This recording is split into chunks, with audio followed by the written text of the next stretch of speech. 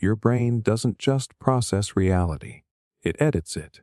Every day, it fills gaps, smooths contradictions, and creates explanations that feel obvious, even when they aren't true. This video looks at 50 psychological illusions the brain creates as part of normal daily thinking. If you enjoy long, thoughtful videos like this, please like and subscribe to our channel Restwise. These videos take a lot of time to make, and your support helps keep the channel going. Let's begin. Inner voice illusion. There is a voice in your head right now. Not metaphorically, not spiritually, literally.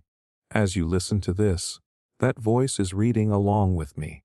It sounds like you. It feels like you. It comments on things. It judges. It plans. It replays conversations from 3 years ago at 2 in the morning. And here is the strange part. You did not consciously choose to turn it on. It just runs. Constantly. Most people assume that voice is the core of who they are. That it is the thinker, the decision maker, the captain of the ship. But neuroscience tells a more unsettling story. That voice is not the origin of most of your thoughts. It is often just the narrator stepping in after your brain has already made the decision behind the scenes. In studies using brain imaging, researchers found that the brain shows activity related to a decision several milliseconds before a person becomes consciously aware of choosing. In other words, your brain decides first. Then your inner voice explains why. It creates a story that feels intentional and logical. But it is a story written after the fact. Think about the last time you reached for your phone without thinking, or when you instantly disliked someone you just met. Did you consciously reason through that in a structured way? No. The feeling happened. The action happened, and then the voice stepped in and said something like, "I just needed to check something," or "I do not trust them." It sounds rational. It sounds deliberate, but it is more like a press secretary defending decisions already made deep in the subconscious.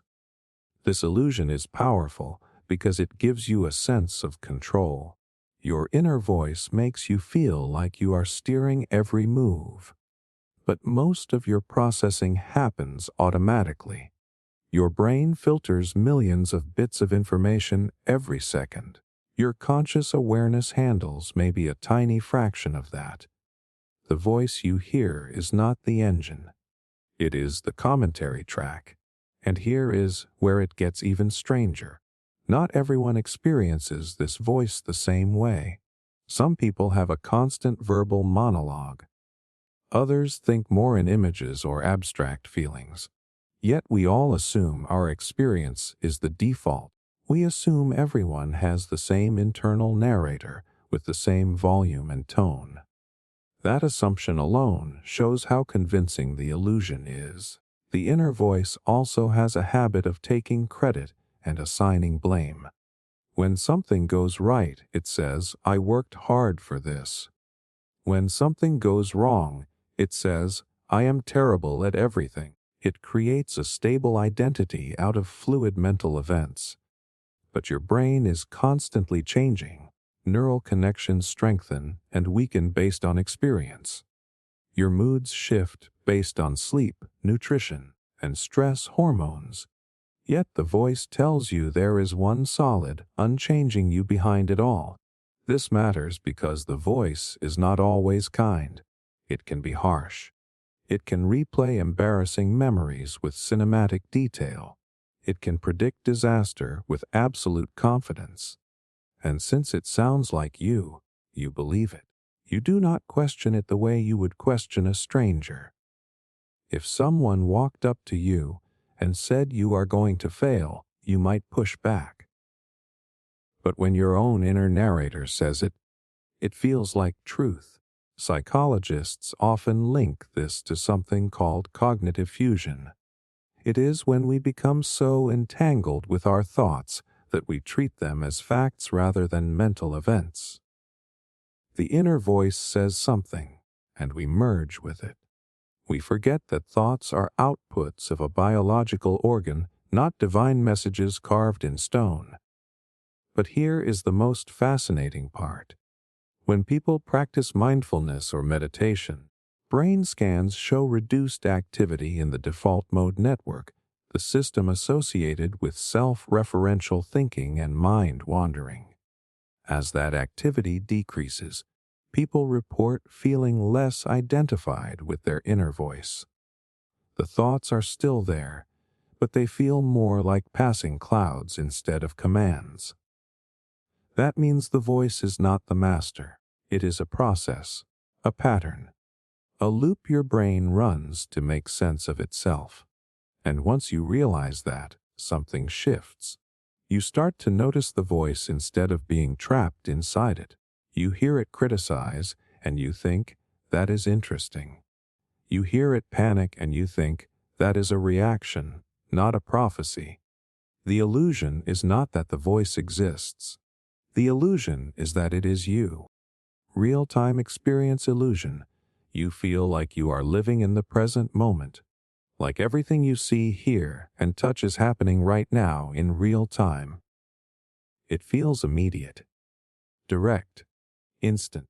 But what if I told you that your entire experience of reality is slightly delayed, stitched together, and edited before you ever become aware of it? Right now, as you watch this, light is bouncing off your screen, hitting your eyes, converting into electrical signals, traveling through your optic nerve, getting processed in multiple regions of your brain, compared with memory, filtered for relevance, and then finally presented to you as a seamless image. That whole process takes time. Tiny fractions of a second, yes, but still time. By the moment you are aware of what you are seeing, it has already happened. Your brain is not showing you the world live. It is showing you a reconstruction of what just happened, and here is where it gets unsettling. Your brain does not just replay the past, it predicts the future. Neuroscientists describe the brain as a prediction machine. It constantly anticipates what is about to happen based on patterns it has learned. Then it blends those predictions with incoming sensory data to create what feels like the present moment. So what you experience as now is actually a mix of past input and future expectation. There is a famous experiment called the color phi phenomenon. Two lights flash in slightly different positions in quick succession. Instead of seeing two separate flashes, people often see one light moving smoothly between them. The brain fills in motion that never actually existed. It edits the gap. It creates continuity. Your experience feels fluid and real, but it is partly fabricated. Think about how you can catch a ball. The ball is moving fast. If you reacted only to where it was when the light hit your eyes, you would always be late. Instead, your brain predicts where it will be and moves your hand there. You feel like you are responding in real time, but you are actually acting on a forecast. Even conversations work this way. When someone speaks, your brain starts predicting the rest of their sentence before they finish.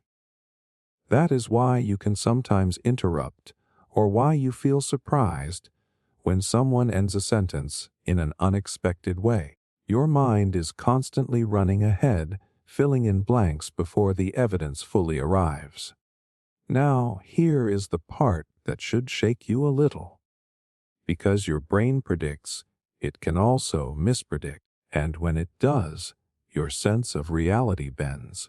If you have ever misheard lyrics to a song and only later realized the real words, you know this feeling. For years you confidently sang the wrong line. Your brain locked in a prediction and kept reinforcing it. It felt completely real, until it was not. This also explains why two people can witness the same event and walk away with different memories. Each brain filters, predicts, and reconstructs differently based on past experiences. What feels like an objective present moment is actually deeply personal and biased. Even your sense of timing is flexible. In high-stress situations, like a car accident, people often report that time seemed to slow down. The clock did not change, but the brain increased information processing, creating the illusion of expanded time. Your experience of seconds stretched because your brain was capturing more detail, making the moment feel longer in hindsight. So when you say, "I am living in the moment," it sounds solid. It sounds grounded. But biologically, you are always a fraction behind, living in a carefully edited simulation. Your brain delays reality just long enough to smooth it out, correct errors, and make it coherent. And yet, you never notice the edit. That is the illusion, the seamlessness, the confidence that what you perceive is happening exactly as it is, exactly when it is. In truth, your mind is buffering the world like a streaming service adjusting for lag. It predicts, patches, corrects, and delivers a version that feels immediate. You are not experiencing raw reality. You are experiencing a best guess. And the wildest part is that this system works so well that you would never question it unless someone pointed it out. It feels continuous, solid, stable. But underneath that smooth surface is a constant race between incoming data and outgoing predictions. You trust your senses because they feel live. But what you call now is already history, reconstructed and polished before it reaches you. Thought completion illusion. Have you ever noticed how you can finish someone's sentence before they do and feel completely certain you knew exactly what they were about to say? Or how you start reading a message and before your eyes even reach the last word, your mind has already filled it in. It feels sharp, intelligent, almost psychic. But what is really happening is far less magical and far more mechanical. Your brain hates unfinished patterns. It craves completion. The moment it detects the beginning of a thought, it rushes to close the loop. It does not patiently wait for all the data. It predicts the ending based on memory, habit, and probability. And most of the time, it gets away with it. This is why you can read sentences with missing letters and barely notice. As long as the first and last letters are in place, your brain reconstructs the middle without conscious effort. It is not carefully analyzing every character. It is guessing, fast and confidently. And because the guess usually works, you believe you are processing everything accurately. But you are not seeing the whole thought. You are completing it. Psychologists call this predictive processing. Your brain is constantly building models of what usually happens next. When someone says, "I cannot believe you just," your mind instantly starts offering endings. Did that, said that, bought that. The options appear before the speaker finishes. You feel like you are following along in real time, but you are actually running ahead and waiting to see if reality matches your expectation. This mechanism is efficient. It saves mental energy. If your brain had to process every word, every facial expression, every detail from scratch, you would be overwhelmed within minutes. So it shortcuts. It assumes. It autofills. And here is where it becomes an illusion. Because when you think you understand someone, you often understand your prediction of them. Imagine a friend starts telling you a story about their partner. You have heard similar complaints before. Halfway through, you already think you know where this is going. You nod. You prepare advice. But sometimes the ending is completely different from what you expected. And in that moment, you realize you were not fully listening. You were completing. This illusion quietly shapes relationships. We assume we know what our partner is going to say during an argument. We assume we know why a coworker sent that email. We assume we know what someone meant by a certain tone. But often we are reacting to a completed story our brain constructed, not the actual unfinished data in front of us. There is a classic psychological principle called the Gestalt principle of closure. It shows that when we see incomplete shapes, our minds automatically fill in the missing parts to create a whole image. A broken circle still looks like a circle. A few scattered lines can look like a face. The brain would rather invent missing pieces than tolerate ambiguity. The same thing happens with thoughts. If someone says we need to talk, your brain does not calmly wait for clarification. It fills in the worst-case scenario. I am in trouble. Something is wrong. This is bad. The sentence is not complete, but your mind completes it anyway, usually with whatever fear is most accessible. And because the completion feels instant and internal, it feels true. This is also why misunderstandings escalate so quickly. One person says something vague. The other person completes it with their own insecurity or bias. They respond emotionally to a meaning that was never explicitly stated. Now both are reacting to imagined endings rather than actual words. The illusion is subtle. You believe you are responding to reality as it unfolds. But in truth, you are constantly editing, finishing, and polishing other people's sentences before they finish speaking. Even your own thoughts are not immune. When you start thinking I always mess things up, your brain rushes to supply evidence. It completes the narrative with memories that support the claim, ignoring the countless moments that contradict it. The loop closes. The story feels coherent, and you rarely question whether the completion was fair or accurate. Your mind would rather be fast than precise.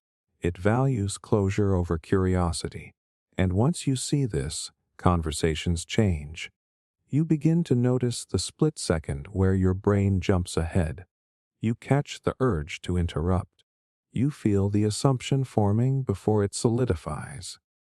In that tiny gap, you realize how much of what you call understanding is actually projection. Your brain is not just receiving thoughts, it is finishing them, and most of the time, you do not even realize the ending was written by you.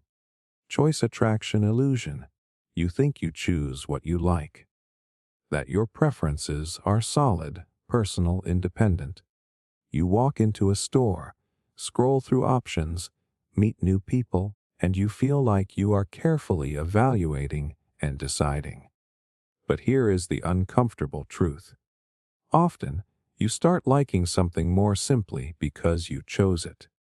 Not because it was objectively better, not because it truly matched your values, but because your brain cannot tolerate the idea that you made the wrong decision.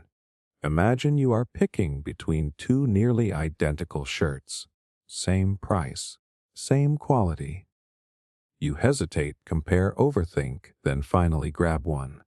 The moment you pay for it, something shifts. Suddenly that shirt looks sharper. The color feels richer. The other option starts to seem slightly flawed. You notice small imperfections you did not care about before. You walk out feeling satisfied, maybe even proud of your taste. What changed? The shirt did not, your brain did. This is rooted in a psychological force called cognitive dissonance. Your mind hates internal conflict. If you choose A over B, but both were equally appealing, there is tension. What if B was better? What if you made a mistake? That discomfort is subtle but powerful. So your brain resolves it by upgrading A in your mind and downgrading B. The choice reshapes your attraction. In classic experiments, participants rated several items like household appliances or snacks. Then they were asked to choose between two items they had rated almost equally. After choosing, they rated them again. Consistently, people rated the chosen item higher and the rejected one lower than before. The act of choosing literally changed how much they liked the object. You are not just selecting. You are rewriting your preferences after the fact. And this does not stop at shopping. It shows up in relationships. After committing to someone, people often start emphasizing their partner's positive traits more strongly and minimizing flaws. It is not always blind love. Sometimes it is the brain protecting the decision. You chose them, so your mind adjusts the story to make that choice feel undeniably right. Even major life paths follow this pattern. Career choices, cities you move to, the school you attend. Once the decision is made, your brain leans into it. You highlight the benefits. You defend it passionately. If someone questions your choice, you might feel oddly defensive. That reaction is not just pride. It is your brain guarding its internal consistency. Here is the illusion. You believe attraction leads to choice, but often choice leads to attraction. This is why marketing works so well with small commitments. When you click a free trial, sign a simple petition, or publicly state support for something, you are more likely to grow attached afterward. Once you identify as someone who chose this, your brain starts aligning your feelings to match. The most unsettling part is how invisible this process is. It feels authentic. It feels like genuine preference. You would swear you liked that brand more all along, that you always believed in that idea. But if you rewind time to before the choice, the difference might have been almost non-existent. Your mind edits your emotional memory to support your actions. And think about arguments. When you take a stance in a debate, even casually, you begin gathering mental evidence to support it. You become more attracted to your own viewpoint simply because you voiced it. The more you defend it, the more it solidifies, not necessarily because it is correct, but because backing down would create dissonance. This illusion keeps your identity feeling stable. It prevents you from constantly second-guessing every move. In many ways, it protects your mental health, but it also locks you into patterns. You stay loyal to brands, beliefs, even habits that may not truly serve you anymore, simply because you once chose them. You assume your choices reflect your preferences. But very often, your preferences are shaped to justify your choices. And once you recognize that, every decision feels a little different. Because you realize the moment you pick something, your brain quietly begins working to make sure you fall in love with it. Early notice illusion. Sometimes you get a strange feeling that you knew it all along. That subtle sense of "I saw this coming." When a relationship falls apart, when a trend explodes, when someone reveals who they really are, your mind quietly whispers that you noticed the signs early. You just did not say it out loud. It feels intuitive, sharp. Almost like a hidden superpower. But most of the time, that early notice is an illusion your brain carefully constructs after the outcome is already clear. Here is how it works. Your brain is constantly scanning for patterns. It collects tiny details, most of which never reach conscious awareness. When something finally happens, your mind quickly searches backward for clues that match the result. It highlights the moments that fit and erases the countless ones that did not. Suddenly the story feels obvious. Of course that business was going to fail. Of course that friendship was toxic. The signs were everywhere. Except they were not obvious before. Psychologists call this hindsight bias. Once we know the outcome, it becomes almost impossible to remember what uncertainty felt like. The brain rewrites memory to make the past seem more predictable than it actually was. It tightens the narrative. It smooths the edges. It replaces confusion with clarity. Think about major events in the world. After a market crash, experts line up explaining why it was inevitable. They point to warning signals, overlooked data, risky behavior. Listening to them, it sounds like the collapse was practically scheduled. But before it happened, those same signals were debated, dismissed, or buried in noise. The certainty only appeared after the fact. The illusion feels personal too. Imagine you meet someone new and months later they betray your trust. Instantly your mind replays early interactions.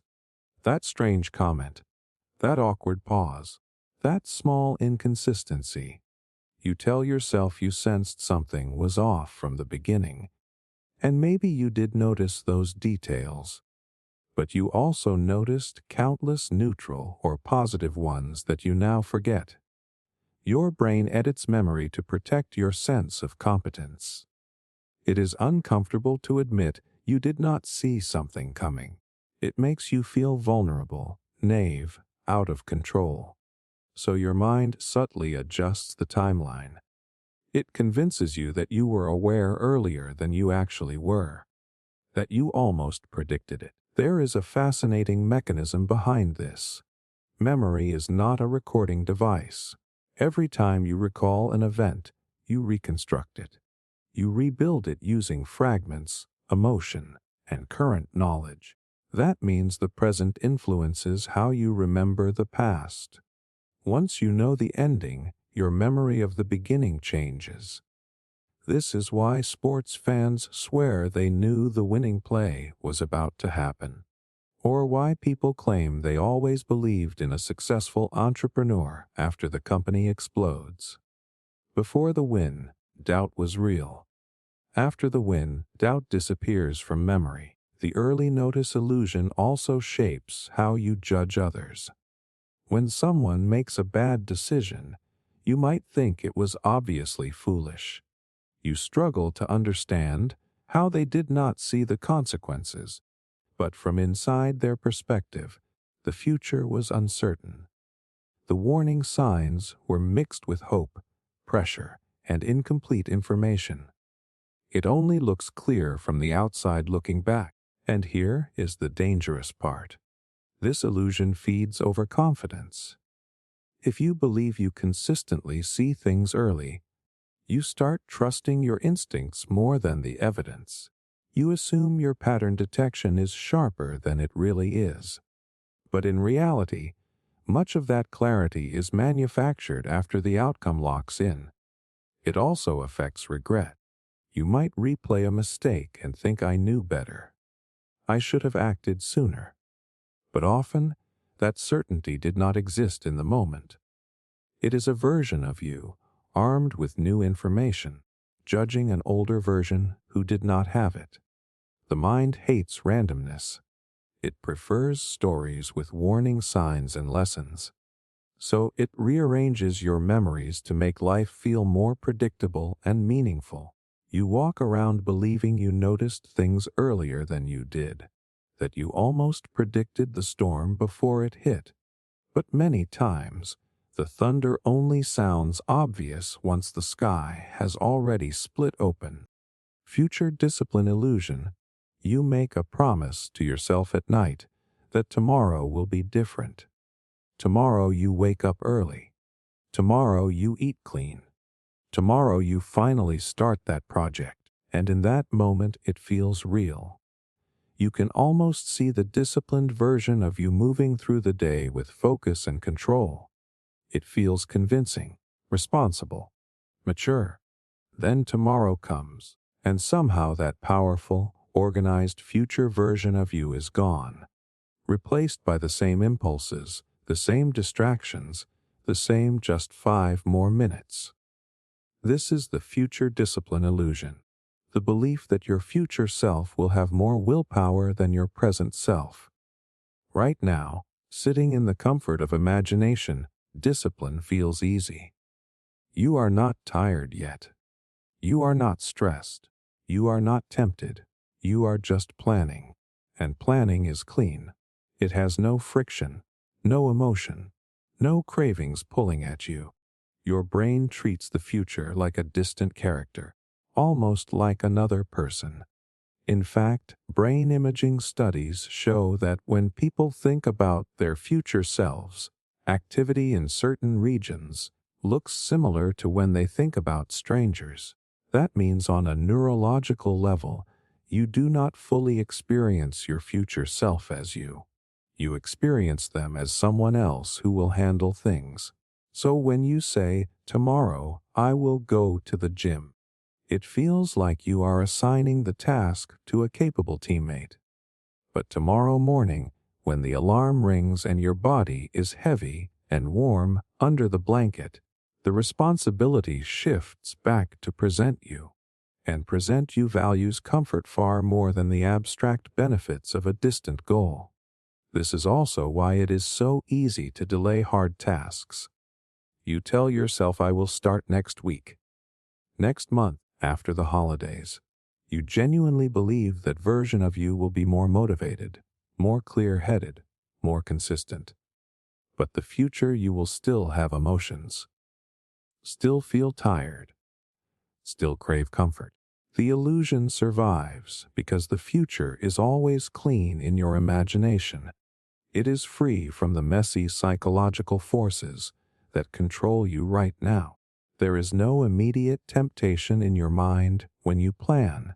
There is no notification buzzing, no hunger, no boredom, just a calm mental space where discipline seems effortless. Behavioral economists talk about something called temporal discounting. It means we value immediate rewards more than future rewards. $10 today feels better than $20 next month. In the same way, comfort now feels stronger than health later. Your brain is wired to prioritize what is immediate and certain over what is distant and abstract. But when you think about tomorrow, you temporarily forget that wiring. You imagine yourself acting rationally, aligned with long-term goals. You imagine a version of you untouched by present emotion. And this illusion creates a cycle. At night, you feel motivated and set ambitious plans. In the morning, you feel disappointed and confused when you do not follow through. You might even think something is wrong with your character, that you lack discipline. In reality, you are underestimating how powerful present bias is. Your brain is not failing. It is doing exactly what it evolved to do. Conserve energy. Seek immediate reward. Avoid discomfort. The strange part is that the more you push discipline into the future, the more magical it seems. You build this fantasy self who is organized, focused, unstoppable. But that person never arrives because when the future becomes the present, the same human brain is still running the system. The future discipline illusion is comforting because it protects your self-image. It lets you believe you are capable without forcing you to act right now. It delays the discomfort of change while keeping hope alive. But hope without action is just imagination. And the next time you catch yourself promising that tomorrow will be different, pause for a second. Notice how easy it feels to assign strength to a version of you that does not exist yet. Then look at the present moment. Because the only version of you that can ever be disciplined is the one breathing right now. Observer illusion. Right now, it feels like there is a you inside your head watching everything happen. A quiet observer.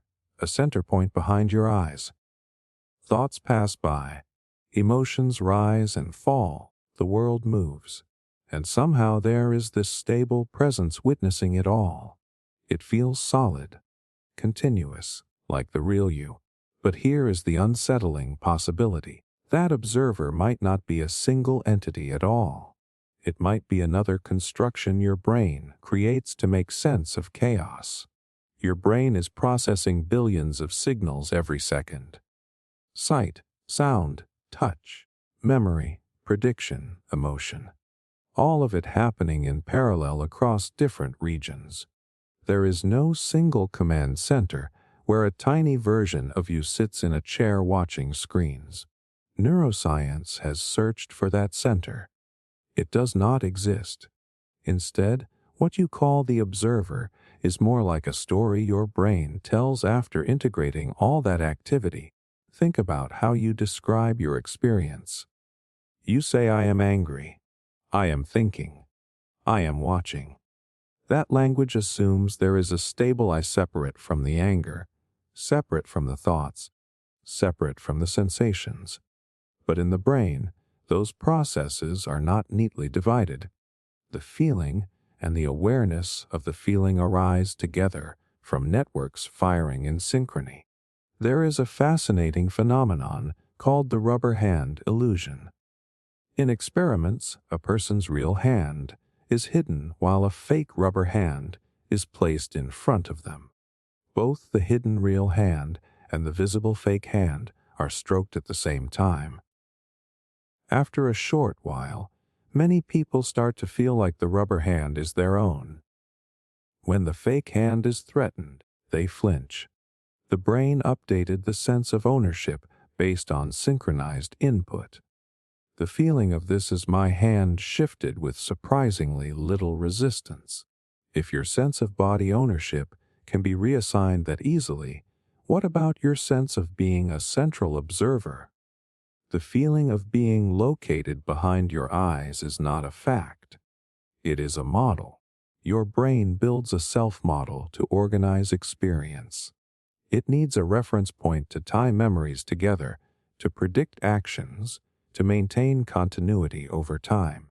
So it generates the sensation of a stable watcher. But that watcher is constructed from the same processes it appears to observe. Meditation research offers another clue. When experienced meditators report moments of no self, brain imaging often shows decreased activity in areas associated with self-referential processing, particularly parts of the default mode network. During those moments, people describe experience happening without a strong sense of someone inside controlling it. Thoughts arise, sounds occur, sensations move, but the solid observer feels thinner or even absent. Nothing external changes. The room is the same. The body is the same. What shifts is the brain's self-model. The observer illusion is powerful because it gives you coherence. It makes life feel continuous. You remember being 5 years old and assume the same core you was present then. But your brain has physically rewired itself countless times since childhood. Cells have died. Connections have strengthened and weakened. Beliefs have changed. Yet the narrative of a stable observer stitches it all together. This illusion also shapes how you experience control. When a thought appears, you feel like you chose to think it, but if you pay close attention, thoughts often arise on their own. You do not decide the next idea before it shows up. It simply appears, and then the sense of "I thought" that attaches to it. The brain creates ownership after generation. None of this means you do not exist. It means the way you imagine yourself existing may not match the underlying mechanics. There is experience happening. There are sensations, memories, decisions. But the tiny pilot in the control room might be more metaphor than reality. And if the observer is a construction, then the boundary between you and experience is not as rigid as it feels. The sense of a watcher separate from life may just be another elegant illusion your brain maintains to keep the story running smoothly. Preference stability illusion. You probably believe you know what you like, your favorite food, your type in relationships, the music that feels like you. It feels consistent, stable. like your preferences are part of your identity. If someone asked you who you are, you would list them without hesitation. I like this. I do not like that. That is just how I am. But here is the uncomfortable truth. Your preferences are far more fragile and flexible than you think. And most of the time, you are not discovering them. You are constructing them on the spot. Imagine someone asks if you prefer coffee or tea. You answer quickly, coffee. It feels solid. But if that same question were asked in a different context, maybe on a cold, rainy night with a warm cup of tea in your hands, your answer might lean the other way. And if you had just read an article about the health benefits of tea, your brain might subtly adjust again. Your preferences are not fixed files stored in a cabinet. They are dynamic judgments assembled in real time. Psychologists have shown this in experiments where people are asked to choose between options, then later presented with their choice, except sometimes the researchers secretly switch it. Shockingly, many participants do not notice the swap. Even more surprising, they confidently explain why they chose the option they did, even though it was not their original pick. The brain instantly generates reasons to support whatever is placed in front of it. That means the sense of "I have always liked this" can be retrofitted after the fact. There is also something called the mere exposure effect. The more you are exposed to something, the more you tend to like it. A song that felt average at first becomes your favorite after hearing it 10 times. A face that seemed ordinary becomes attractive with familiarity. Your brain interprets familiarity as safety, and safety often translates into preference. So what feels like deep personal taste might simply be repeated exposure. Even your political opinions and moral stances are more fluid than they appear. Subtle framing changes can shift how you respond to the same issue. Ask a question in terms of saving lives, and people lean one way. Frame it as preventing deaths, and the same people may lean another way. The underlying numbers are identical. The preference shifts because the context shifts. Yet afterward, you feel certain. You feel like your answer reflects stable values. The illusion exists because your brain craves coherence. It wants a consistent self-story. If your preferences changed wildly from moment to moment, in a way you could clearly see, you would feel unstable. So the mind smooths the transitions. It creates the impression of continuity. Think about your teenage self, the clothes you loved, the music you defended passionately, the opinions you were certain would never change. Now look at you. Many of those preferences have shifted, but at each stage they felt permanent. At 16, your taste felt authentic. At 25, your new taste feels authentic. Both cannot be permanent truths. They are chapters. The same thing happens in smaller ways every day. You might think you prefer working alone, but after a few positive team experiences, that belief softens. You might believe you dislike a certain food until a trusted friend prepares it in a new way. Suddenly, your preference flips, and when it flips, your memory adjusts. You start recalling subtle moments where maybe you did like it a little. The narrative updates to preserve stability. This illusion also explains brand loyalty. You say, "I am an Apple person," or "I only wear this type of shoe." But often that identity grew from a few positive experiences combined with marketing, social proof, and habit. Over time, repetition turned into preference, and preference turned into identity. You assume your likes and dislikes are carved into you. But they are more like wet clay, constantly shaped by environment, emotion, and context. The most fascinating part is that even knowing this does not fully free you from it. Because in this very moment, as you think about what you like, your brain is quietly constructing answers that feel stable and true. Your preferences feel like anchors, but many of them are waves that just have not shifted yet. Self-understanding illusion. If someone asked you why you did what you did yesterday, you would have an answer instantly. Why you said yes. Why you stayed quiet. Why you scrolled for an extra hour instead of sleeping. The reasons would come smoothly. You would explain your motives like you have direct access to the control panel of your own mind. It feels obvious that you understand yourself better than anyone else ever could. But here is the uncomfortable twist. Much of that explanation is created after the action, not before it. Your brain is incredibly good at generating reasons, not necessarily at knowing them in advance, but at producing them on demand. When something happens, especially something you did, the mind scrambles to build a story that makes it feel intentional and coherent. There is a famous set of experiments where people were shown several identical items, like pairs of stockings, and asked to choose the best quality one. Most participants consistently picked the item on the far right due to a subtle position bias. When asked why they chose it, none mentioned position. Instead, they described the texture, the color, the stitching. They sincerely believed those qualities drove their choice. The brain made the decision using hidden influences. Then it invented a logical explanation.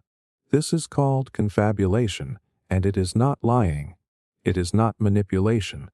It is the mind filling in gaps without realizing there are gaps. You do something. The reason is not fully conscious, so your brain constructs one that fits your self-image. Think about how often you say, "I just felt like it," or "it seemed right."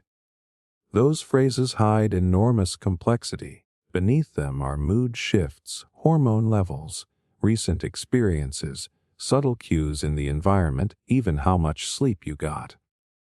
Most of these factors never enter awareness, yet the final explanation sounds clean and simple. The self-understanding illusion survives because introspection feels intimate. When you look inward, it feels like you are accessing raw truth. But psychologists have shown that introspection often reveals the story, not the mechanism. Even your emotions can be misread by your own mind. In one experiment, participants crossed a shaky suspension bridge and later reported stronger romantic attraction to a stranger they met at the end. Their elevated heart rate from fear was unconsciously reinterpreted as attraction. When asked why they felt drawn to the person, they gave personality-based reasons. They did not realize their body state shaped the emotion. Your body reacted first. Your explanation came later. This illusion affects your confidence in your beliefs too. You might feel certain you hold an opinion because of careful reasoning, but often your stance forms quickly and intuitively. Then your analytical mind steps in to defend it. The reasoning feels primary. In reality, it is often a lawyer, not a judge. The mind wants to see itself as rational and consistent. It does not like randomness or hidden drivers, so it builds a narrative of self-knowledge that feels solid, and this becomes part of your identity. You say, "I know myself. I know why I react the way I do. I know what motivates me." But if your environment shifted dramatically, if your sleep changed, if your social circle changed, many of those motivations would quietly shift too, and you would update the story again. This does not mean you are clueless about yourself. It means self-awareness is partial and constantly reconstructed. The most humbling part is realizing how confident you can feel while being slightly wrong about your own motives. You can defend a reason passionately, never noticing that it was assembled seconds after the decision was already made. Your brain protects your sense of authorship. It hands you explanations that make you feel in control, and because the voice delivering those explanations is your own, you trust it. You believe you understand yourself from the inside out, but much of what you call self-knowledge is your mind doing what it does best, making a convincing story. Snap out of it illusion. Have you ever told yourself to just snap out of it? Like your sadness, your anxiety, your bad habit is something you could drop instantly if you really wanted to, or maybe someone has said it to you. Just think positive. Just calm down. Just stop overreacting. It sounds simple. It sounds empowering, like control is one strong decision away. But here is the hard truth. Most of the mental states you experience are not light switches. They are weather systems. When you are deep in anxiety, your heart rate changes. Stress hormones like cortisol rise. Your attention narrows toward threat. Your body prepares for danger even if there is none in the room. Telling yourself to snap out of it is like telling a thunderstorm to clear up because you prefer sunshine. The command sounds logical. The biology does not care. The snap out of it illusion comes from overestimating how much direct control your conscious mind has over deeper brain systems. The prefrontal cortex, the part associated with planning and reasoning, is powerful. But it sits on top of older systems that evolved long before language and logic. The amygdala, for example, reacts to potential threats in milliseconds, often before you are consciously aware of them. By the time you say calm down, your nervous system is already activated. This illusion also shows up with habits. You promise to stop procrastinating, stop scrolling, stop overeating. And when you fail, you assume it is a lack of willpower. If I were stronger, I would just stop. But habits are built through repetition that strengthens neural pathways. Each time you repeat a behavior, especially one tied to reward, dopamine reinforces it. Over time, the behavior becomes automatic. It is triggered by cues in your environment before your conscious mind even joins the conversation. You are not weak. You are wired. There is also something called ego depletion, the idea that self-control operates like a limited resource. While the exact theory has been debated, one thing is clear. Mental effort is tiring. The more decisions you make, the more stress you carry, the less energy you have left for restraint. By the end of a long day, your ability to just snap out of something is dramatically reduced. And yet, because you can sometimes shift your mood quickly, you assume you always should be able to. You remember a time when you motivated yourself with a speech in the mirror, or forced yourself to focus under pressure.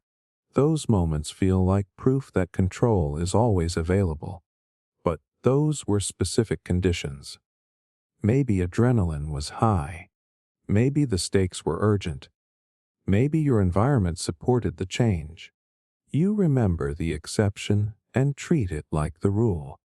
The snap out of it illusion can become dangerous when it turns into shame. If you believe you should be able to instantly change your state, then struggling feels like failure. Someone with depression might think I should just be stronger. Someone with anxiety might think this is ridiculous. I need to get over it. That self-criticism adds another layer of stress, which makes the original state even harder to shift. Real change usually works differently. It involves altering environment, building small consistent actions, regulating the nervous system through breathing or movement, seeking support, adjusting sleep. It is gradual, biological, systemic. The conscious mind is powerful, but it is not a dictator. It is more like a negotiator trying to work with systems that have their own momentum. When you feel stuck in an emotion or behavior, it does not mean you lack character. It often means a deeper pattern is running. The illusion tells you control should be instant. Reality says control is often built slowly, and maybe the first step is not snapping out of it. Maybe it is understanding that your brain and body are doing exactly what they were trained and wired to do. Only then can you begin to change the pattern instead of fighting the storm with a single command. Emotional clarity illusion. You think you know exactly what you are feeling. If someone asked you right now, you could probably answer fast. I am stressed. I am fine. I am annoyed. I am excited. The label comes easily. It feels precise, clean, like you have direct access to your emotional dashboard. But most of the time, that clarity is an illusion. What you actually feel in your body is a mix of sensations. A tight chest, a restless buzz, a heavy stomach, slight warmth in your face. Your brain then interprets those sensations and assigns them a name. And that name depends heavily on context. There is a classic experiment where participants were injected with adrenaline without being told exactly what it would do. Adrenaline increases heart rate, creates jitteriness, heightens alertness. Then they were placed in different environments. In one room, a person acted euphoric and playful. In another, someone acted irritated and angry. Participants often interpreted their own physical arousal to match the environment. In the playful room, they reported feeling happy. In the irritated room, they reported feeling angry. The same bodily state, different emotional label. That means emotions are not just pure signals rising from inside you. They are interpretations your brain constructs using body sensations plus situational clues. Think about how often anxiety and excitement feel almost identical. Fast heartbeat, sweaty palms, focused attention. The difference is usually the story attached. If you are about to give a presentation and think this could go badly, the sensation becomes anxiety. If you are about to step on stage for something you love, the same sensations become excitement. Your brain is constantly guessing what your body state means. There is even a term called interoception, which refers to your ability to sense internal bodily signals. Some people are more accurate at detecting subtle shifts in heartbeat or breathing. But even high awareness does not guarantee correct interpretation. You might clearly feel your heart racing and still misread why. The emotional clarity illusion survives because the label feels authoritative. When you say, I am angry, it sounds solid. But beneath that word might be embarrassment, or fear, or exhaustion. Sometimes anger is just the most socially acceptable mask for something more vulnerable. This becomes especially important in relationships. You might insist you are upset because your partner forgot something. But the deeper feeling might be feeling unimportant. If you mislabel the emotion, you solve the wrong problem. You argue about the forgotten task instead of addressing the need for reassurance. Even your memory of past emotions is unreliable. When you look back on an event, you reconstruct how you think you felt. But memory blends current beliefs with past fragments. You might say I was miserable the entire time, when in reality there were mixed moments of joy and frustration. The narrative simplifies complexity.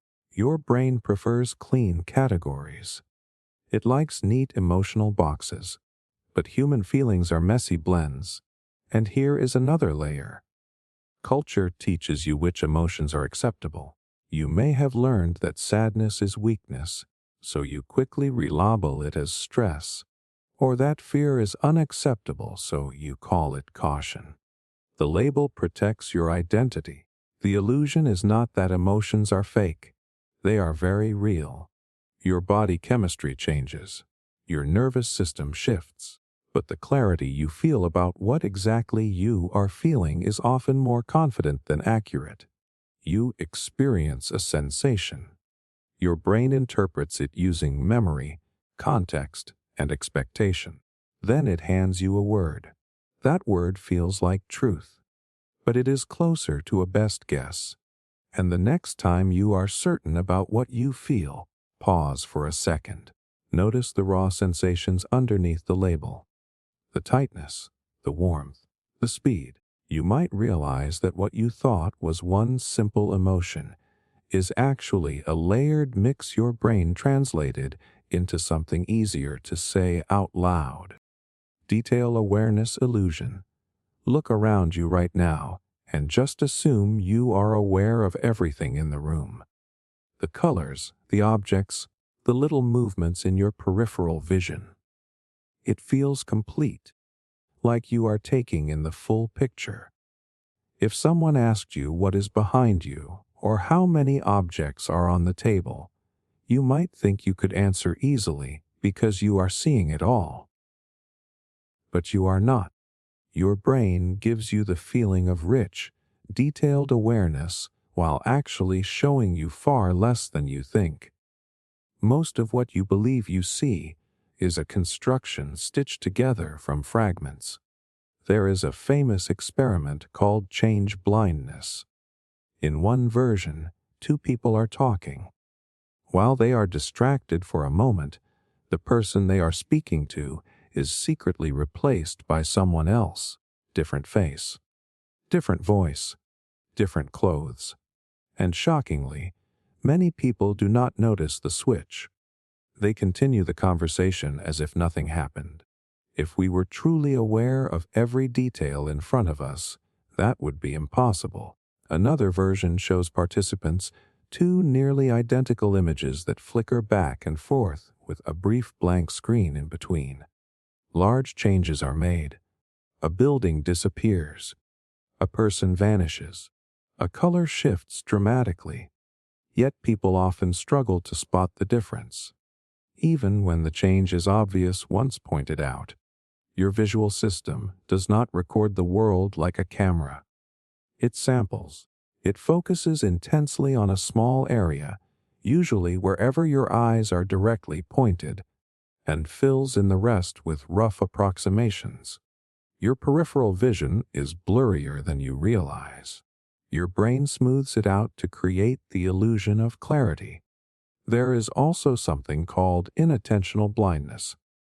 In a well-known study, participants watched a video of people passing a basketball and were asked to count the passes.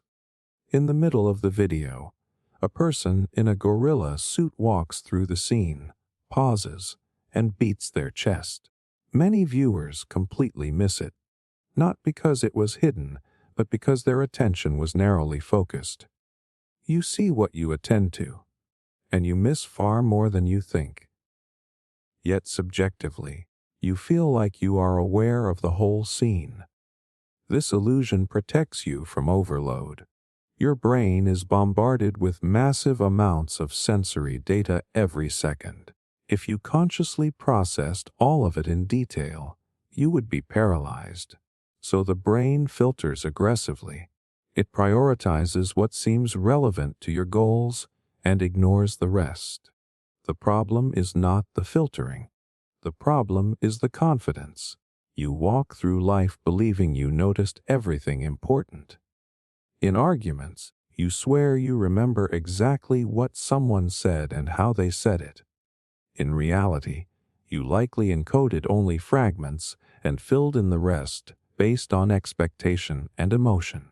This also explains why eyewitness testimony can be unreliable. A person can feel absolutely certain they saw every detail of a crime, but under stress, attention narrows even more. Peripheral details fade. Later, memory reconstructs the scene with surprising conviction, even if parts are inaccurate.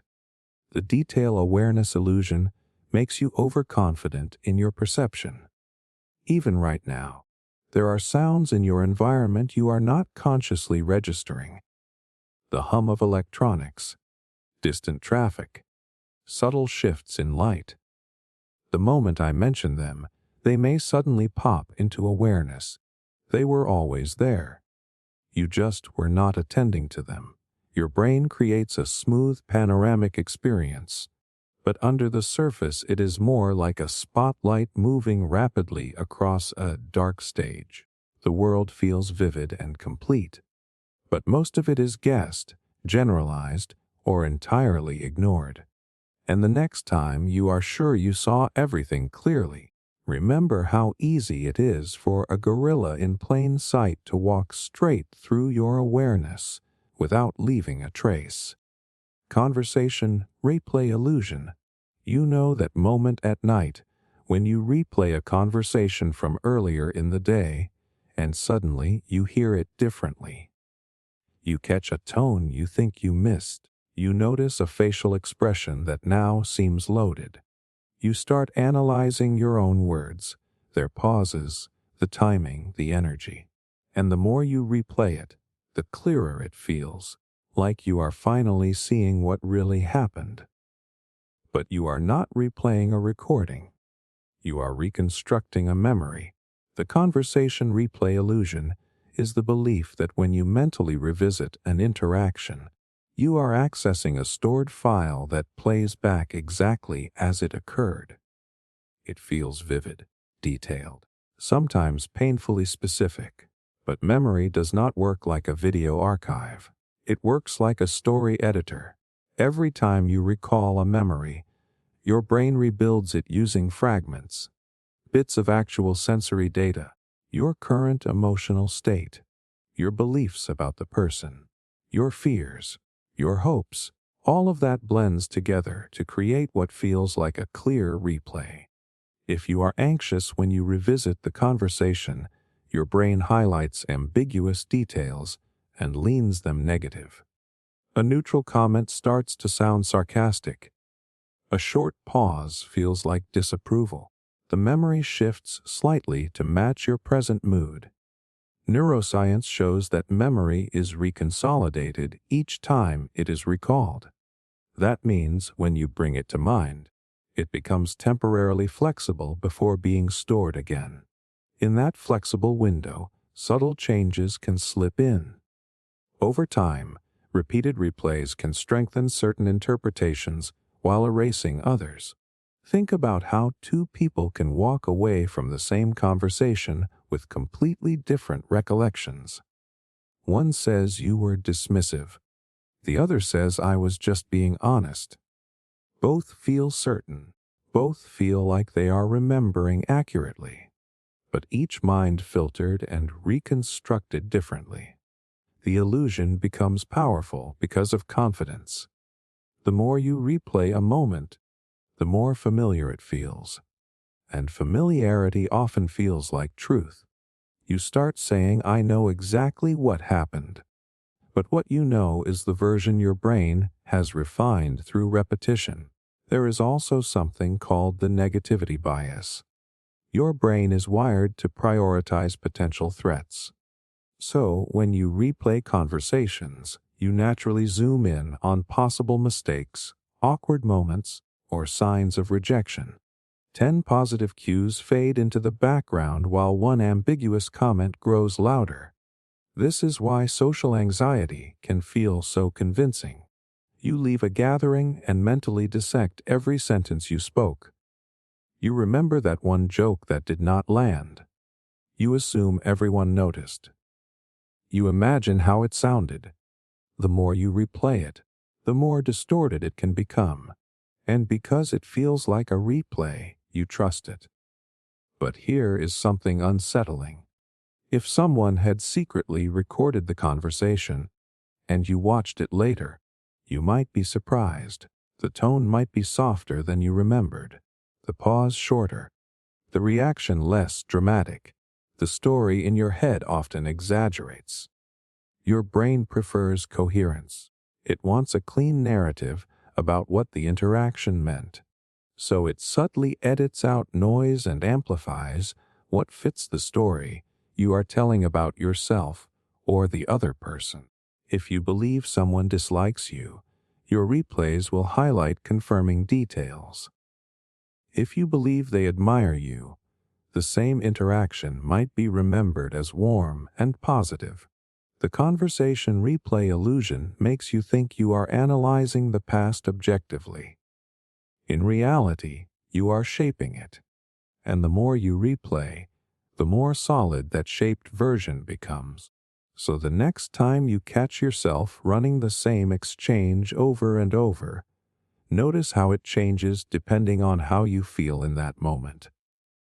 Notice how certain parts grow sharper while others fade. You are not watching a fixed event. You are rewriting it in real time. Meaning certainty illusion. You read a text. 3 words. Sounds good to me. And instantly, you know what it means. Or at least you think you do. You feel the tone. You sense the intention. You are confident about what the other person was trying to say. Maybe you feel reassured. Maybe you feel irritated. But either way, the meaning feels obvious. That feeling of certainty is the illusion. Your brain cannot tolerate ambiguity for long. When information is incomplete, it rushes to fill in the gaps. It assigns intention, emotion, motive. It turns vague signals into solid conclusions. And once the conclusion forms, it feels like fact. Language is incredibly imprecise. Words are symbols that rely heavily on context. Tone of voice, facial expression, history between people, current mood. Strip those away, like in a short message on a screen, and what remains is wide open to interpretation. But your brain does not like wide open. It likes closed loops. So it closes them. If you are already feeling insecure, a delayed reply might mean they are losing interest. If you are feeling confident, the same delay might mean they are busy. The external event is identical. The internal meaning shifts based on your emotional state. There is a concept in psychology called attribution theory. It describes how we assign causes to behavior. When someone cuts you off in traffic, you might immediately think they are careless or rude. But when you cut someone off, you blame the situation. I did not see them. I was in a rush. We assign stable character traits to others and temporary circumstances to ourselves. And we feel absolutely certain about those interpretations. The meaning certainty illusion also fuels arguments. One person says something neutral. The other hears criticism. Instead of asking what did you mean by that, they react to the meaning they constructed. The conversation spirals, not because of the original words, but because of the assumed intention behind them. The mind is constantly reading between lines that may not even exist. Even in larger life events, this illusion shapes your story. You lose a job.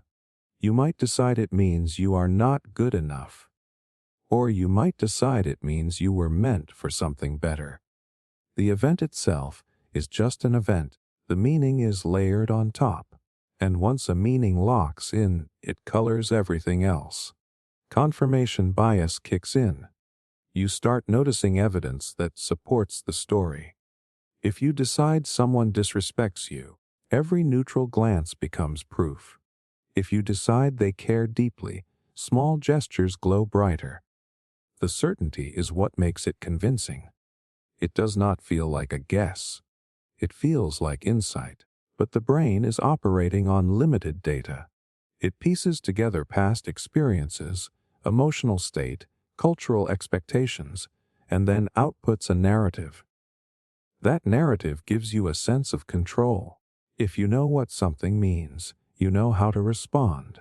Ambiguity feels threatening. Meaning feels stabilizing. The problem is not that you assign meaning. You have to. Humans survive through interpretation. The problem is how quickly you forget that it is an interpretation. Think about how often you have later discovered you completely misread a situation. A friend who seemed distant was actually overwhelmed. A comment that felt sarcastic was genuinely neutral. In hindsight, the alternative meaning seems obvious, but in the moment, your original interpretation felt airtight. The meaning certainty illusion makes you confuse your story with reality. You believe you are reacting to what happened, but often you are reacting to what you decided it meant. And the next time something feels obvious, pause. Notice the speed of your conclusion. Notice how quickly your brain filled in the blanks. There might be other meanings sitting quietly in the background, waiting for you to consider them.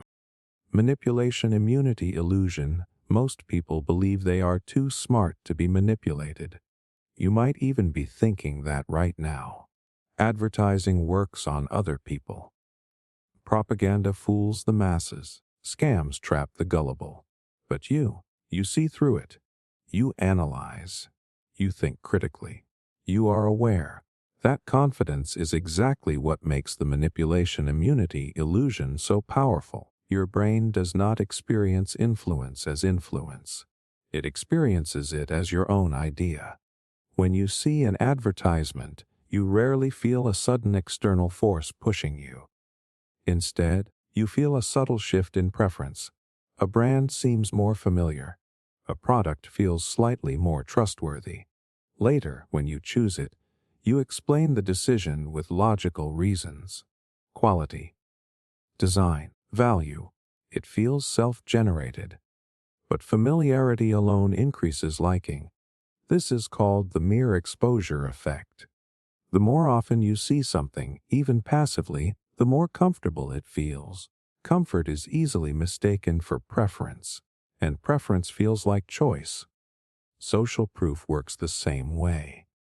If you see that thousands of people like a video or buy a product, your brain interprets that as a signal of safety and value.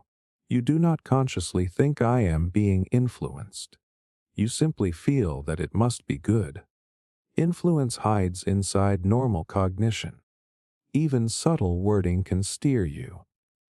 Studies have shown that when a question is framed slightly differently, people give different answers without noticing the shift. Ask how fast were the cars going when they smashed into each other, and estimates are higher than if you ask how fast when they contacted each other. One word changes perception of speed and even memory of damage later. Yet participants swear they are just reporting what they saw. The manipulation immunity illusion survives because influence is usually invisible. It works through priming, repetition, emotional triggers, authority cues. None of these feel like control. They feel like natural thought. Think about political messaging. A repeated phrase begins to feel true simply because it is repeated. This is called the illusory truth effect. Your brain uses familiarity as a shortcut for accuracy. The more often you hear something, the easier it is to process. And the easier it is to process, the more truthful it feels. You do not experience this as brain chemistry. You experience it as conviction. Even posture and environment can influence you. Studies show that holding a warm cup of coffee can make you judge others as warmer in personality.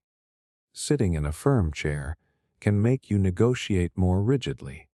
These effects are subtle, but they demonstrate how easily context seeps into judgment, and still you feel autonomous. The most dangerous part of this illusion is overconfidence. When you believe you cannot be influenced, you lower your guard. You stop questioning why something feels appealing. You assume your conclusions are purely rational. But human decision-making is deeply emotional and associative. Marketers know this. Political strategists know this. Social media algorithms know this. They do not need to force you. They just need to nudge you repeatedly in predictable directions. And because the final thought appears in your own mental voice, you trust it. None of this means you are helpless. Awareness does help. Slowing down helps. Exposing yourself to diverse perspectives helps. But believing you are immune makes you more vulnerable, not less. The mind wants to see itself as independent and strong. It resists the idea that it can be steered. So it builds a narrative of immunity. You walk through the world feeling like the sole author of your opinions, tastes, and decisions. But many of those authorships were quietly co-written. Decision completion illusion. You make a decision, and it feels done, clean, final. You chose the job. You ended the relationship. You bought the thing. In your mind, there is a clear moment where the choice locks in and the story moves forward. It feels like crossing a line. Before that moment, uncertainty. After that moment, certainty. But most decisions are not single moments. They are ongoing processes your brain keeps editing long after you think they are finished. The decision completion illusion is the belief that once you decide, the mental work is over. In reality, your brain continues to justify, adjust, reinterpret, and sometimes even quietly reverse the meaning of that decision. When you choose something, especially under uncertainty, your mind does not shut down the alternatives completely. It suppresses them. That suppression requires effort. Psychologists studying post-decision processes have found that after making a choice, people tend to amplify the positives of what they picked and minimize the positives of what they rejected. This is not just about liking your choice more. It is about reducing lingering doubt. The brain wants closure, but closure is manufactured, not automatic. Think about a big life decision like moving to a new city. The day you decide, it feels bold and decisive. But weeks later, if you experience loneliness or frustration, your mind may subtly revisit the alternatives. What if I had stayed? What if I chose the other offer? Even if you do not consciously plan to reverse the decision, your brain keeps simulating other paths in the background. Those simulations shape how satisfied you feel. There is also something called the Zeigarnik effect, which shows that unfinished tasks tend to linger in your mind more than completed ones. But here is the twist. Even after you think a decision is complete, if there is emotional ambiguity attached to it, your brain may treat it as unfinished. You replay it. You rethink it. You imagine different outcomes. You told yourself it was settled. Your mind is not convinced.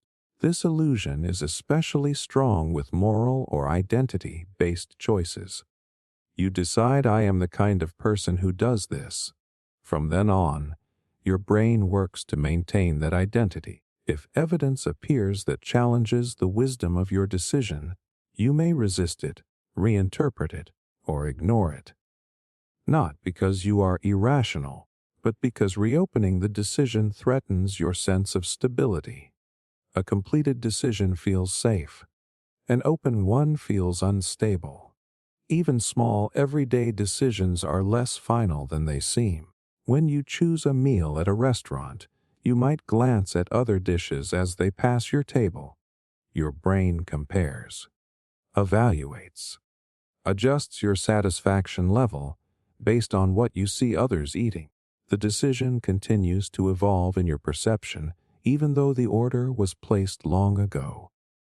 The same happens with career paths, relationships, creative projects. You decide to commit, but commitment is not a switch. It is a series of repeated micro-decisions to stay aligned with the original choice.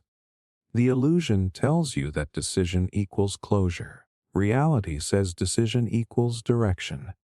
Your mind continues updating the meaning of what you chose based on new information. If things go well, you remember the decision as confident and obvious. If things go poorly, You may remember it as rushed or pressured. The past reshapes itself to match the present outcome. And because this editing happens gradually, you rarely notice it. You believe you made a clean final call, but your brain is still negotiating with that call in subtle ways, strengthening it, questioning it, reframing it. The decision was a moment. The completion is an ongoing story. And most of the time, you are still writing it long after you think the ink has dried. Context consistency illusion. You probably believe you are basically the same person wherever you go. At home, at work, with friends, alone at night. Maybe slightly different in tone, but fundamentally consistent. Same values, same personality, same moral compass. It feels stable, like there is a core you that carries through every room you walk into. But context changes you far more than you realize. The context consistency illusion is the belief that your behavior flows mainly from who you are rather than where you are. In reality, environment quietly reshapes your thoughts, emotions, and decisions in ways that feel internal but are heavily external. Think about how differently you speak in a job interview versus at dinner with close friends. Your vocabulary shifts. Your posture shifts. Even your humor shifts. You are not faking. It feels natural in both situations. But the environment is pulling different traits forward. Psychologists have studied this for decades. In one famous experiment, seminary students were asked to prepare a talk about the Good Samaritan. On their way to deliver it, some were told they were late, others that they had plenty of time. Along the path, a person appeared slumped and in need of help. The deciding factor in whether students stopped was not their knowledge of morality. It was whether they felt rushed. Time pressure overpowered stated values. Same people, different context, different behavior. Yet afterward, each person could explain their actions in terms of personality. I am helpful. I was busy. I did not notice. The explanation feels stable, but the trigger was situational. Even something as small as background noise can alter decisions. Studies show that people exposed to certain scents in a room are more likely to engage in cleaning behavior. A tidy environment can make you more disciplined. A chaotic one can increase impulsivity. These shifts feel like your own motivation rising or falling. Rarely do you think the lighting or layout is shaping you. Social context is even stronger. When you are surrounded by people laughing, you laugh more. When you are surrounded by cynicism, you become more critical. Emotional states are contagious. Mirror neurons in your brain fire in response to others' expressions and actions, subtly aligning your internal state with the group. And still, you believe you are simply being yourself. The illusion deepens because your memory smooths out inconsistencies. You might act boldly in one setting and cautiously in another, yet your mind creates a narrative that preserves coherence. I am generally confident, you might say, while ignoring the contexts where you shrink. Or I am introverted, while forgetting moments where the right environment made you animated and expressive. Your brain prefers a stable identity over a context-driven one. This illusion also explains moral blind spots. In controlled settings, many people claim they would never conform to group pressure in extreme situations. Yet classic conformity experiments showed that ordinary individuals would agree with clearly wrong answers if the group around them unanimously did so. The pressure of context bends perception itself, not just behavior. But afterward, people often say they would have resisted in different circumstances. Context does not just influence what you do, it influences what you notice. In a competitive environment, you spot threats and opportunities. In a nurturing environment, you notice connection and warmth. The same event can be interpreted entirely differently depending on surrounding cues. And here is the unsettling part. Because context changes you gradually and invisibly, you attribute the resulting behavior to character. If you become more irritable during a stressful period, you might think you are turning into an angry person. If you become more generous in a supportive community, you might believe you have evolved morally. In truth, both shifts may be heavily amplified by environment. This does not mean you have no core. It means that core is more flexible than you think. The context consistency illusion makes you overestimate internal stability and underestimate external influence. You walk into each situation believing you are carrying a fixed self inside you. But in many ways, the room is shaping you as much as you are shaping the room. And if that is true, then changing your context may change you far more effectively than trying to change your character through sheer will. Desire certainty illusion. You think you know what you want. Not just small things like what to eat, but big things. The kind of partner you want. The career you are chasing. The lifestyle that will finally make you feel complete. When you imagine the future, the desires feel sharp and defined. I want success. I want freedom. I want love. It sounds clear, solid, certain, but most of the time, what you call desire is a moving target shaped by emotion, comparison, and imagination. The desire certainty illusion is the belief that your wants are stable, deeply understood, and accurate predictions of what will satisfy you. In reality, desire is highly reactive and often based on incomplete information about your future self. Think about how often you have wanted something intensely, only to feel strangely neutral once you got it. The new phone. The promotion. The relationship you were convinced would change everything. While chasing it, your mind filled in vivid details about how it would feel. Relief, pride, happiness.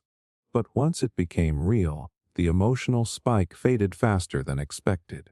This happens because your brain is not very good at effective forecasting, which is predicting how future events will make you feel. Psychologists have shown that people consistently overestimate both the intensity and duration of future emotions. You imagine winning will feel euphoric for months. You imagine failure will feel devastating forever.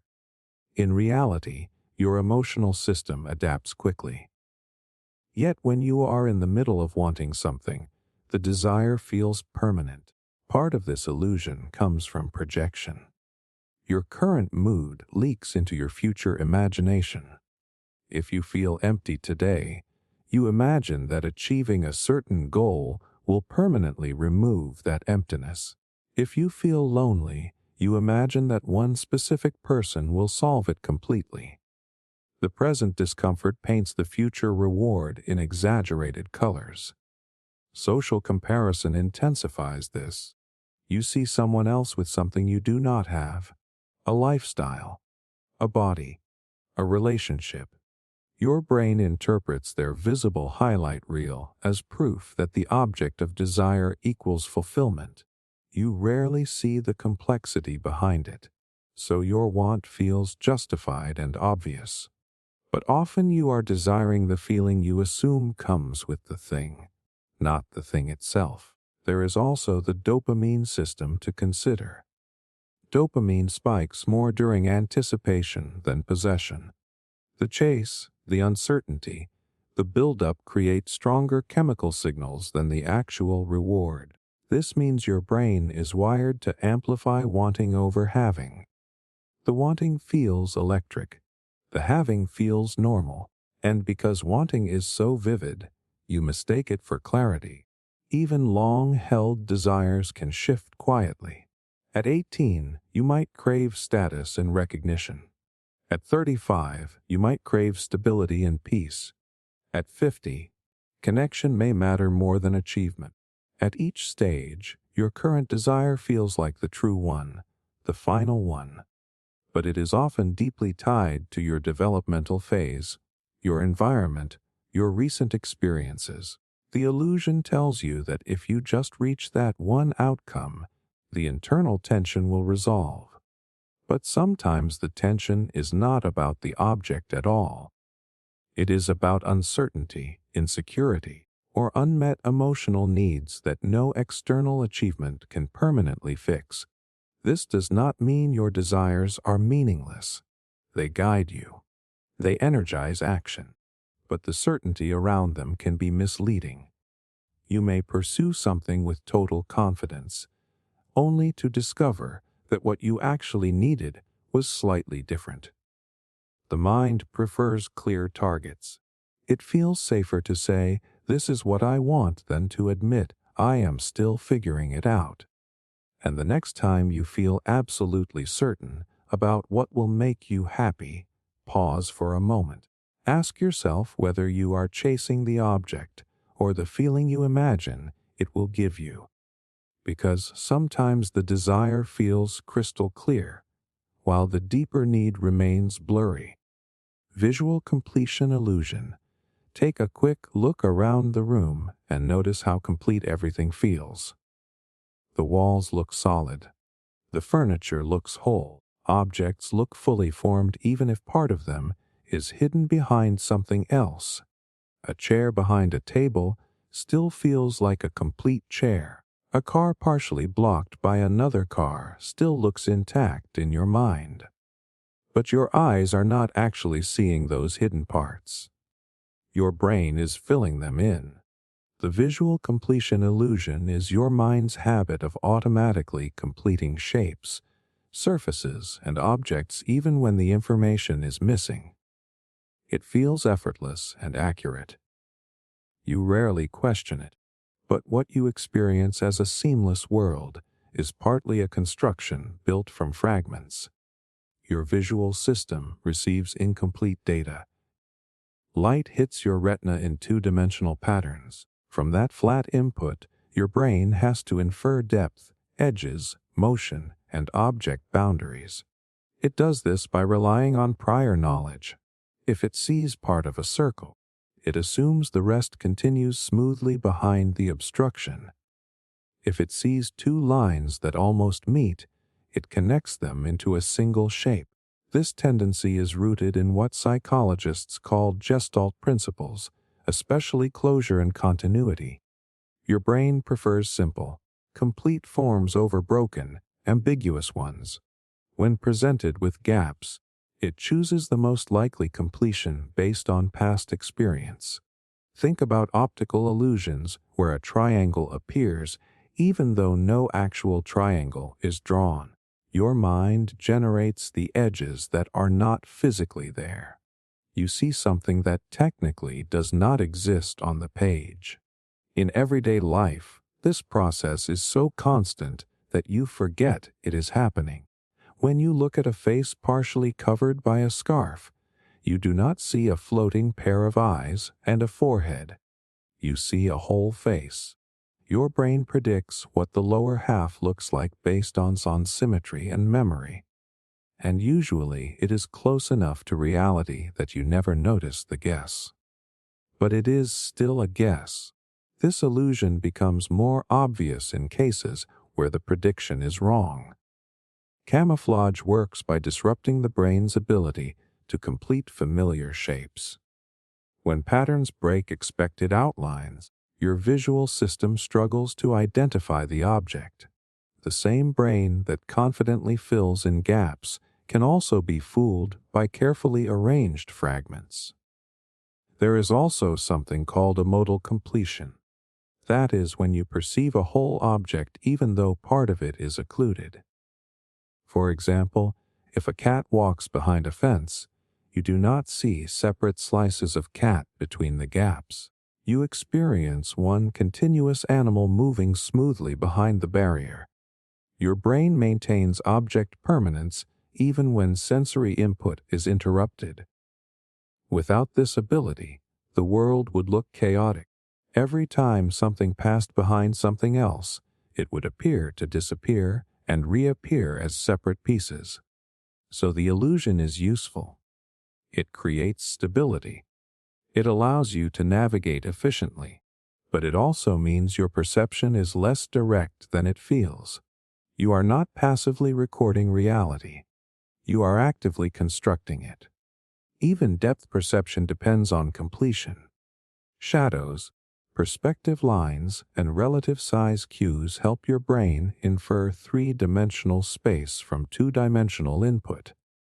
When those cues are manipulated in certain illusions, flat images can look like deep tunnels or impossible objects. You experience depth where none exists, and the confidence is what makes it fascinating. You do not walk around thinking I am guessing what is behind that wall or I am assuming that object continues. You feel like you are simply seeing. The visual completion illusion reminds you that sight is not just about the eyes. It is about expectation, memory, and prediction layered on top of raw data. The world feels solid and uninterrupted, but much of that solidity is your brain quietly drawing in the missing lines. Behavioral repeat illusion. You wake up late once and call it a rough night. You wake up late 3 times, and suddenly it feels like you are just not a morning person. You avoid one difficult conversation, and it feels situational. You avoid 5, and now it feels like that is simply who you are. Somewhere along the way, repetition quietly turns into identity. That is the behavioral repeat illusion. It is the assumption that because something keeps happening, it must be a stable trait instead of a reinforced loop. Your brain mistakes frequency for personality. It takes patterns and stamps them with permanence. Here is what is actually happening under the surface. Every behavior that gets repeated strengthens a neural pathway. The brain is wired for efficiency. The more you do something, the less energy it takes to do it again. Structures like the basal ganglia begin to automate the sequence so you do not have to consciously think through every step. What once required effort becomes default. And default feels like destiny. If you check your phone every time you feel bored, your brain links boredom to scrolling. The scrolling gives you a small reward, a hit of novelty, a tiny burst of dopamine. That reward teaches your brain this worked. So the next time boredom shows up, the urge arrives faster. You repeat it. It feels easier. Now it feels natural. After enough cycles, you do not say I scroll when I am bored. You say I have no attention span. That leap is the illusion. Repetition creates familiarity. Familiarity creates comfort. Comfort creates the sense that something belongs to you. But most repeated behaviors are not reflections of your core identity. They are reflections of what your nervous system has learned reduces discomfort or increases reward. There is also something called reinforcement learning. When a behavior leads to relief, pleasure, or social approval, it gets stamped as useful.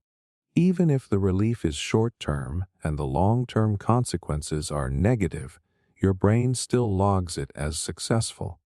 Procrastination is a perfect example. You delay a task. Anxiety drops temporarily. That drop feels good. The brain registers the relief, not the future stress. Repeat that enough times and you start believing you are just a procrastinator. But what you are actually seeing is a loop. Cue, behavior, reward, strengthened pathway. The illusion becomes even more convincing because of memory bias. You remember consistent patterns more clearly than random variations. If you think you always get nervous speaking in public, your mind will replay every shaky moment. It will quietly ignore the times you were calm. Your brain loves coherent stories. It will build one out of repeated evidence, even if the evidence is selective. Social labels make it worse. When other people reflect your repeated behaviors back to you, the pattern hardens. You are always late. You are the quiet one. You never follow through. Even if these statements are based on a handful of repeated situations, they start to feel like fixed attributes. You internalize them, and once you do, your future behavior often shifts to match the label. This is called self-fulfilling prophecy.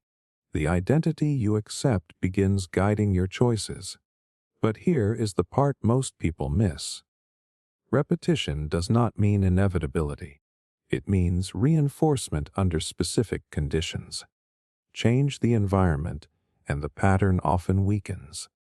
Someone who procrastinates alone may become highly productive in a structured team. Someone who seems disorganized in chaos may thrive in minimal settings. Someone who avoids conflict in one relationship may speak boldly in another.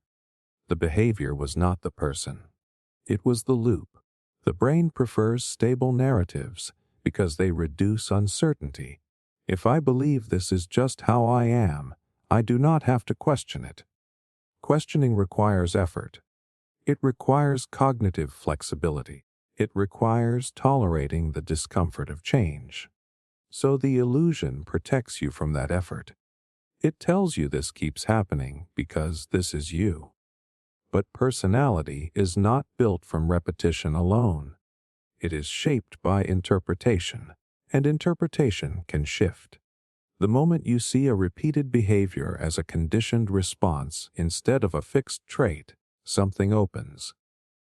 Instead of saying I am this way, you can ask what reward is keeping this loop alive.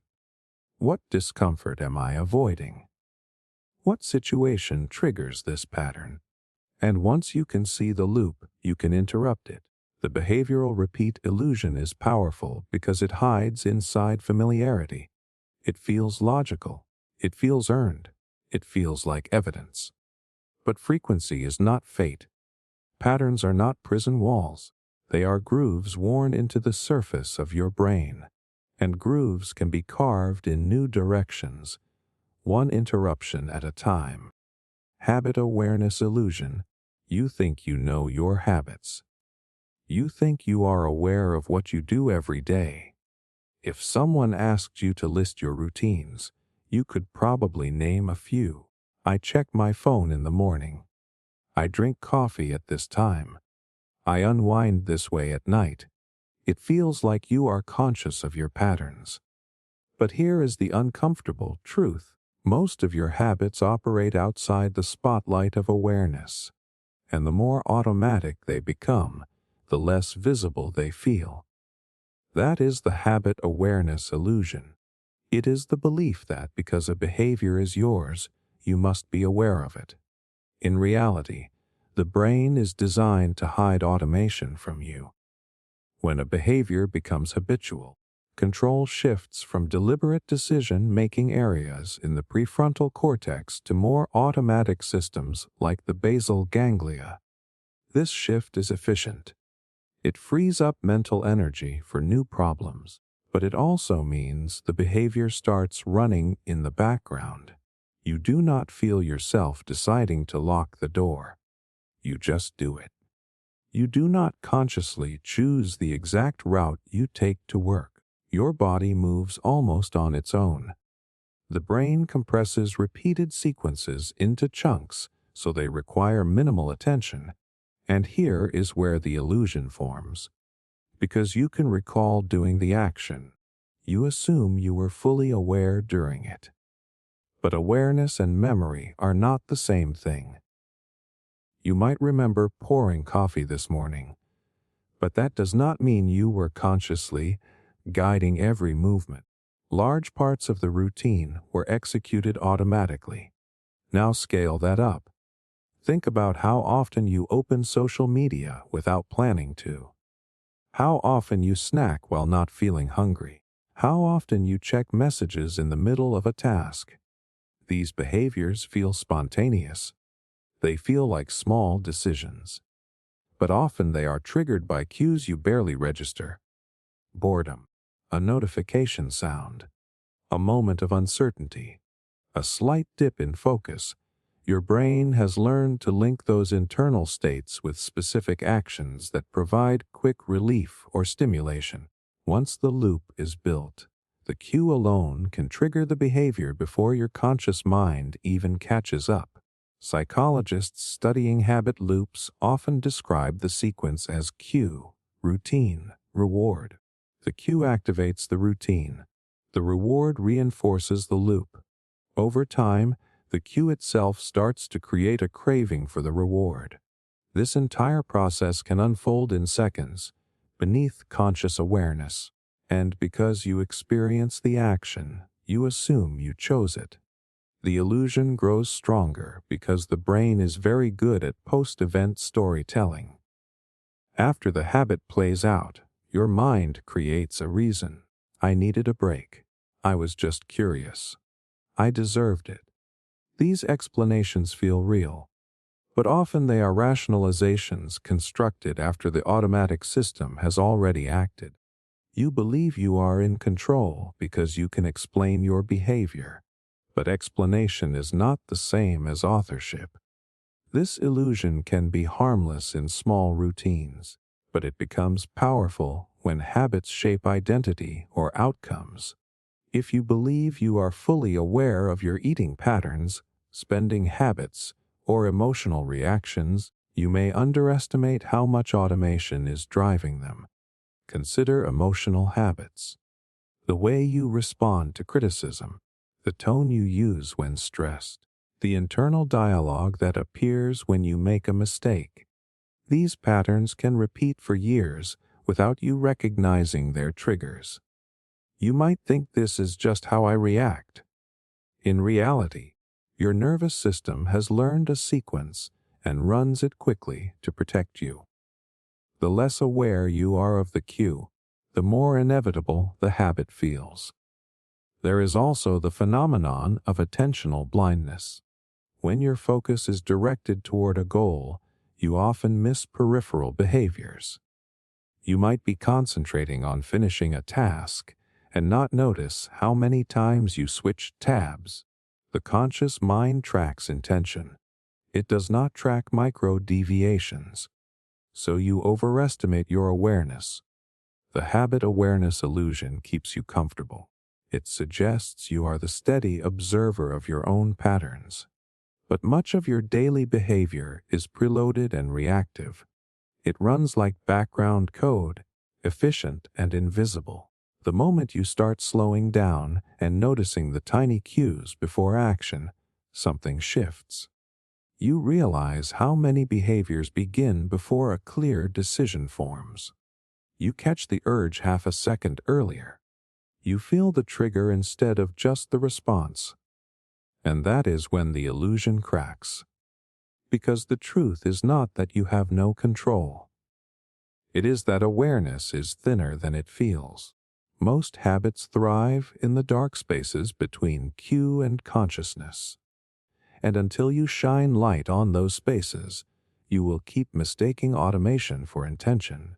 Empty silence illusion. Have you ever sat in a quiet room and felt uncomfortable for no clear reason? No one is talking. Nothing dramatic is happening.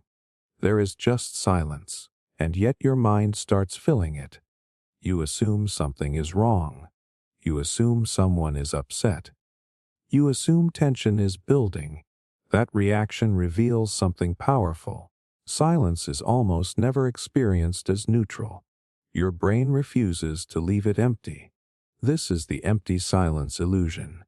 The belief that silence contains meaning, intention, or hidden emotion, even when it might simply be the absence of sound. Your mind treats quiet like a message that needs decoding. Think about a conversation that suddenly pauses. The other person stops talking. There is a gap. Instantly your brain begins scanning. Did I say something wrong? Are they judging me? Are they losing interest? The longer the pause feels, the louder your internal narrative becomes. But here is what is actually happening. Human brains evolved in social groups where communication was essential for safety and cooperation. Gaps in communication could signal threat, exclusion, or conflict. So your nervous system became highly sensitive to changes in vocal tone, facial expression, and timing. Silence is processed not as empty space, but as missing data. And missing data makes the brain uncomfortable. When information is incomplete, the brain fills it with prediction. Just like it completes visual shapes that are partially hidden, it completes social meaning in silent moments.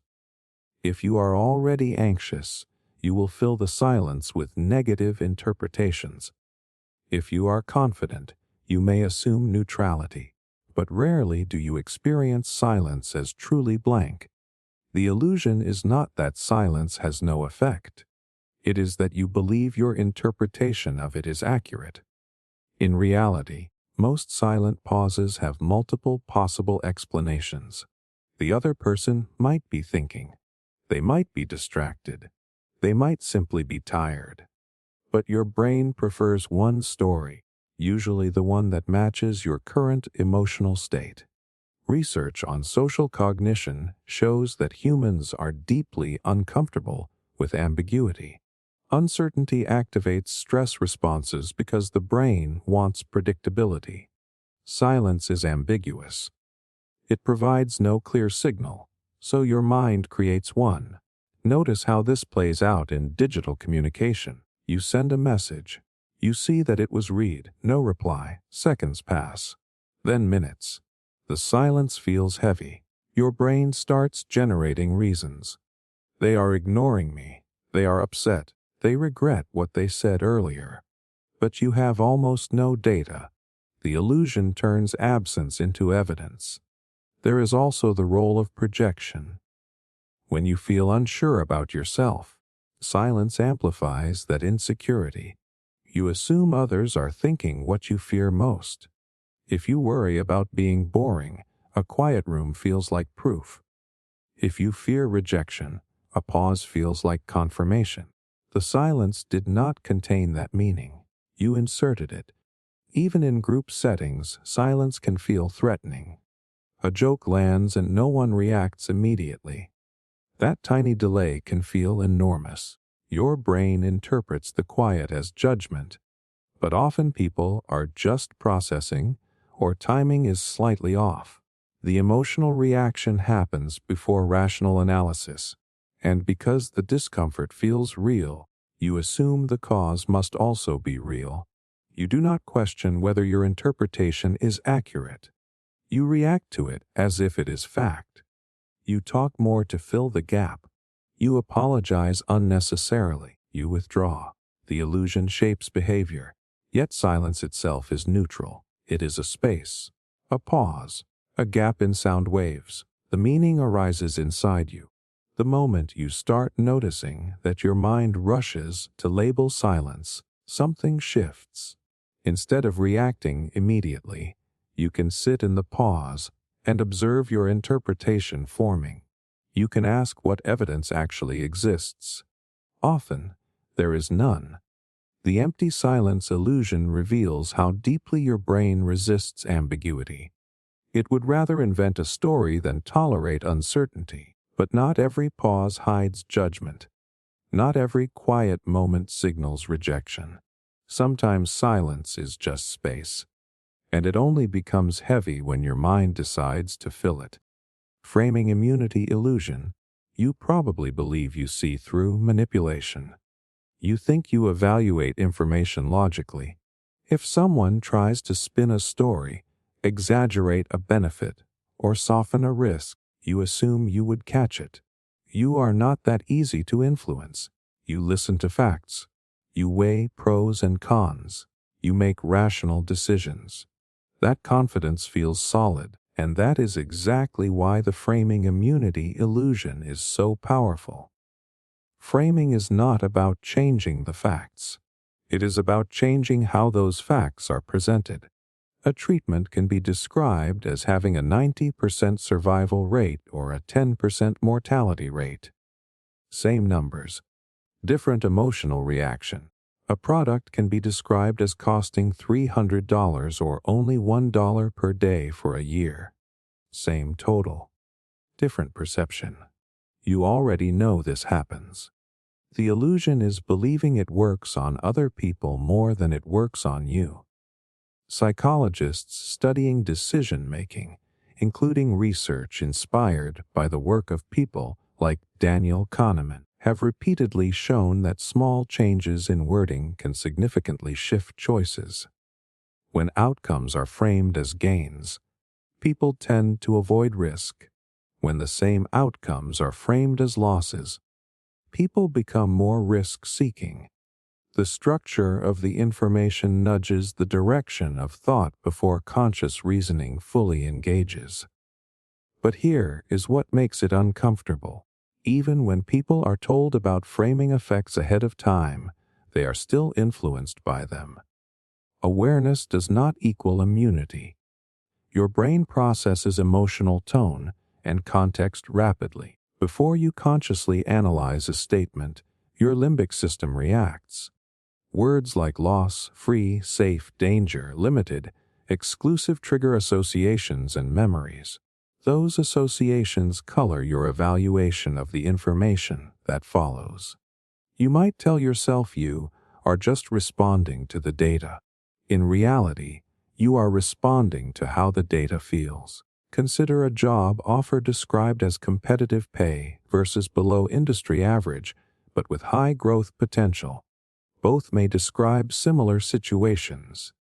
Yet the first feels affirming. The second feels risky. Even if you intellectually compare salary numbers, the framing influences your starting attitude. And starting attitude matters. It shapes what questions you ask. It shapes which details you focus on. It shapes how much doubt you allow. The illusion persists because your reasoning system is very good at constructing explanations after a choice is made. If you choose the 90% survival option, you will explain that you value safety. If you choose the 10% mortality framing when risk is emphasized differently, you will justify it with logic. The story you tell yourself makes the decision feel independent. But the initial push often came from the frame. Marketing, politics, media headlines, even personal conversations rely heavily on framing. Describing a neighborhood as up and coming feels different than describing it as not yet fully developed. Calling a policy reform sounds constructive. Calling it an overhaul sounds disruptive. The core content might overlap, but the emotional framing guides interpretation. And because you can articulate reasons for your opinion, you assume those reasons are the source of your opinion. That is the illusion. There is also something called the anchoring effect, where initial information sets a mental reference point. If someone first mentions a high number, your later evaluations tend to revolve around that anchor. Even if you know it might be arbitrary, it still pulls your judgment. Your brain does not process information in a vacuum. It processes it relative to context. The framing immunity illusion thrives on ego. It feels good to believe you are objective. It feels empowering to think you cannot be nudged by wording. Admitting susceptibility feels like weakness. So your mind protects that self-image by assuming you are evaluating pure facts. But facts never arrive pure. They arrive packaged. The deeper truth is not that you are gullible. It is that your cognitive system relies on shortcuts. Frames provide structure. They simplify complexity. They help you decide quickly. Without them, every decision would require enormous mental energy. The problem is not that framing exists. It is believing you stand outside of it. The moment you recognize that your reactions shift with wording, you gain a different kind of power. not immunity, but awareness. You start asking, how else could this be presented? What would this look like if framed as a loss instead of a gain? What emotions are being triggered before I even examine the evidence? Because the illusion is not that framing influences humans. It is that you think you are the exception. Doorway memory illusion. You know that strange moment when you walk into a room and your brain just empties. You stop, look around, and genuinely cannot remember why you came there. It feels random. It feels like your memory glitched. You were just thinking about it. The intention was clear. And then it is gone. You might laugh it off and call yourself forgetful, or blame stress, or say your attention span is getting worse. But what if nothing is wrong with your memory at all? What if your brain did exactly what it was designed to do? This is the doorway memory illusion, and it reveals something unsettling about how your mind organizes reality. You believe your experience flows continuously, like one smooth stream of awareness. But your brain does not treat it that way. It breaks your life into segments. It creates mental chapters, and physical boundaries, especially doorways, act like punctuation marks in that story. Researchers studying what is known as the event boundary effect discovered that when people move through doorways, their recall of intentions formed in the previous room drops significantly compared to when they stay in the same space. The act of crossing a threshold signals to the brain that one event has ended and another has begun. Your mind updates its internal model of the situation. It reallocates attention to the new environment, and in doing so, it weakens access to information that belonged to the previous context. The thought did not disappear. It was filed away. Your brain is constantly predicting what matters right now. It uses context as a filter. In the kitchen, certain actions are relevant. In the bedroom, different ones are. When you formed the intention to grab your charger, that intention was linked to the mental model of the first room. Once you crossed into a new space, your brain recalibrated. The charger no longer matched the strongest cues in your environment, so the retrieval pathway weakened. It feels like forgetting, but it is really context switching. What makes this illusion powerful is how personal it feels. You assume memory should behave like a camera that records everything evenly. If you had a clear intention 5 seconds ago, it should still be there. But memory is not storage. It is reconstruction. It depends heavily on cues. When the cues change, recall changes. That is why walking back into the original room often brings the thought back instantly. The environment restores the context. The mental file reopens. It can feel almost magical, like the room is reminding you.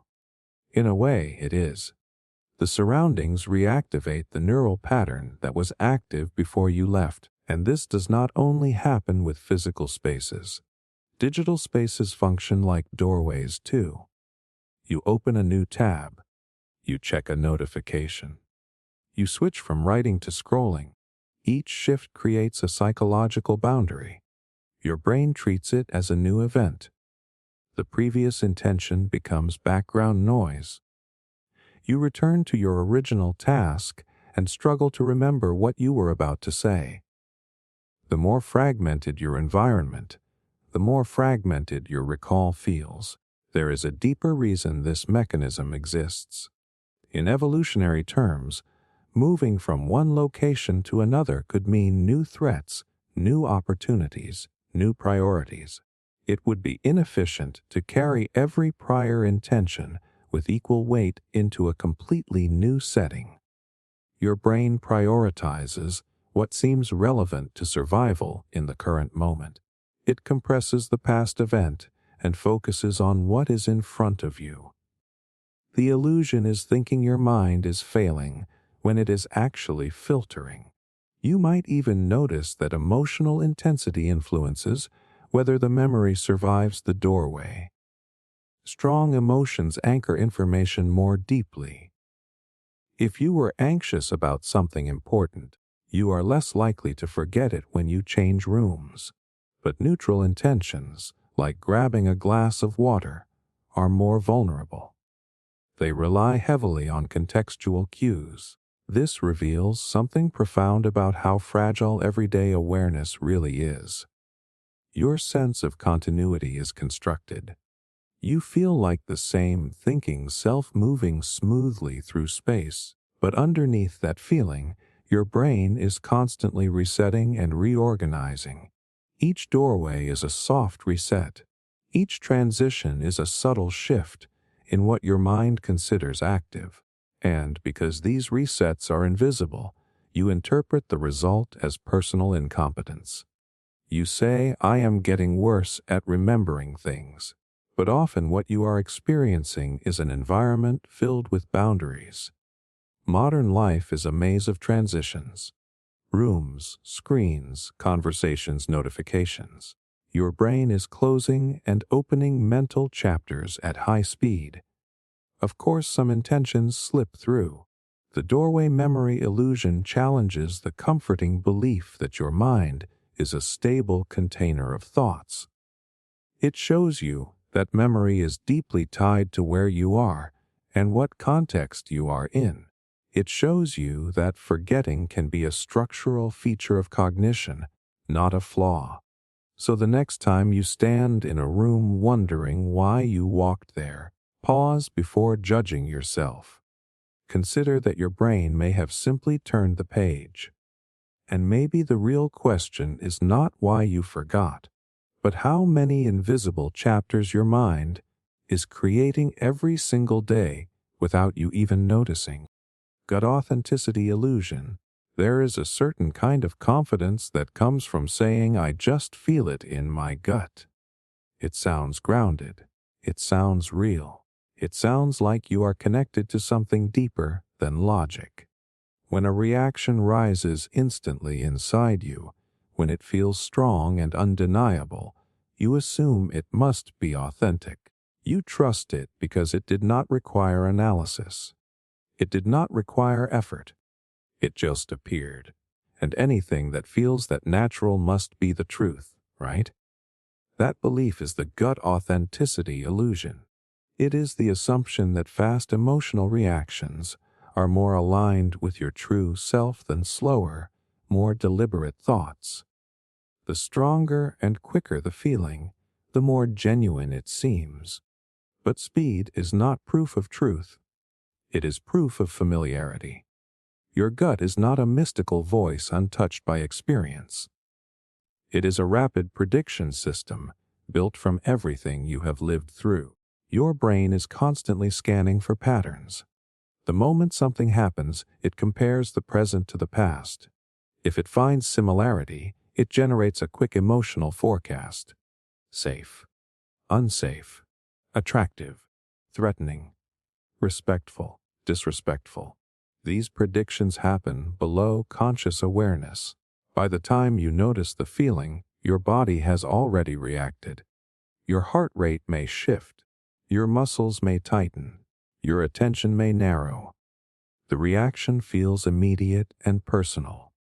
Because it feels internal, you assume it came from your core identity. But most gut reactions are compressed history. They are shortcuts your nervous system learned to keep you efficient. If you grew up around unpredictability, your gut might react strongly to subtle changes in tone. If you were praised for achievement, your gut might feel uneasy in situations where you are not performing well. If you experienced rejection, your gut might interpret neutral silence as disapproval. The intensity feels authentic, but the source may be an old adaptation. The illusion forms when you equate emotional intensity with accuracy. Neuroscience shows that emotional centers, like the amygdala, can activate before the reasoning parts of the brain fully process a situation. That means your body can react before you have consciously interpreted what is happening. The reaction feels pure because it is fast. But fast does not mean correct. It means efficient. Think about how this plays out in relationships. You meet someone and instantly feel drawn to them. It feels electric. You say this feels right. But what feels right may simply feel familiar. If their personality matches patterns from your past, your brain recognizes it quickly. Familiarity produces comfort or excitement depending on your history. You interpret that familiarity as destiny. Later, you might realize you were responding to a pattern you never examined. The same happens with aversion. You might feel an immediate dislike toward someone without clear evidence. It feels justified because it is strong, but sometimes that reaction is rooted in unconscious bias, projection, or unresolved memories. The feeling is real. The explanation may not be. This illusion becomes even more convincing because of cognitive fluency. When a judgment forms easily, your brain experiences it as more trustworthy. Ease feels like truth.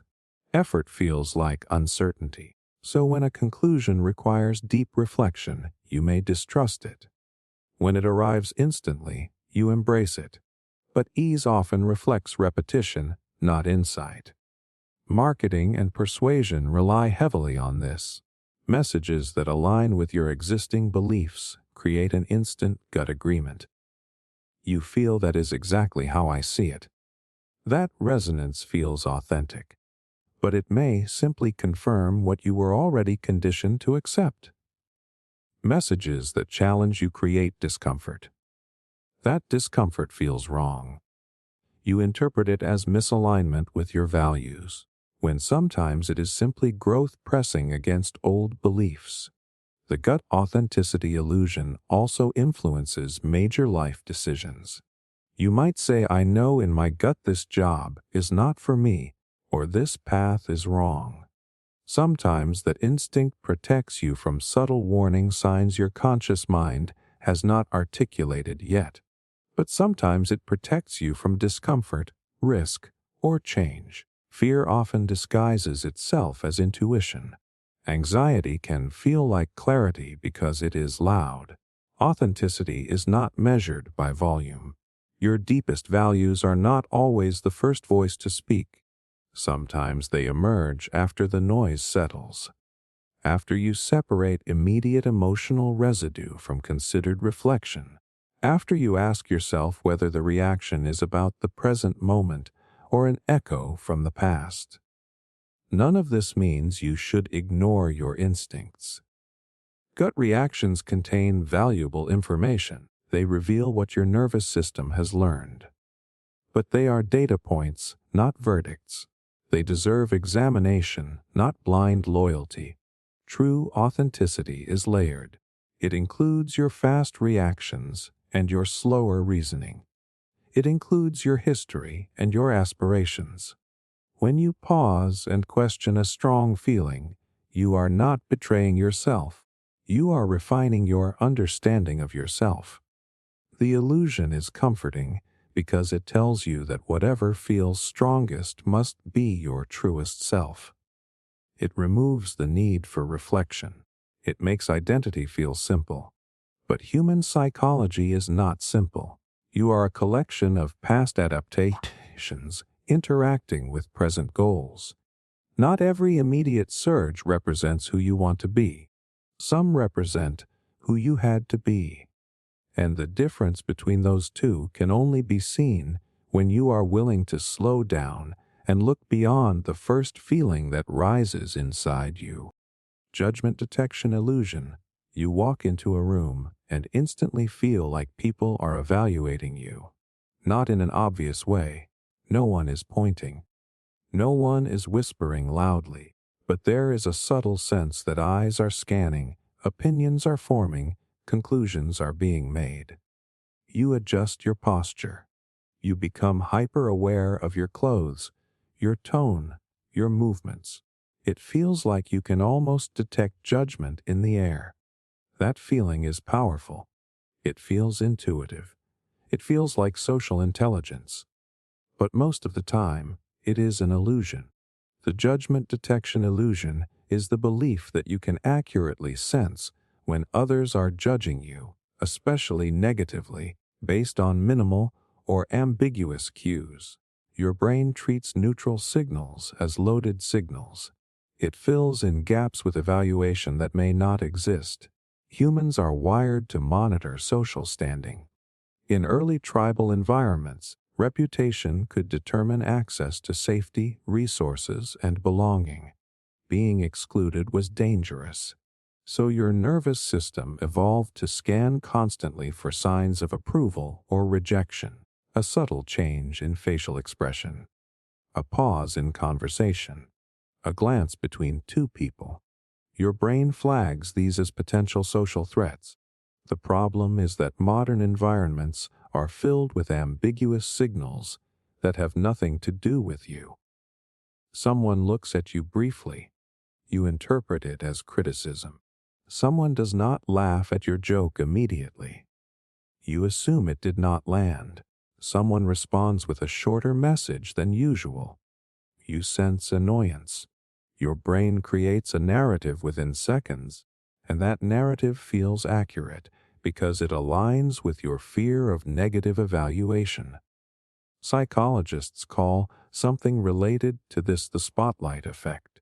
Research has shown that people consistently overestimate how much others notice and remember their behavior.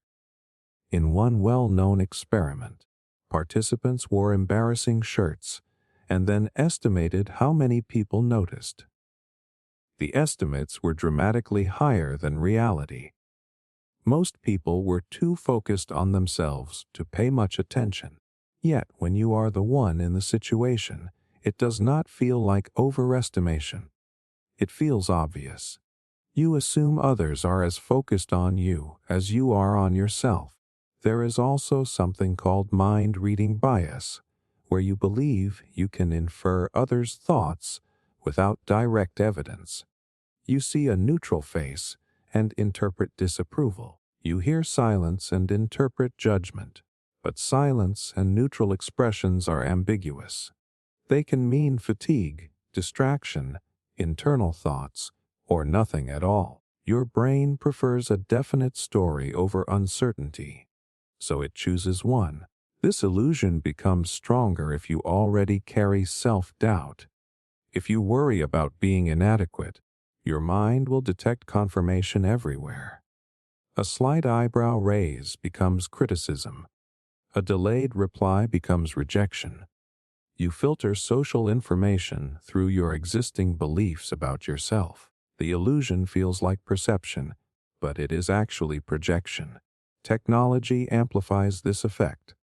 Online interactions remove tone, body language, and timing cues. You send a message and wait, no immediate response. Your brain begins constructing reasons. They are upset. They regret talking to me. I said something wrong. In reality, they may simply be busy, but the absence of information becomes a canvas for your fears. The judgment detection illusion is persuasive because sometimes people are judging. Humans evaluate constantly. The mistake is assuming you can reliably detect those judgments without clear evidence. Most of the time, others are preoccupied with their own insecurities, their own internal monologues, their own imagined spotlights. There is also the role of negativity bias. Your brain gives more weight to potential threats than neutral or positive signals. If someone gives you 9 neutral cues and 1 ambiguous cue, you fixate on the ambiguous one. You interpret it as negative because that feels safer than assuming everything is fine and being wrong. This creates a feedback loop. You sense judgment. You become tense. Your behavior shifts. That tension may subtly change how others respond. Now their reaction feels like confirmation, but the cycle may have started inside you. What makes this illusion so draining is how real it feels in the body. Shoulders tighten, thoughts race, self-monitoring increases. You become both actor and critic in your own head. The social world feels like a constant evaluation panel. Yet, if you could see inside other people's minds in that same moment, you would likely find they are worrying about how they are being perceived too. The judgment detection illusion reveals how much of social anxiety is built on assumed observation rather than actual scrutiny. It shows how your brain confuses possibility with certainty. The next time you feel that wave of being judged, pause and ask what evidence actually exists. Is there a direct statement or only a glance? Is there clear feedback or only interpretation? Most of the time, what feels like social radar is actually imagination protecting you from rejection that may not even be happening. And in that realization, the room becomes quieter than your mind first told you it was. Pre-speech control illusion, right before you speak. There is this quiet confidence that you are in control. You believe you are about to choose your words carefully. You assume the sentence will come out exactly as you intend. It feels like there is a small control panel in your mind where you assemble the thought, inspect it, and then release it into the world. If something awkward comes out, you think you simply failed to manage it properly. But the truth is far more unsettling. By the time you think you are choosing your words, much of the sentence is already in motion. This is the pre-speech control illusion, the belief that you consciously construct and control what you are about to say before it begins. In reality, speech is largely assembled automatically and extremely quickly, often before your awareness fully catches up. Your sense of deliberate authorship is partially a reconstruction. When you speak, multiple brain systems coordinate at incredible speed. Language networks retrieve vocabulary, grammar structures organize themselves, motor systems prepare articulation, and emotional tone colors the delivery. This orchestration happens in fractions of a second. You experience it as smooth and intentional, but the underlying process is massively parallel and largely unconscious. You feel like you are deciding each word, but often you are observing words that have already been selected. Psycholinguistic research shows that speakers frequently begin sentences without knowing exactly how they will finish them. The brain plans in chunks rather than complete scripts. As you speak the first phrase, the rest is being assembled dynamically. That is why you sometimes surprise yourself mid-sentence or realize halfway through that you are heading in a direction you did not consciously plan. It feels like you lost control. In reality, control was never as centralized as it seemed. There is also evidence from neuroscience suggesting that preparatory brain activity can occur before conscious intention is reported. In studies of voluntary movement, measurable neural signals appear milliseconds before participants say they decided to act. While speech is more complex than simple motor actions, the broader implication is similar. The brain initiates processes before the conscious mind narrates the decision. Your awareness may be more of a commentator than a commander. This illusion becomes obvious in emotionally charged moments. You promise yourself you will stay calm in a difficult conversation. You rehearse responses. You feel prepared. But when the moment arrives, a sharp comment slips out before you can stop it. It feels like a betrayal of your own intention. You think I did not mean to say that. But the reaction was assembled from deeply ingrained patterns that activated faster than your reflective system. Speech is not only cognitive. It is emotional and habitual. Your conversational style has been shaped over years. The phrases you default to, the tone you use under stress, the jokes you repeat, the defensive explanations you offer. These patterns are stored and retrieved automatically. When a situation resembles past experiences, your brain activates similar linguistic responses. You experience this as spontaneous expression, but it is often conditioned performance. The pre-speech control illusion also explains why people frequently rationalize what they just said. After speaking, you may adjust your explanation of why you chose those words. You create a story that aligns with your self-image. I was just being honest. I was trying to lighten the mood. Sometimes that is true. Other times the explanation is constructed after the fact to maintain coherence. Because the sense of authorship is so strong, you assume it must be accurate. This does not mean you have no control over speech. It means control is distributed and layered. You can shape long-term patterns through reflection and practice. You can pause and slow down delivery, but the idea that you fully script your words before they emerge is misleading. Much of speaking is real-time improvisation, guided by subconscious predictions. Think about how often you finish other people's sentences, or they finish yours. Your brains are constantly anticipating likely continuations based on context.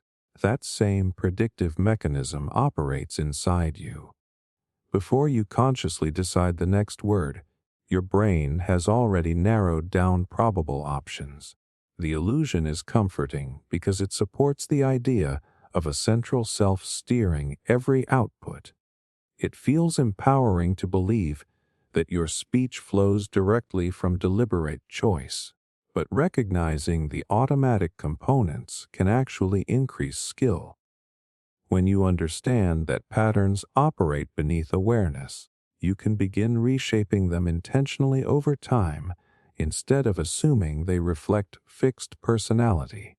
The next time you hear yourself say something and wonder where that came from, consider that it did not appear from nowhere. It came from networks that were already activated before you noticed. Your conscious mind stepped in slightly after the process began and claimed ownership. Speech feels like a carefully pressed button. In reality, it is more like a wave that rises before you realize. Lie detection illusion. You have probably felt it before, that quiet certainty that you can tell when someone is lying. Maybe it is the way they avoided eye contact. Maybe their voice sounded slightly different. Maybe they paused for half a second too long. Whatever the cue was, you felt it in your body. Something is off. You trust that instinct because it feels sharp and protective. You believe you have a kind of social radar that detects deception. That confidence is the lie detection illusion. It is the belief that you can reliably identify when someone is lying based on behavioral cues, tone shifts, or gut instinct. The truth is far less flattering. Decades of psychological research show that most people perform only slightly better than chance when asked to distinguish lies from truths. In many cases, accuracy hovers around 50 to 60%, barely above guessing. Even professionals who believe they are trained to detect deception often overestimate their abilities. The illusion persists because human beings are wired to search for coherence between words and behavior. When someone speaks, you automatically monitor facial expressions, posture, vocal tone, and timing. If something does not align with your expectations of sincerity, your brain flags it. The problem is that nervousness, stress, or social awkwardness can look exactly like deception. Avoiding eye contact might mean anxiety, not lying. Pausing might mean careful thinking, not fabrication. Yet your brain wants a clear answer. There is a strong cultural myth that liars cannot maintain eye contact, fidget more, or stumble over their words. In reality, many practiced liars maintain steady gaze and controlled posture precisely because they know those stereotypes. Meanwhile, truthful people may appear uneasy if the topic is emotionally loaded. Your interpretation often says more about your expectations than about the other person's honesty. The illusion becomes stronger because of confirmation bias. If you suspect someone is lying, you will interpret ambiguous behavior as evidence supporting that suspicion. A slight smile becomes smugness. A delayed response becomes calculation. Every small inconsistency feels like proof. If you believe someone is honest, you interpret the same behaviors generously. The brain seeks consistency with its initial judgment. There is also the truth bias, the tendency to assume people are telling the truth by default. In everyday social life, this bias is adaptive. Constantly assuming deception would make relationships impossible. But when suspicion does arise, it often swings too far in the opposite direction. You may become overly confident in your ability to detect lies because you feel emotionally activated. Emotion amplifies certainty. Your nervous system reacts to perceived threat. Deception is a social threat because it signals betrayal or manipulation. When you sense even the possibility of it, your body prepares defensively. That physiological activation can be misinterpreted as intuition. You think I feel tense because they are lying, but sometimes you feel tense because you are afraid of being deceived. Another layer of the illusion comes from hindsight. When you later discover someone lied, you look back and reinterpret every small detail as obvious warning signs. You say, I knew something was off. But often that sense of knowing only becomes clear after the truth is revealed. Memory reshapes itself to protect your belief in your own perceptiveness. The lie detection illusion is especially powerful in close relationships. You believe you know your partner, friend, or colleague so well that you would immediately sense dishonesty. Familiarity creates confidence, but familiarity can also create blind spots. Emotional investment can distort perception. Sometimes you overlook clear deception because it conflicts with your desired image of the person. Other times you perceive deception because insecurity colors neutral behavior. Even technologies designed to detect lies, such as polygraphs, are controversial because they measure physiological arousal, not deception itself. A racing heart or sweaty palms can signal anxiety, fear, or embarrassment, none of which automatically mean lying. Human perception operates similarly. You are reading signals that correlate loosely with stress, not directly with dishonesty. None of this means people cannot sometimes sense deception. Context, inconsistencies over time, and behavioral patterns can reveal truth. But those insights usually come from accumulated evidence, not split-second judgments based on a single glance or tone shift. The illusion lies in believing your instinct is a reliable detector. When you slow down and examine your certainty, you may realize how much it rests on assumptions about how liars are supposed to behave. Real deception does not follow a simple script. Honest people do not always look calm and consistent. The social world is messy, and your brain prefers clarity. So the next time you feel sure someone is lying, pause and separate evidence from interpretation. Ask whether you are responding to concrete contradictions or to subtle discomfort. Your confidence might feel sharp and protective, but certainty is not the same as accuracy. And sometimes the strongest signal you are reading is not their dishonesty, but your own fear of being fooled. Gradual change blindness. If something in your life changed overnight, you would notice immediately. If your ceiling cracked in half while you slept, if your voice suddenly sounded completely different, if your closest friend transformed into a stranger in a single day, the shock would be undeniable. Your brain is excellent at detecting sudden shifts. It is wired to react to sharp contrast, but when change happens slowly, quietly, almost invisibly over time, you can live inside it without realizing anything is different. That is gradual change blindness, and it is far more powerful than most people understand. You assume that, because you are present in your own life every day, you would notice meaningful shifts as they happen. You believe awareness is continuous, but the brain is designed to prioritize difference, not slow drift. When change unfolds incrementally, your perception recalibrates step by step. Each small adjustment becomes the new normal before you ever question it. Think about how you age. You do not wake up one morning shocked by a single wrinkle. The changes happen subtly. Your face in the mirror looks familiar because your brain updates the internal model daily. The difference between yesterday and today is too small to trigger alarm. Only when you compare a photograph from 10 years ago does the contrast become obvious.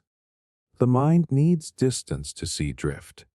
The same process happens emotionally and socially. A relationship does not usually collapse in a single dramatic moment. It often shifts through tiny changes in tone, frequency of communication, shared enthusiasm, physical closeness. Each shift is small enough to rationalize. You say we are just busy. We are just tired. But months later, you look back and realize the dynamic is completely different. You were inside the change, so you could not see it. Psychologists studying perception have long demonstrated something called change blindness, where people fail to notice significant alterations in a visual scene when those changes occur during a brief interruption. Gradual change blindness works similarly, but over time instead of seconds. Because each step is minor, the brain treats it as continuity rather than disruption. Your nervous system adapts quickly. Adaptation is efficient. It keeps you from reacting to every minor fluctuation in environment. If you moved to a noisy street, at first the sound would bother you. After a few weeks, it fades into the background. The volume did not change. Your sensitivity did. The new level became baseline. This recalibration affects more than noise. It affects standards, boundaries, and self-perception. If your workload increases slightly each month, you may not notice how overwhelmed you have become until exhaustion hits. If your spending creeps upward gradually, you may not realize how far you drifted from your original financial intentions. If someone slowly pushes your boundaries over time, each small compromise feels manageable. The cumulative effect can be massive. The illusion is believing that awareness protects you from slow erosion. Your brain compares present conditions mostly to recent memory, not distant memory. If today feels similar to last week, it feels stable. But stability over a short window can hide dramatic change over a longer one. Without deliberate reflection, you rarely zoom out far enough to see the full trajectory. There is also the emotional component. When change is gradual, it often avoids triggering strong emotional alarms. Sudden shifts activate stress responses. Slow shifts slip under the threshold. You adjust quietly. You normalize what once would have surprised you. This can be positive. Gradual skill development works the same way. You do not feel dramatically more competent each day you practice, but over months your ability transforms. The change blindness applies to growth as well. Sometimes you underestimate how far you have come because progress was incremental. But it can also allow negative patterns to embed deeply before you recognize them. The most unsettling part is that you often only recognize gradual change when an external comparison forces perspective. A friend points something out. You revisit old messages. You see a past photo. The contrast suddenly becomes clear, and you think, how did I not notice this happening? You did notice, just not in a way that felt dramatic enough to demand attention. Gradual change blindness reveals how your perception is anchored to the immediate past rather than the distant past. It shows how adaptation, which keeps you stable, can also keep you unaware. And it reminds you that just because something feels normal does not mean it has always been that way. Sometimes the biggest transformations are the ones that never announce themselves. They arrive quietly, one small step at a time, until the version of your life you are standing in barely resembles where you started. Overconfidence awareness illusion. You probably believe you are not that overconfident. Other people might be. The loud ones, the reckless ones, the ones who speak in absolutes and never doubt themselves. But you see yourself as balanced, self-aware, reasonable. You know you have biases. You know humans can be overconfident, and because you know that, you assume you are protected from it. That belief is exactly what the overconfidence awareness illusion is built on. It is the assumption that being aware of overconfidence makes you less susceptible to it. You think that because you understand the bias intellectually, you are somehow standing outside of it. But awareness does not cancel bias. In many cases, it simply reshapes how the bias shows up. Overconfidence is not just arrogance. It is the tendency to overestimate the accuracy of your knowledge, your predictions, or your abilities.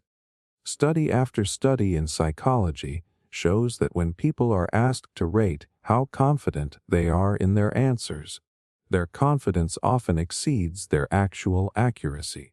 Even experts in fields ranging from finance to medicine show this gap. They feel more certain than the evidence justifies. Now here is where it gets interesting. When people are informed about overconfidence bias and then tested again, their calibration improves slightly, but the bias does not disappear. Instead, many shift into a new form of confidence. They become confident that they are less biased than others. This is sometimes called the bias blind spot.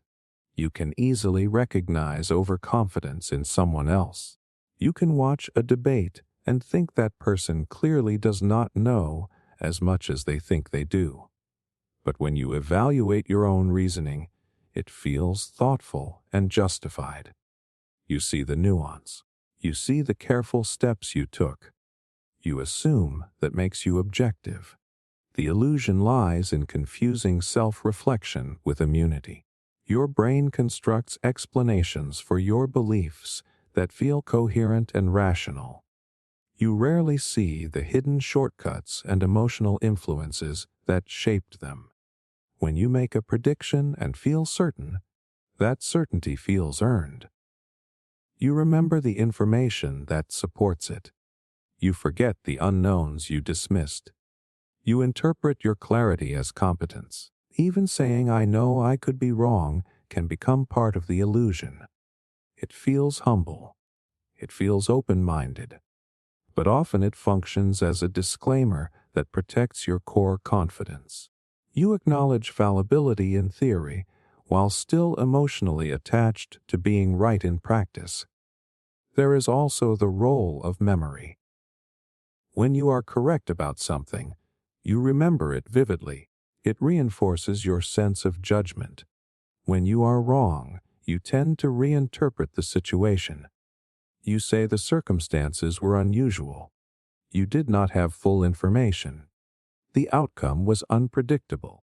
These explanations protect your self-image as a reasonable thinker. Over time, your memory creates a slightly inflated portrait of your accuracy.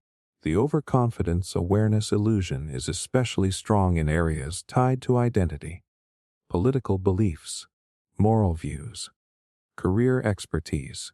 When you have invested years into developing a position, it feels deeply informed.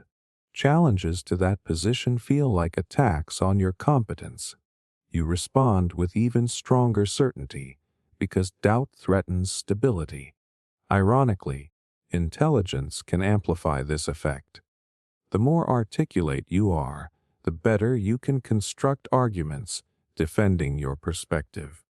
That fluency feels like proof of correctness, but being able to defend a belief is not the same as having examined it fully. What makes this illusion dangerous is not that confidence exists. Confidence is necessary for action. The danger is mistaking the feeling of confidence for evidence of correctness. Your brain generates certainty as an internal state. It does not attach a reliability score to it. A strong feeling of knowing can accompany both accurate and inaccurate conclusions. The mind craves closure. Uncertainty is uncomfortable. So when a conclusion feels clear, your system relaxes. That relaxation reinforces the belief that the conclusion is sound.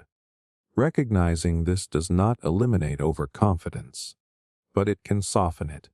It can create space between feeling sure and being sure. It can encourage habits like seeking disconfirming evidence, asking what assumptions you are making, or deliberately imagining alternative outcomes. The illusion is subtle because it hides inside self-awareness. It tells you that you are thoughtful enough to avoid bias. It tells you that you are different from the overly certain masses. But the very belief that you are less biased can itself be a bias. And the moment you feel most confident that you see clearly may be the moment you need to question your vision the most. Summary understanding illusion. You ever finish reading something, nod your head, and think, yeah, I get it, only to realize 5 minutes later you could not explain it if your life depended on it. In that moment, it feels clear. It feels absorbed. You recognize the words. The sentences make sense. The logic flows, so your brain stamps it as understood. Done, stored. But recognition is not comprehension. That is the summary understanding illusion. The belief that because something sounds familiar, or because you can summarize it loosely in your head, you truly understand it. Your mind confuses clarity of exposure with depth of mastery. When information is presented in a smooth, organized way, your brain experiences processing fluency. That simply means it is easy to process. And when something is easy to process, it feels true and understood. The effortlessness becomes a shortcut signal for comprehension. If it felt simple, you assume it must be simple. But ease is not proof. Think about watching a documentary about economics or psychology. While you are watching, everything clicks. The narrator connects the dots. Visuals support the explanation. Examples make it relatable. You feel informed. Then someone asks you to explain the concept from scratch. Suddenly there are gaps. You struggle to define key terms. You realize you depended on the structure that was given to you. The illusion happens because your brain fills in missing pieces automatically. It builds a rough mental outline and smooths over the details you do not fully grasp. Those gaps are invisible while you are consuming the information because nothing is forcing you to confront them. Psychologists sometimes demonstrate this using what is known as the illusion of explanatory depth. People claim they understand how everyday objects work, like a zipper or a toilet. But when asked to explain the mechanism step by step, their confidence collapses. The act of explaining exposes the shallow foundation. The same thing happens with ideas. You might read a summary of a complex book and feel like you captured the essence. And maybe you did capture the surface-level themes. But deep understanding requires being able to manipulate the idea, apply it in new contexts, critique it, and teach it clearly. If you cannot do that, what you have is familiarity, not mastery. The summary understanding illusion is powerful because it protects your ego. It feels good to believe you understand things. It creates a sense of competence and progress. Saying "I get it" gives you psychological closure. Your brain loves closure. It reduces uncertainty, but real understanding is uncomfortable. It requires friction. It requires wrestling with confusion, noticing contradictions, and sitting with not knowing. That discomfort signals growth. The illusion removes that discomfort too quickly. There is also the influence of modern information consumption. You scroll through condensed content constantly. Short explanations, highlighted insights, bullet point takeaways.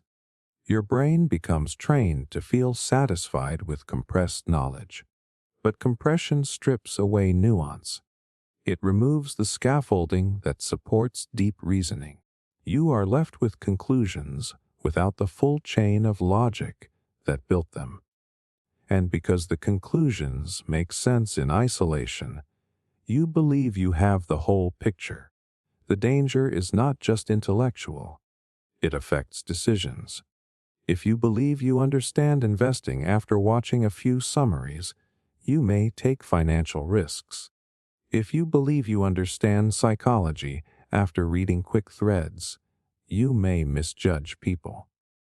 If you believe you understand your own emotions because you can label them broadly, you may overlook deeper patterns. The illusion whispers that surface clarity equals depth. One of the simplest ways to break it is brutally honest self-testing.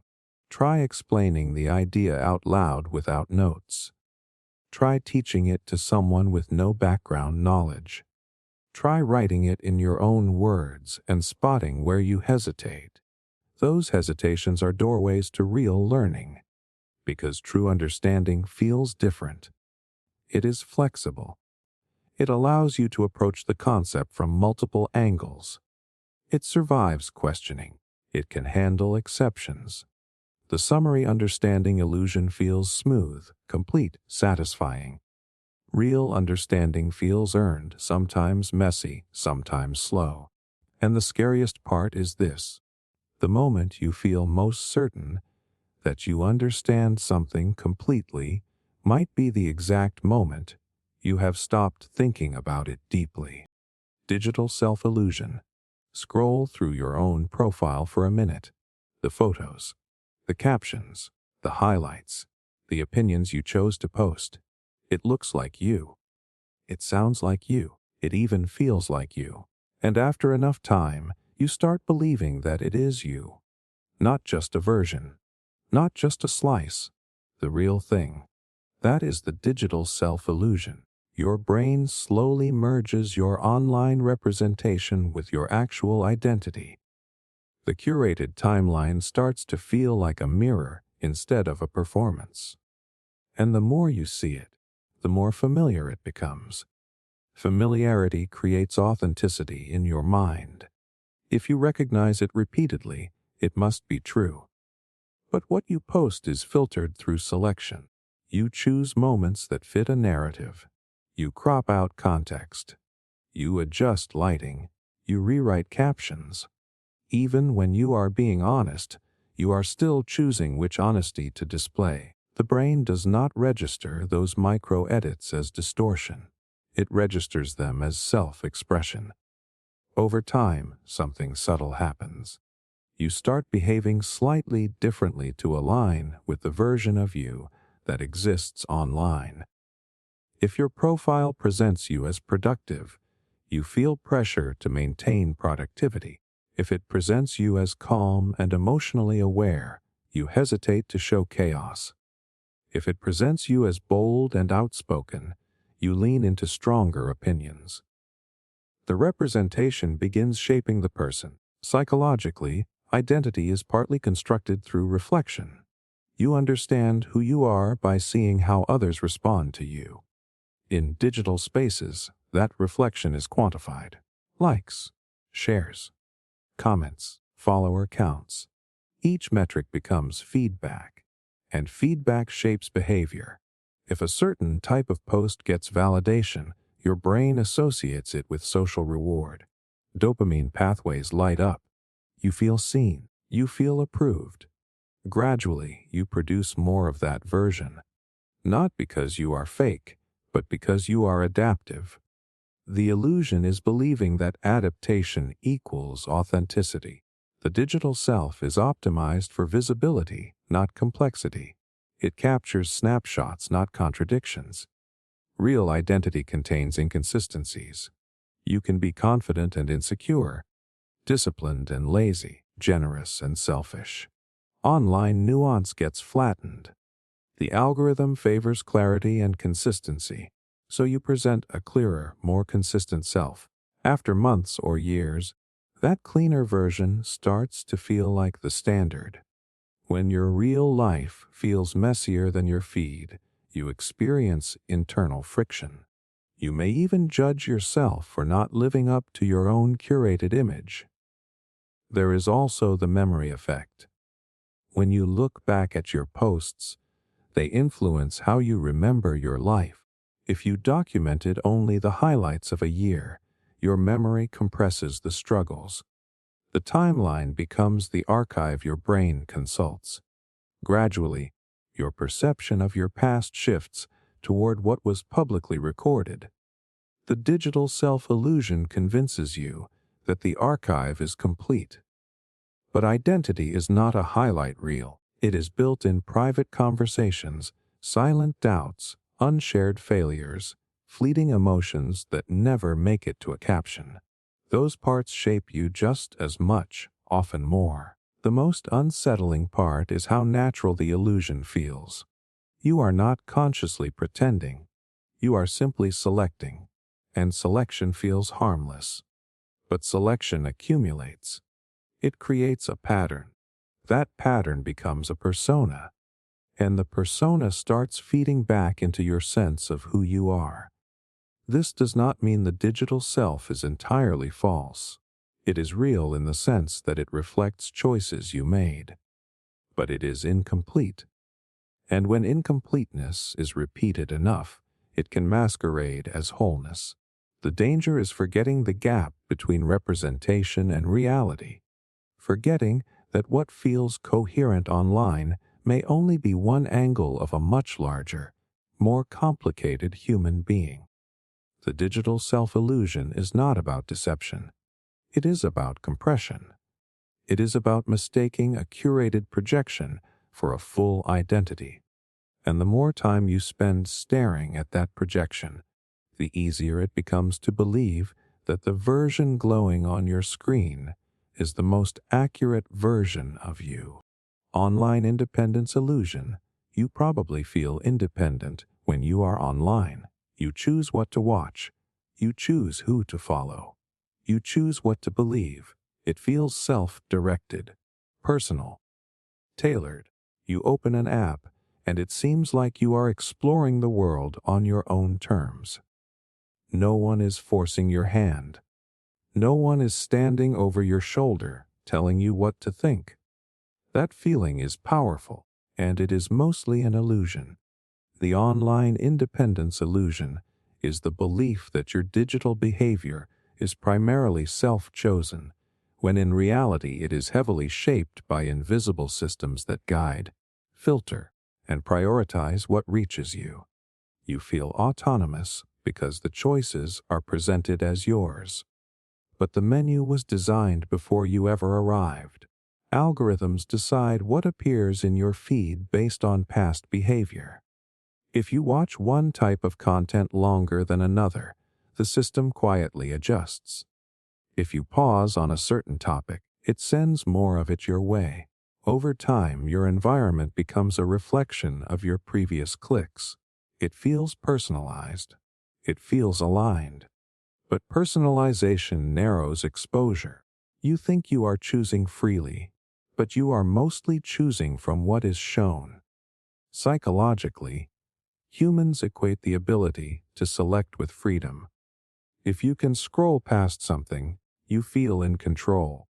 If you can tap on what interests you, you feel decisive. But the range of available options shapes the outcome long before you act. If certain perspectives are amplified and others are buried, your sense of exploration becomes constrained without you noticing. This does not mean you are being controlled in a dramatic, cinematic way. It is subtler than that. It is about probabilities. The more you see something, the more normal it feels. The more normal it feels, the more likely you are to engage with it. That engagement reinforces the system to show you more of the same. A feedback loop forms. Gradually, your digital world starts to mirror your existing beliefs and preferences. It feels validating. It feels like the internet understands you. But what is actually happening is reinforcement. Exposure becomes repetition. Repetition becomes familiarity. Familiarity becomes truth in the mind. There is also social influence layered on top. Trending topics, viral posts, high engagement numbers all act as signals. Your brain interprets popularity as credibility. If thousands of people share something, it feels important. You may believe you arrived at your opinion independently, but your perception was shaped by visibility and social proof. The illusion deepens because the shaping is invisible. You do not see the posts that were filtered out. You do not see the perspectives that never reached your screen. You assume your feed is a neutral slice of reality, but it is a curated stream optimized for engagement, not balance. And engagement is driven by emotion. Content that triggers outrage, fear, or excitement spreads faster. Your nervous system reacts before your rational mind evaluates. You click, comment, or watch longer. The system learns, the cycle strengthens. Over time, your beliefs can feel more solid and self-generated than they actually are. You defend them as personal conclusions, not realizing how much the digital environment sculpted the path toward them. This does not mean you lack agency. You can still question, search deliberately, diversify your sources. But the illusion lies in assuming that agency is operating at full strength by default. True independence requires awareness of influence. It requires recognizing that what feels like spontaneous interest may have been subtly nudged, that what feels like your idea may have been repeated to you enough times to feel original. The online independence illusion is comforting. It tells you that you are the sole author of your digital life. But behind every scroll is a system predicting your next move, arranging the stage, guiding the spotlight. And the more seamless that guidance feels, the easier it is to believe you are walking alone. Memory stability illusion. Right now, think about a vivid memory from a few years ago. Maybe a conversation that changed something for you. Maybe a moment of embarrassment. Maybe a day that felt perfect. It feels solid, right? Detailed, locked in. Like a recording you could replay anytime. That feeling of solidity is comforting, and it is largely an illusion. The memory stability illusion is the belief that your memories are stored like files, preserved in their original form, waiting to be retrieved unchanged. But memory does not work like storage. It works like reconstruction. Every time you remember something, you are not pulling out a frozen clip. You are rebuilding the event from fragments, and every reconstruction subtly alters the memory itself. Neuroscience shows that when you recall a memory, it becomes temporarily malleable. During this reconsolidation window, new information, emotions, or interpretations can blend into the old memory before it is stored again. That means the act of remembering can reshape what you remember. You rarely notice this happening because the changes are small. A detail shifts. A tone becomes slightly harsher or softer. A facial expression becomes clearer or blurrier. Over time, these tiny edits accumulate. Confidence does not protect you from distortion. In fact, confidence often grows as a memory is repeated. The more times you tell a story, the smoother it becomes. The smoother it becomes, the more certain you feel. That fluency tricks your brain into equating repetition with accuracy. But fluency is not fidelity. Think about childhood memories. Many feel cinematic. You can picture the room, the lighting, the words spoken. Yet research has shown that people can develop extremely vivid memories of events that never actually happened, especially if those events were suggested repeatedly. The mind fills gaps effortlessly. It wants coherence. Emotion also reshapes memory. If you now feel angry towards someone, past interactions may take on a sharper edge in your recollection. If you reconcile, the same events can soften. Your current emotional state acts like a filter, tinting old scenes to match present feelings. You believe you are recalling the past. Often, you are reinterpreting it. The illusion becomes powerful in relationships. Two people can walk away from the same event with entirely different memories. Each feels certain. Each can describe details confidently, but memory is influenced by attention, expectations, and personal meaning. What stood out to you may not have registered for someone else. Over time, these separate reconstructions harden into personal narratives. You build identity around them. I have always been this kind of person. That moment is when everything changed. Those stories feel stable because you have repeated them internally for years. But identity built on memory is built on something flexible. This does not mean all memory is unreliable chaos. Many core elements remain consistent, but the edges blur. The context shifts. The emotional coloring evolves. And because these changes happen gradually and invisibly, you assume continuity. The brain prefers a stable self-story. It smooths contradictions. It links events into clean arcs.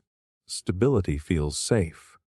If your memories were obviously shifting, your sense of self would feel unstable too. So the mind hides the editing process from you.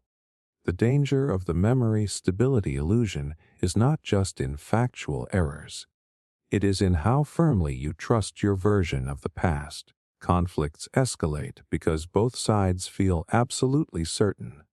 Regret deepens because you replay a memory as fixed and unchangeable. Nostalgia intensifies because you remember only the polished fragments.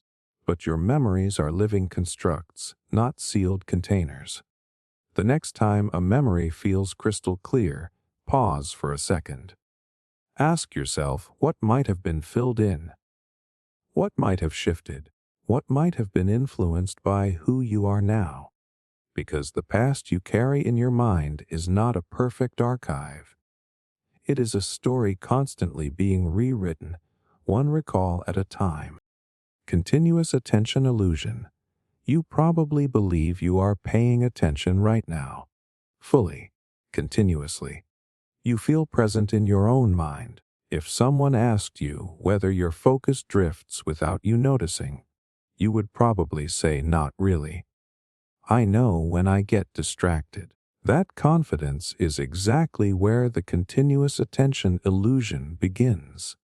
The illusion is the belief that your attention flows like a steady beam, consistently directed where you choose. But attention does not work like a flashlight you hold still.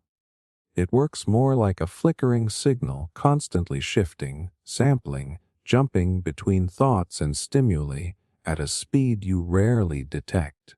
Your brain was not built for sustained, unbroken focus. It was built to scan, to monitor, to detect changes in the environment. Even when you think you are concentrating on one thing, parts of your mind are quietly checking for movement, sound, emotional relevance, unfinished tasks. Neuroscientists studying attention have found that the brain cycles through brief periods of heightened and lowered sensitivity. Even when staring at the same object, these micro fluctuations happen in fractions of a second. Subjectively, you feel steady. Objectively, your focus is pulsing. But the illusion runs deeper than micro shifts. Think about reading a page in a book and suddenly realizing you have no idea what you just read. Your eyes moved across every line. You processed the words visually. But your mind was somewhere else, planning dinner, replaying a conversation, imagining a future scenario. What is unsettling is that you often do not notice the drift when it begins. Awareness arrives late. Attention wanders silently, and only when something jolts you do you realize you were gone. This happens constantly in conversations too. Someone is talking, you are nodding, maintaining eye contact. You believe you are listening, but internally, your brain is predicting what they will say next, preparing your response, judging how you sound, recalling a related memory. Your focus fragments across multiple tracks. Because you still capture enough of the surface message, it feels like continuous listening. But depth is compromised. Psychologists describe attention as a limited resource. You cannot fully process every detail in your environment. So the brain filters aggressively.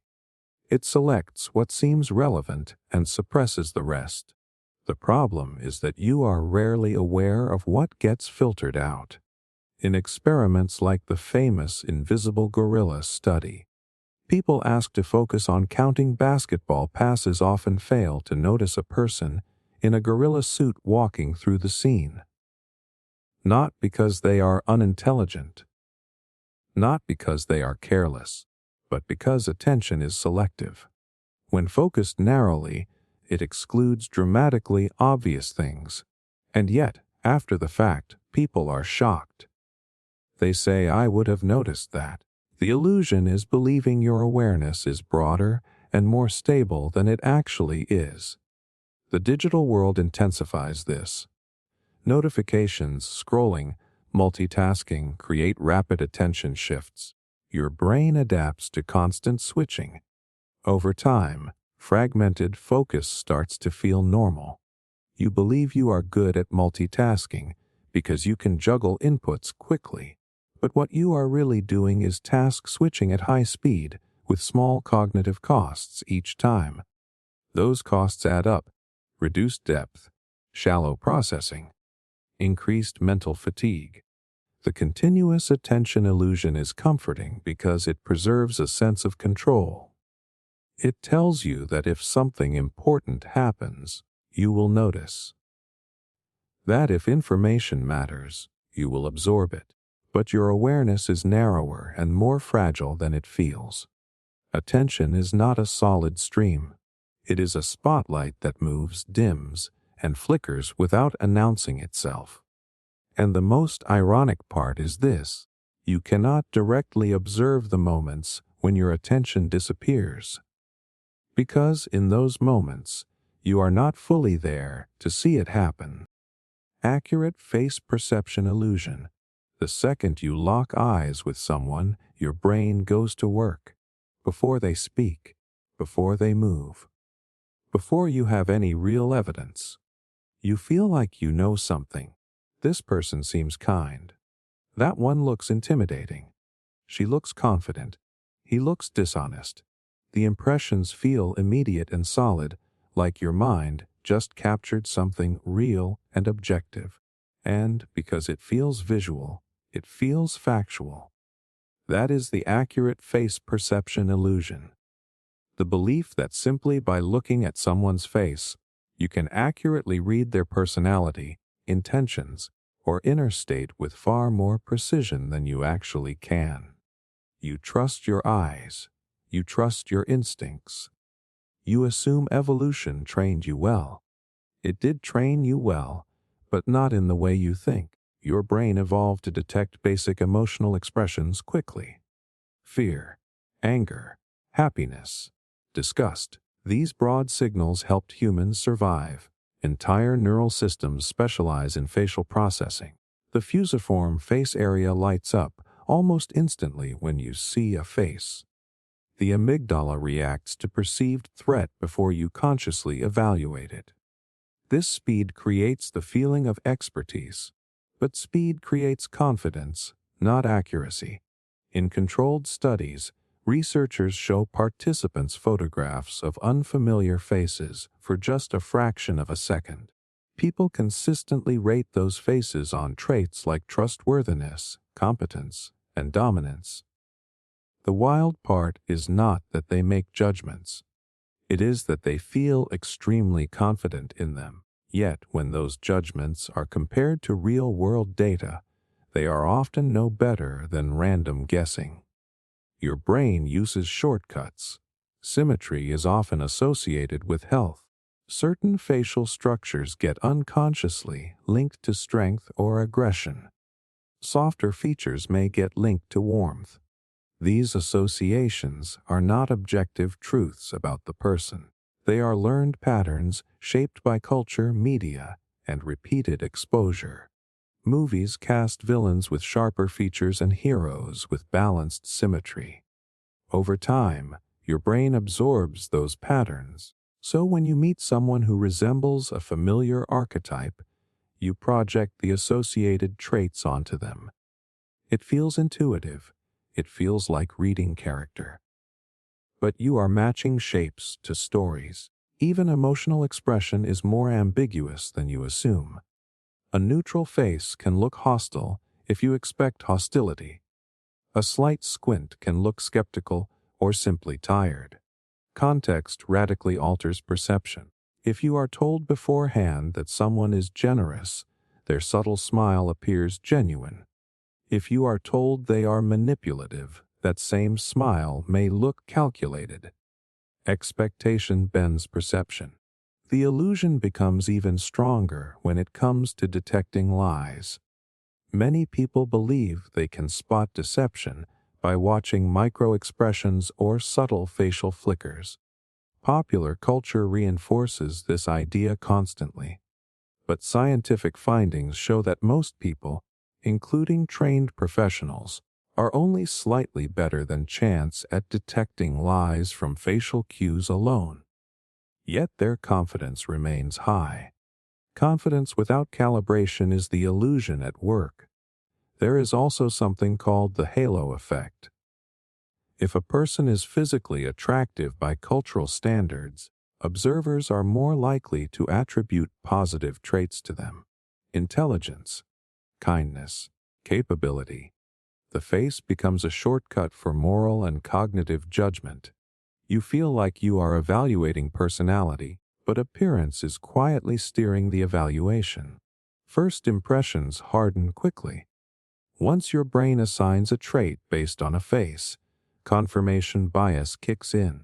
You start noticing behaviors that support your initial judgment and ignoring those that contradict it. If you decided someone looks arrogant, their silence feels dismissive. If you decided they look thoughtful, the same silence feels reflective. Your perception builds its own evidence. The accurate face perception illusion survives because the process is invisible. You do not feel yourself interpreting. You feel like you are simply seeing. Vision feels direct, objective, undeniable. But perception is construction. Your brain fills gaps, applies templates, and overlays meaning in milliseconds.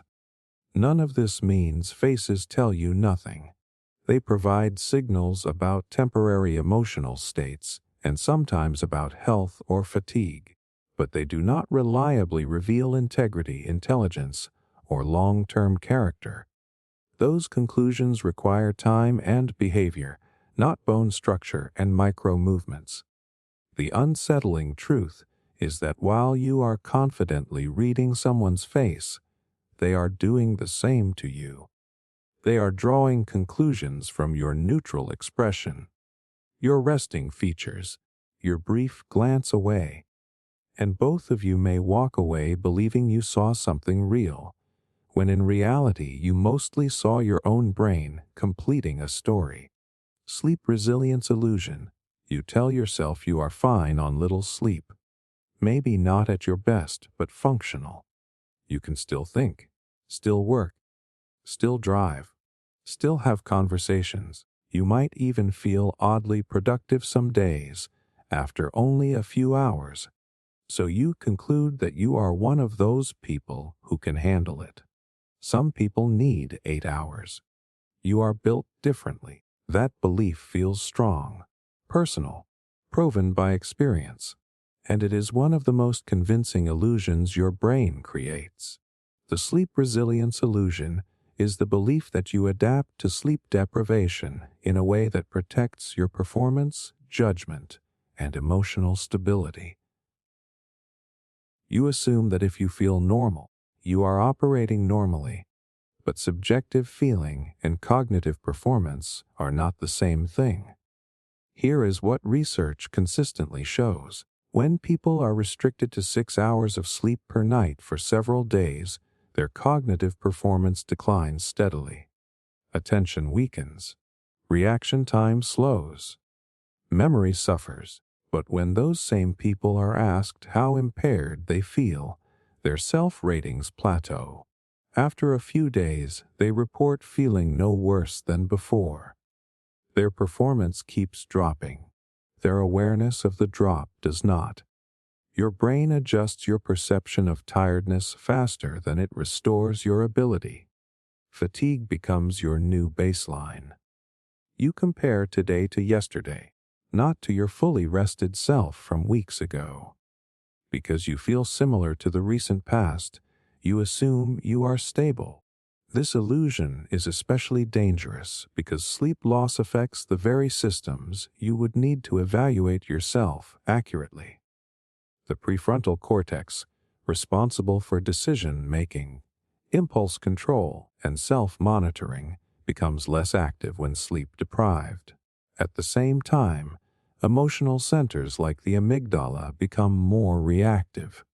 So you become slightly more impulsive, slightly more emotionally volatile, slightly less precise in reasoning, while also being slightly worse at noticing those changes. It is subtle. That is what makes it powerful. You may not crash dramatically. You just operate at a quieter deficit. You reread sentences more often. You misplace small items. You snap more quickly in conversations. You make riskier choices without fully calculating consequences. Each mistake feels minor and explainable. You blame stress. You blame distractions. Rarely do you blame the steady erosion of sleep. There is also a cultural layer. Productivity is often glorified. Late nights are associated with ambition. Waking up early after minimal rest can even feel disciplined. When sleep loss is normalized, underperformance becomes invisible. Everyone around you is tired too, so it feels standard. But normal does not mean optimal. Another twist of the illusion is the occasional burst of adrenaline. When sleep deprived, stress hormones can temporarily mask exhaustion. You might feel wired, alert, even sharp for short periods. That spike tricks you into thinking you are resilient. But adrenaline is not restoration. It is compensation. And compensation drains resources further. Chronic sleep restriction compounds quietly. Studies show that after 2 weeks of sleeping 6 hours per night, participants perform as poorly on certain cognitive tasks as those who stayed awake for 24 consecutive hours. Yet many of them insist they have adapted. They have adapted to feeling tired, not to functioning well. The sleep resilience illusion persists because the decline is gradual. There is no dramatic moment where everything collapses, just incremental dulling, incremental irritability, incremental slowing. And because you live inside your own mind, you cannot easily compare your current state to your fully rested potential. You assume you are operating at 80 or 90%. In reality, you may be far lower. Sleep is not a luxury your body negotiates with. It is a biological requirement tied to memory consolidation, emotional regulation, metabolic balance, and neural repair. You can override it temporarily. You cannot outsmart it long term. The most dangerous part of the illusion is the confidence it creates. The belief that you are fine, that you have learned to function this way, that your mind is strong enough to push through. But resilience to feeling tired is not the same as resilience to the consequences of being tired, and the gap between those two can quietly shape your decisions, your relationships, and your performance, long before you realize how much you have been running on less than you think. Pure listening illusion. You have probably sat across from someone, nodded slowly, maintained eye contact, and thought to yourself, I am really listening right now. Not interrupting. Not distracted. Fully present. It feels respectful, mature, attentive. You might even pride yourself on being a good listener. But what feels like pure listening is rarely pure at all. The pure listening illusion is the belief that when someone else is speaking, you are simply absorbing their words without distortion, filtering, or internal interference. You imagine your mind as an open container, receiving information exactly as it is delivered. In reality, your brain is doing far more than receiving. It is predicting, judging, preparing, comparing, and defending all at once. The moment someone begins talking, your brain starts constructing expectations about where their sentence is going. This predictive processing is automatic. It helps you follow conversations quickly. But it also means you are often mentally finishing their thoughts before they do. Sometimes you are right. Sometimes you are wrong. Either way, you are no longer just listening. You are co-creating the message in your own head. At the same time, another part of your mind is scanning for relevance. How does this relate to me? Have I experienced something similar? What will I say next? Even if you do not speak, your internal dialogue is active. It is subtle. It feels quiet. But it shapes what you actually hear. There is also emotional filtering. If someone says something that challenges your beliefs, your nervous system reacts before your logic does. You may feel tension in your chest, a slight defensiveness, a desire to counter. In that moment, your brain shifts from understanding to protecting. You start listening for flaws instead of meaning, and you might not notice the shift at all. Studies on conversational dynamics show that people often spend more time preparing their response than fully processing the other person's statement. This is not because they are selfish. It is because conversation is cognitively demanding. You must decode language, interpret tone, read facial expressions, and formulate replies in real time. The brain multitasks. Multitasking creates trade-offs. So while you feel attentive, pieces are slipping past you. Memory adds another layer. You do not store conversations as exact transcripts. You store summaries colored by your interpretation. If someone tells you a story, you may later recall it slightly differently, emphasizing parts that resonated with you and downplaying parts that did not. When you believe you listened purely, what you really mean is that you felt engaged. But engagement does not equal accuracy. The illusion becomes strongest in emotionally charged conversations. You may think you are calmly hearing someone out, but your mind is already building counterarguments. Or you are waiting for a pause so you can insert your own experience. Or you are subtly evaluating how their words reflect on you. True listening would require temporarily suspending the need to respond, defend, or relate. That is extremely difficult. The ego wants involvement. It wants to be relevant. It wants to shape the exchange. There is also selective attention at play. In a long conversation, certain phrases trigger stronger reactions. You latch onto those and miss surrounding context. Later, you may say you never said that, or that is not what I meant, and both parties feel confused. Each person heard selectively. The pure listening illusion survives because your internal commentary feels silent. You do not experience it as interruption. It blends into the background of awareness.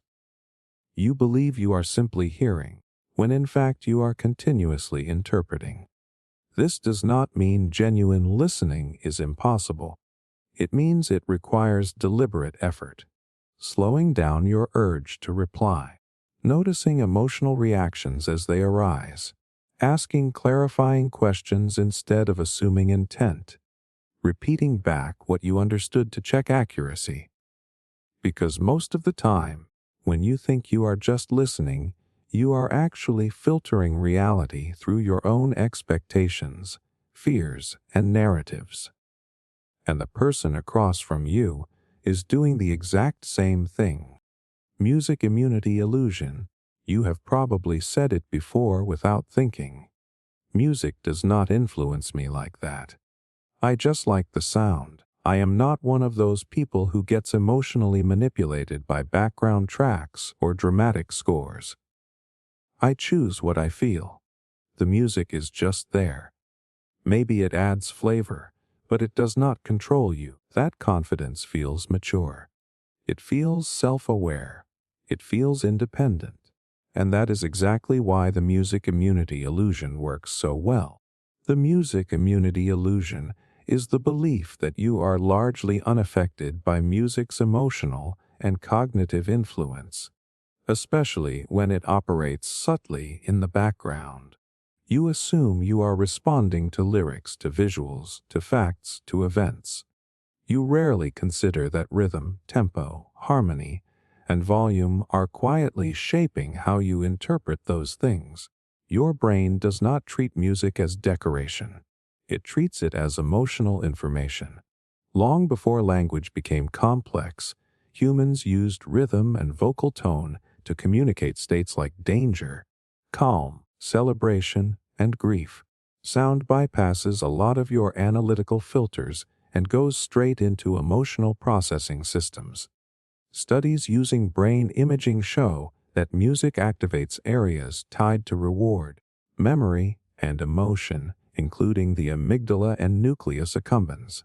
That means music does not simply accompany feeling. It helps generate it. Yet when you watch a movie scene and feel tension rising, you often attribute it to the acting or the plot. If you heard the same scene in silence, your reaction would likely be weaker. Horror films become almost comical without sound design. A swelling orchestral score can turn a simple glance between characters into something profound. But because the music is layered beneath the narrative, you credit the story, not the soundtrack. The illusion deepens in everyday life.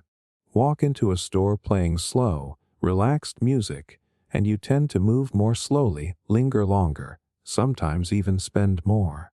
Walk into a gym blasting high-tempo tracks, and your energy rises. Your heart rate subtly synchronizes with rhythm. This phenomenon, known as entrainment, allows your body to align with external beats. It is not mystical. It is neurological. Your nervous system adapts to patterns, and still, you tell yourself you are unaffected. Think about how music changes memory.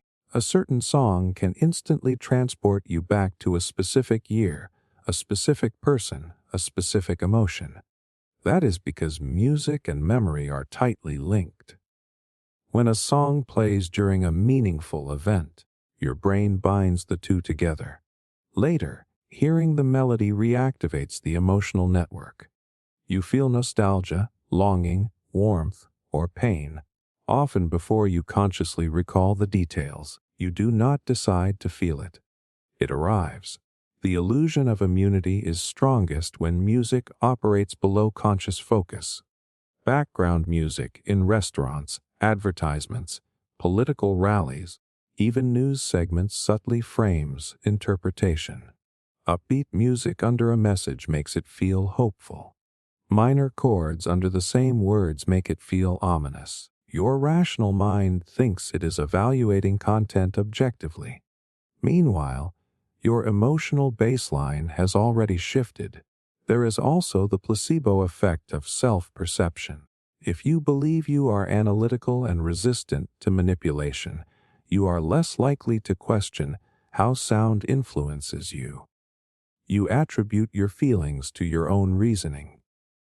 But music shapes attention, expectation, and mood in ways that feel internal. Because the shift happens inside your body, you assume it originated there.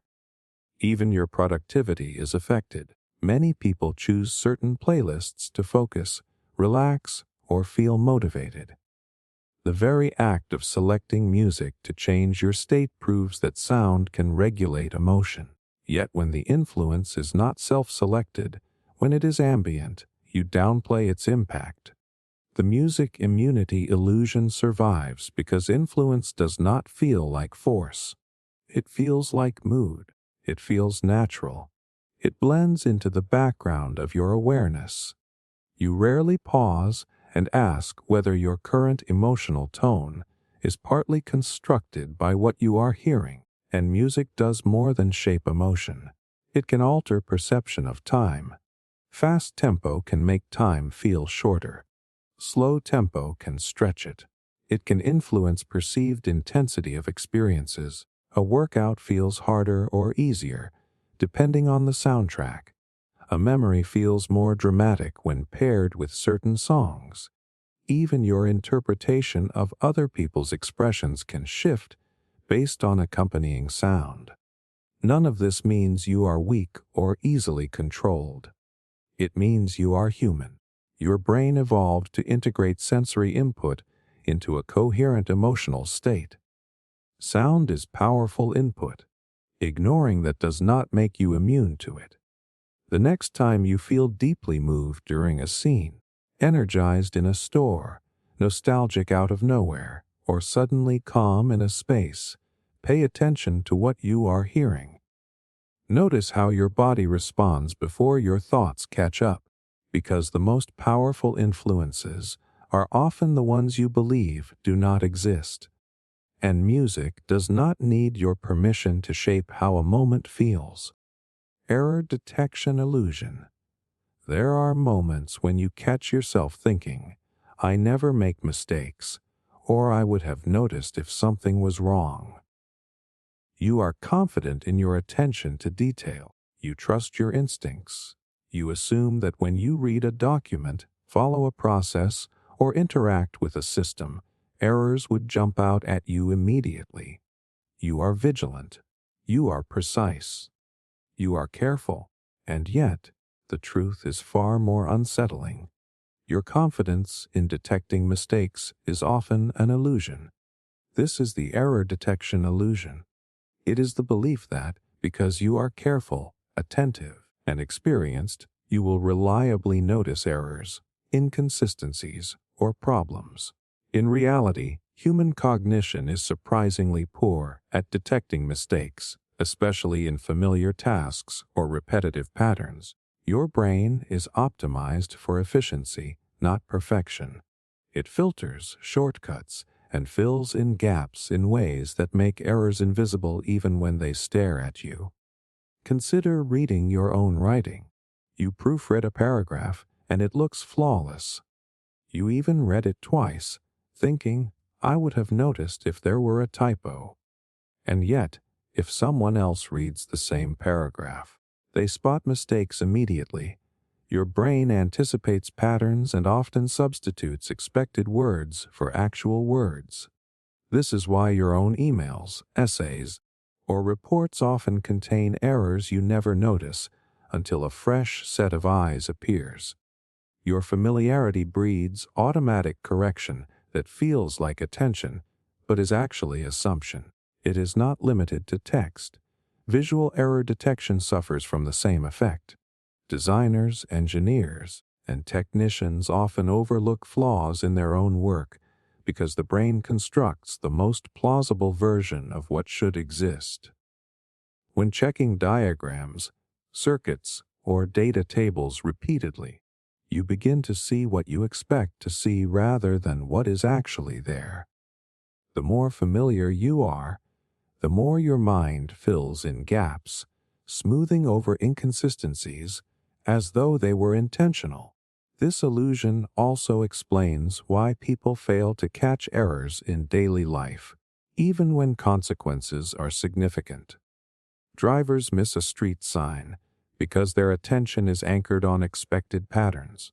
Programmers overlook a missing semicolon because the code mostly matches prior experience. Auditors glance over anomalies because the system behaves according to pattern and repetition, masking small deviations.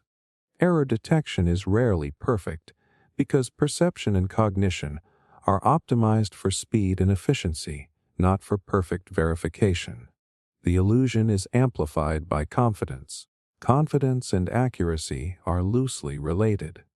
The more you trust your instincts, the more likely you are to assume that nothing is wrong. This is why experts in a field often miss errors in familiar work that a novice might spot. The expert's brain relies on heuristics that substitute efficiency for meticulous verification. Your mind assumes it sees everything, but in reality, it has already filtered information according to expectation, and that filter hides errors. Memory and attention also play a role. When you believe you have checked for mistakes, your brain marks the task as complete. The very act of believing you were thorough reduces the likelihood of noticing errors because your mind interprets them as improbable. At the same time, multitasking or fatigue further weakens error detection. Each cognitive load forces your brain to rely more heavily on shortcuts, allowing mistakes to slip through unnoticed, often without any conscious awareness that they exist. Social and environmental factors compound the effect. If a team assumes everyone else is careful, errors are less likely to be caught. Peer overconfidence can create a false sense of security.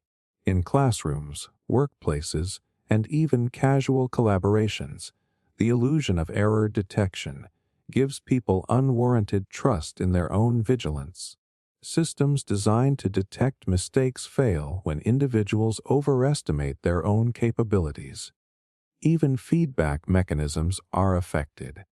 You might notice a mistake only after someone points it out, at which point it feels obvious. You think, I should have seen that. But hindsight is a trick of the brain. Once the error is flagged, your brain reconstructs the scene in a way that makes the mistake appear obvious, reinforcing the illusion that you are capable of detecting errors, even when, in the moment, you are not. The error detection illusion reveals how fragile confidence can be. It shows that the mind relies on assumptions and expectations to function efficiently, often at the expense of accuracy. Awareness of this illusion is crucial. The best defenses against it are systems, cross-checks, and multiple perspectives. Human perception alone is insufficient for flawless error detection. The more you trust your instincts without verification, the more likely you are to miss mistakes that could have significant consequences. The next time you think you would have noticed a mistake, pause and recognize the limits of your own observation. Your brain is powerful but fallible. It constructs a world that often seems flawless until confronted with evidence. Accepting that your perception and attention have blind spots does not diminish skill. It creates the opportunity to implement strategies that actually catch the errors your mind is blind to, breaking the illusion and giving you control over what you might otherwise miss. Normality, certainty, illusion. There is a quiet confidence that comes from believing you understand what is normal. You look around, observe how people act, compare behaviors, and tell yourself that you know the rules, the standards, the acceptable range of emotion, thought, and action. You believe you can recognize what fits and what does not. When something seems strange or unusual, you categorize it quickly, sometimes with amusement, sometimes with judgment. You trust your sense of what is normal because it has guided you before. It has helped you navigate social situations, workplaces, even friendships. It feels reliable. It feels solid. It feels like truth. But that trust is exactly where the normality certainty illusion lies. The normality certainty illusion is the assumption that what you perceive as normal is accurate and universal. It is the belief that your definition of acceptable, expected, or ordinary behavior reflects reality rather than perspective. Your brain craves coherence and consistency. It prefers to fit the world into patterns it understands. When something does not fit, it either rejects it as abnormal or quickly reshapes it into something familiar. This process creates a false sense of certainty about what normal is. Think about your social experiences. You see someone expressing an emotion more intensely than you are accustomed to, and immediately label it as extreme or irrational. You hear a friend describe an unusual lifestyle or belief, and your internal reaction is, "That is not normal." You think this is obvious because it violates the patterns your brain has learned to expect, but your pattern is limited. It reflects your environment, upbringing, culture, peer group, and personal experiences. What feels normal to you is a constructed subset of possibilities.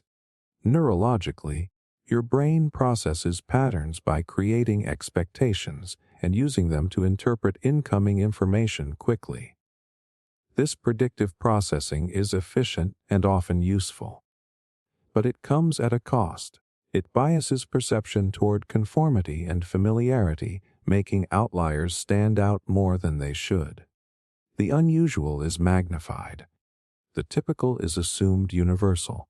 And because the mind seeks certainty, it closes the loop by labeling unfamiliar experiences as abnormal rather than uncertain. Culture and social norms intensify this effect. Every society has behavioral scripts that shape how people act, speak, and feel. When you grow up immersed in a particular set of norms, you internalize them so deeply that they feel natural, inevitable, and even objective. When someone deviates, it feels jarring. You feel almost instinctively that there is a correct way to be. But those standards are learned. They are not universal truths. They are context-dependent. The illusion also affects self-perception. You compare your own habits, preferences, and reactions against an internalized notion of what is normal. You tell yourself, "I should feel this way. I should behave that way. I should have these ambitions." Deviations trigger discomfort, shame, or confusion. You mistake these internal comparisons for objective reality. The illusion convinces you that the dissonance indicates error in yourself rather than revealing the subjective nature of normality. Even in science and data, normality feels certain when it is statistical but gets interpreted as universal. A distribution curve shows averages, medians, modes, and ranges, and you instinctively assign labels like normal, typical, or expected. But statistical normality is context-specific. It is descriptive, not prescriptive. Yet your brain translates description into authority. Patterns feel like rules. Averages feel like benchmarks for correctness, and variance feels wrong. The illusion becomes particularly dangerous when it influences judgment, policy, or relationships. If you believe your version of normal is the only valid one, you unconsciously apply it as a standard to others. You assess people, situations, and ideas based on how closely they align with your template of normal. Differences become deviations, and deviations often feel like threats. You might resist innovation, creativity, or perspective simply because they violate your internal expectation. There is also a psychological comfort in certainty. Knowing what is normal reduces anxiety because it makes the world predictable. You feel capable of anticipating reactions, controlling outcomes, and understanding behaviors. Ambiguity, difference, and unfamiliarity trigger the mind's threat detection systems. The normality certainty illusion shields you from uncertainty by assigning labels and creating a false sense of control. The moment you notice this illusion, you begin to see that normality is more fluid than it feels. The behaviors, beliefs, and emotions you once labeled as obvious standards are actually context-dependent approximations, shaped by countless variables you barely recognize. Recognizing that normal is a spectrum rather than a fixed point is liberating. It allows you to interpret differences as data rather than judgment, possibilities rather than threats, variations rather than errors. The normality certainty illusion shows you that confidence in your perception of what is standard can be misplaced. What feels normal to you is often a reflection of your environment, your history, and your biases, not an objective truth. And the first step toward clarity is simply noticing how strongly your brain craves certainty and pattern, and how easily it converts familiarity into an unquestionable measure of reality.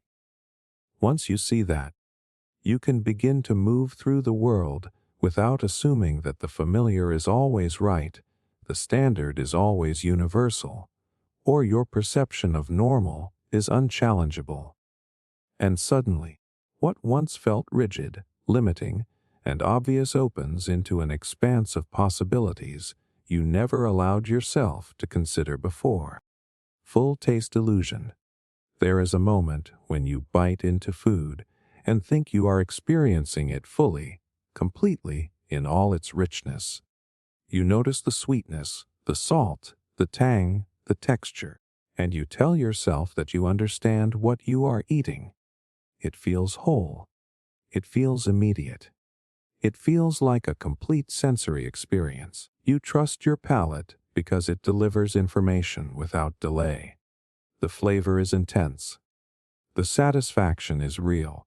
And yet, as much as it seems like a full experience, the truth is that your brain is creating a very selective version of taste that feels complete, but is actually incomplete. This is the full taste illusion. It is the assumption that the sensory experience you perceive in a single moment captures the entirety of flavor and nutrition, when in reality your perception is filtered, shaped, and constrained by countless unseen processes in your body and brain. Your taste buds detect molecules, but the brain interprets, amplifies, and fills in gaps to produce a feeling of completeness that can be misleading. You are not tasting everything equally. You are tasting what your brain chooses to highlight. Consider how much context affects flavor. The same food can taste dramatically different depending on your mood, expectations, environment, or even prior experience. A chocolate bar eaten at a movie theater feels richer than the same chocolate eaten in a rush while walking to work. Your brain integrates auditory, visual, and emotional cues into the taste experience, creating an illusion of fullness that is not solely about the food itself. Expectations shape perception. If you believe a dish is extraordinary, your brain heightens the sensory experience to match. Conversely, if you approach it with doubt, your perception dampens. Flavor is never purely objective. Smell plays an enormous role, even if you are not conscious of it. Much of what you consider taste is actually retronasal olfaction. Aromas that reach the brain from the back of the mouth create the perception of flavor complexity. If you hold your nose while eating, the taste diminishes dramatically, yet your mind may insist that it is still complete. This shows how perception of fullness is constructed. Your brain interprets incomplete signals as sufficient to deliver a sense of satisfaction, creating the illusion that you are experiencing the entire taste profile. Texture, temperature, and even sound contribute as well. The crunch of a chip, the smoothness of chocolate, the sizzle of a steak, all feed into the perception of flavor. The brain integrates these inputs into a composite experience, so you feel that every aspect is accounted for, even though it is a curated selection of sensory cues. Neurologically, the brain prioritizes what is most salient for decision-making. Energy-rich flavors, novel tastes, and socially meaningful foods are amplified, while subtler compounds go unnoticed. Your taste is full where it matters most, incomplete where it does not. The illusion grows stronger because of memory. Familiar foods trigger recollections of previous meals. You taste not just the present bite, but an amalgamation of past experiences. Your brain fills in gaps based on prior knowledge. That is why a peanut butter cookie can taste richer when you remember a childhood bakery version than it does in reality. The sensation feels comprehensive, but it is actually layered with expectation, memory, and imagination. The full taste illusion is also evident in how quickly we eat. When you eat rapidly, the brain registers satisfaction before the mouth has encountered the full range of flavors. The initial perception feels complete, convincing you that the bite is rich and rewarding. Satiety signals arrive early. By the time you reflect, the experience has already been interpreted as full, even though subsequent bites would reveal nuances previously unnoticed. Mindful eating demonstrates this perfectly. When you slow down, chew thoroughly, and pay attention, you notice layers you never perceived before. The original bite felt complete, but it was only a fragment. There is also the social component. Sharing food, seeing others enjoy it, and receiving commentary about flavor further convinces your brain that the experience is whole. You trust not only your senses, but your interpretation in relation to others. The mind constructs a coherent narrative of fullness, integrating internal cues, memory, expectation, and social context. The taste feels absolute because multiple signals converge to reinforce the perception. Even in professional tasting, such as wine or chocolate, experts use trained techniques to overcome the full taste illusion. They slow down, focus on subtleties, and isolate notes, precisely because the first impression always feels complete, even when it is not. Most people never challenge this assumption, eating every meal under the impression that each bite delivers full sensory truth. The full taste illusion is not a failure. It is an adaptive feature. Your brain emphasizes what is most relevant: calories, pleasure, safety, novelty, and reward. Experiencing a simplified, amplified version of flavor allows you to respond quickly to food without needing to process every molecule. But it also creates the illusion that you are experiencing the totality of taste when your mind is performing a sophisticated selection and enhancement. Next time you eat something and marvel at its richness, pause for a moment. Take it slow. Notice the flavors you initially missed. The aroma notes, the subtle bitterness, the hidden texture. The first impression felt complete, but your brain delivered only what it considered essential. And in realizing this, you start to see taste not as a singular truth, but as a dynamic, curated illusion crafted by your mind, your memory, and your senses working together to convince you that the bite is whole, when it is only a fragment of the reality your body could perceive. Repetition immunity illusion. There's a quiet confidence that creeps in when you hear something over and over and tell yourself, I am not influenced by this. You see the same ad a dozen times, hear the same argument repeated in conversation, encounter the same persuasive headline in different contexts, and your first thought is that you are immune. You are aware. You have critical thinking. You are logical. Repetition might work on other people, but it will not work on you. You are certain of it.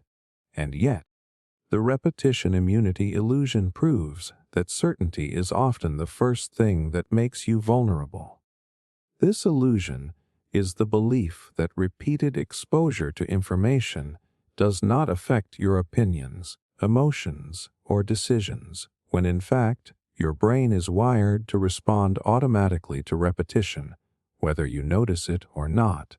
Your mind treats familiarity as a signal of truth, relevance, or importance, even when the content is misleading, biased, or outright false. Every time you encounter the same phrase, the same claim, or the same idea, your nervous system subtly adjusts your perception of it. Familiarity breeds acceptance in ways you do not consciously register. Cognitive psychology has studied this extensively, often calling it the mere exposure effect. Even when you actively resist, repeated stimuli create a sense of fluency. The words feel easier to process. Your brain interprets that ease as correctness. The repetition does not need to change your conscious mind immediately. It alters your emotional and intuitive response. You may feel more confident that the statement is plausible without being able to articulate why. The effect is subtle, cumulative, and almost invisible, which is why you think you are immune. The illusion is strongest when you pride yourself on skepticism. The more certain you are that repetition cannot affect you, the more likely you are to unconsciously accept repeated information. The brain treats your confidence as irrelevant because the mechanism operates below conscious awareness.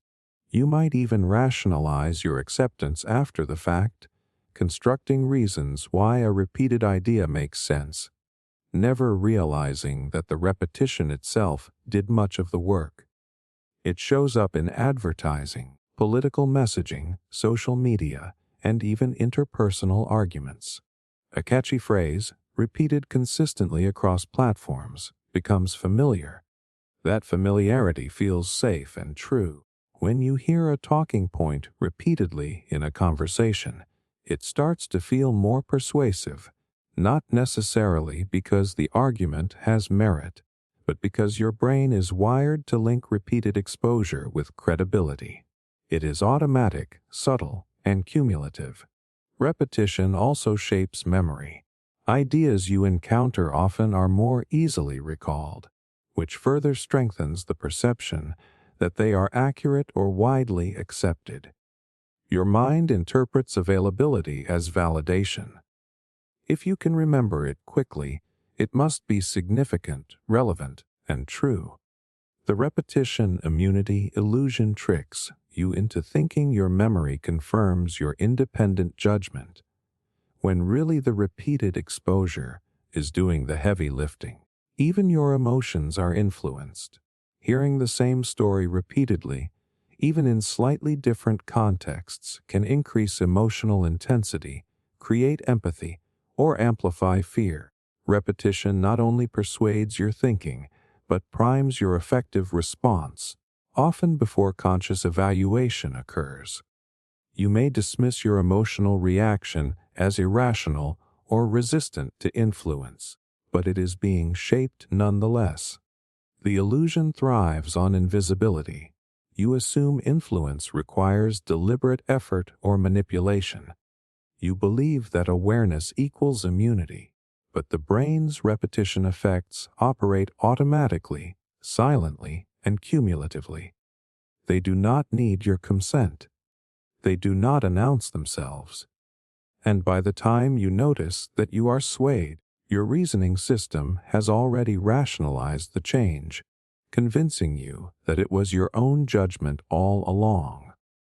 Even experts and highly critical thinkers are not immune. Studies show that repeated exposure increases perceived truthfulness of statements, even when participants are aware that repetition is being used as a tactic. Awareness slows the effect, but it does not eliminate it.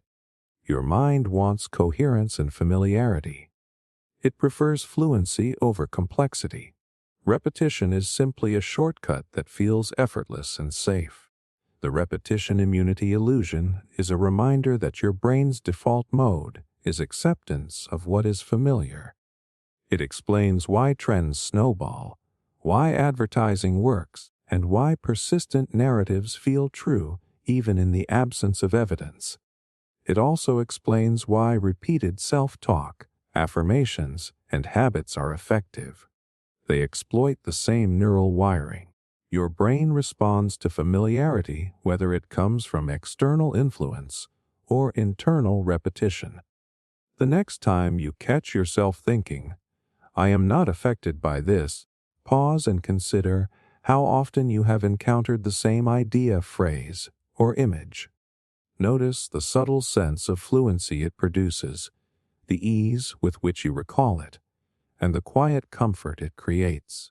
That feeling of certainty may not come from critical judgment at all. It comes from repetition itself, and recognizing that is the first step toward breaking the illusion and understanding just how powerful familiar patterns can be, even when you are convinced you are immune.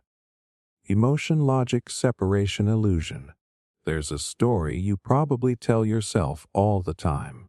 You think I can separate my emotions from my decisions. I can think clearly. I can be objective. I feel something, sure, but I am capable of reasoning independently. You trust that logic can operate without interference from feelings, that analysis is pure and untainted, and that emotions are something you can set aside like a coat at the door. It feels like a skill. It feels like control. It feels like maturity. But that confidence is exactly what the emotion logic separation illusion feeds on. The emotion logic separation illusion is the belief that your thinking can operate entirely apart from your emotional state, when in reality your reasoning, judgment, and perception are deeply intertwined with feeling. The human brain does not isolate logic from emotion. It integrates them constantly. Emotions are not an optional layer. They are a core part of how decisions are evaluated, priorities are set, and information is interpreted.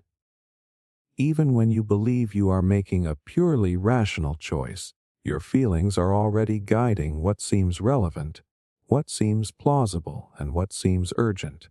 Consider how quickly this happens.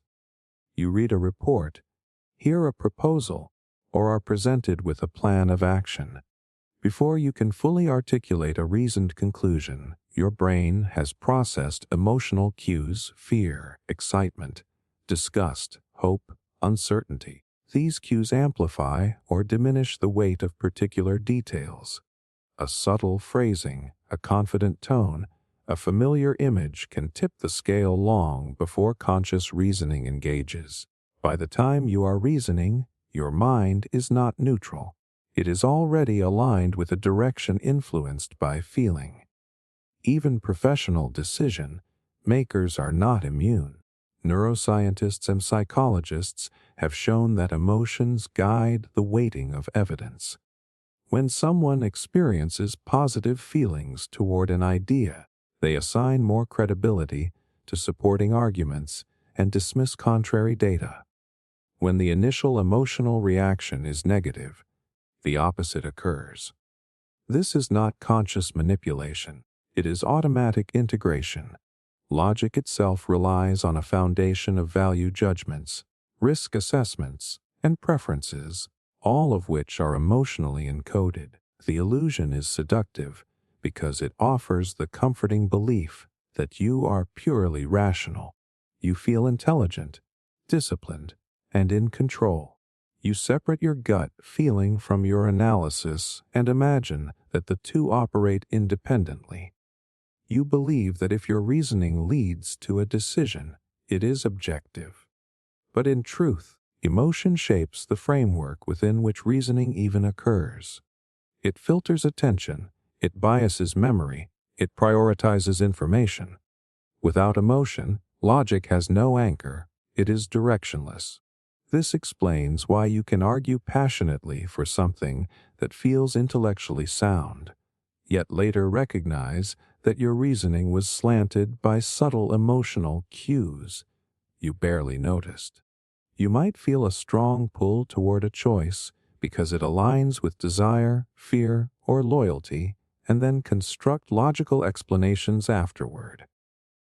The reasoning feels like the driver, but emotion has often been steering the wheel all along. Even minor emotions affect outcomes. A fleeting irritation can make you more critical of a proposal. A momentary excitement can make you overvalue an opportunity. A mild feeling of nostalgia can bias your judgment about people, events, or ideas. These are not dramatic storms of feeling. They are subtle, almost invisible, yet they shape conclusions in ways you assume are logical. The illusion convinces you that because the influence is not obvious, it does not exist, but the influence is real precisely because it is subtle. Social dynamics amplify this effect. Emotional cues from others, tone of voice, facial expression, body language, enter your processing unconsciously.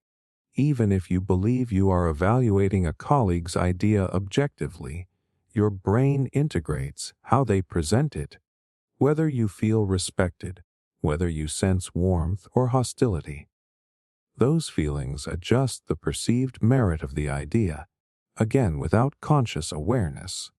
Your mind interprets these subtle signals as relevant, and you believe your reasoning is autonomous when it is not. The illusion is reinforced by cultural narratives about rationality. You are taught that the ideal decision maker is cold, analytical, and detached. Emotions are framed as noise or interference. You internalize that separation is possible and desirable. But neuroscience, psychology, and behavioral economics all show that separation is an illusion. Rationality is built on emotional scaffolding. Decisions are not weakened by emotion, they are inseparable from it.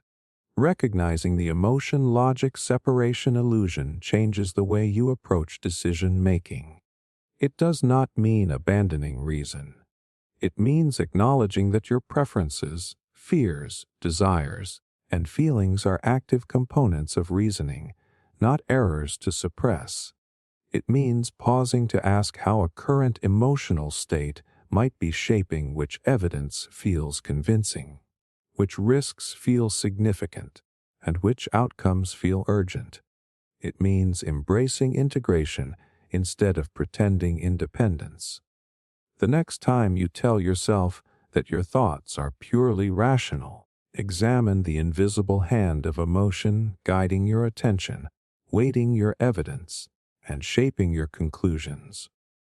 That sense of separation you feel is comforting, but it is a cognitive trick. Logic and emotion are partners, not adversaries, and understanding that is the first step toward making decisions that are genuinely informed. rather than unconsciously led by feelings you think you left behind. Memory permanence illusion. There is a quiet confidence that comes from remembering something clearly. You recall a moment, a conversation, a face, a feeling, and it feels permanent. You trust your memory. You believe that because you can replay it vividly in your mind, it must be accurate, unchanging, reliable. You treat it like a file in a cabinet, ready to be retrieved exactly as it was stored. That clarity feels like proof. It feels like truth. It feels like permanence. And that is exactly where the memory permanence illusion thrives. The memory permanence illusion is the belief that memories, once formed, remain fixed and faithful to the original event. You assume that vivid recollection equals accurate recollection, that details, emotions, and sequences are stable over time.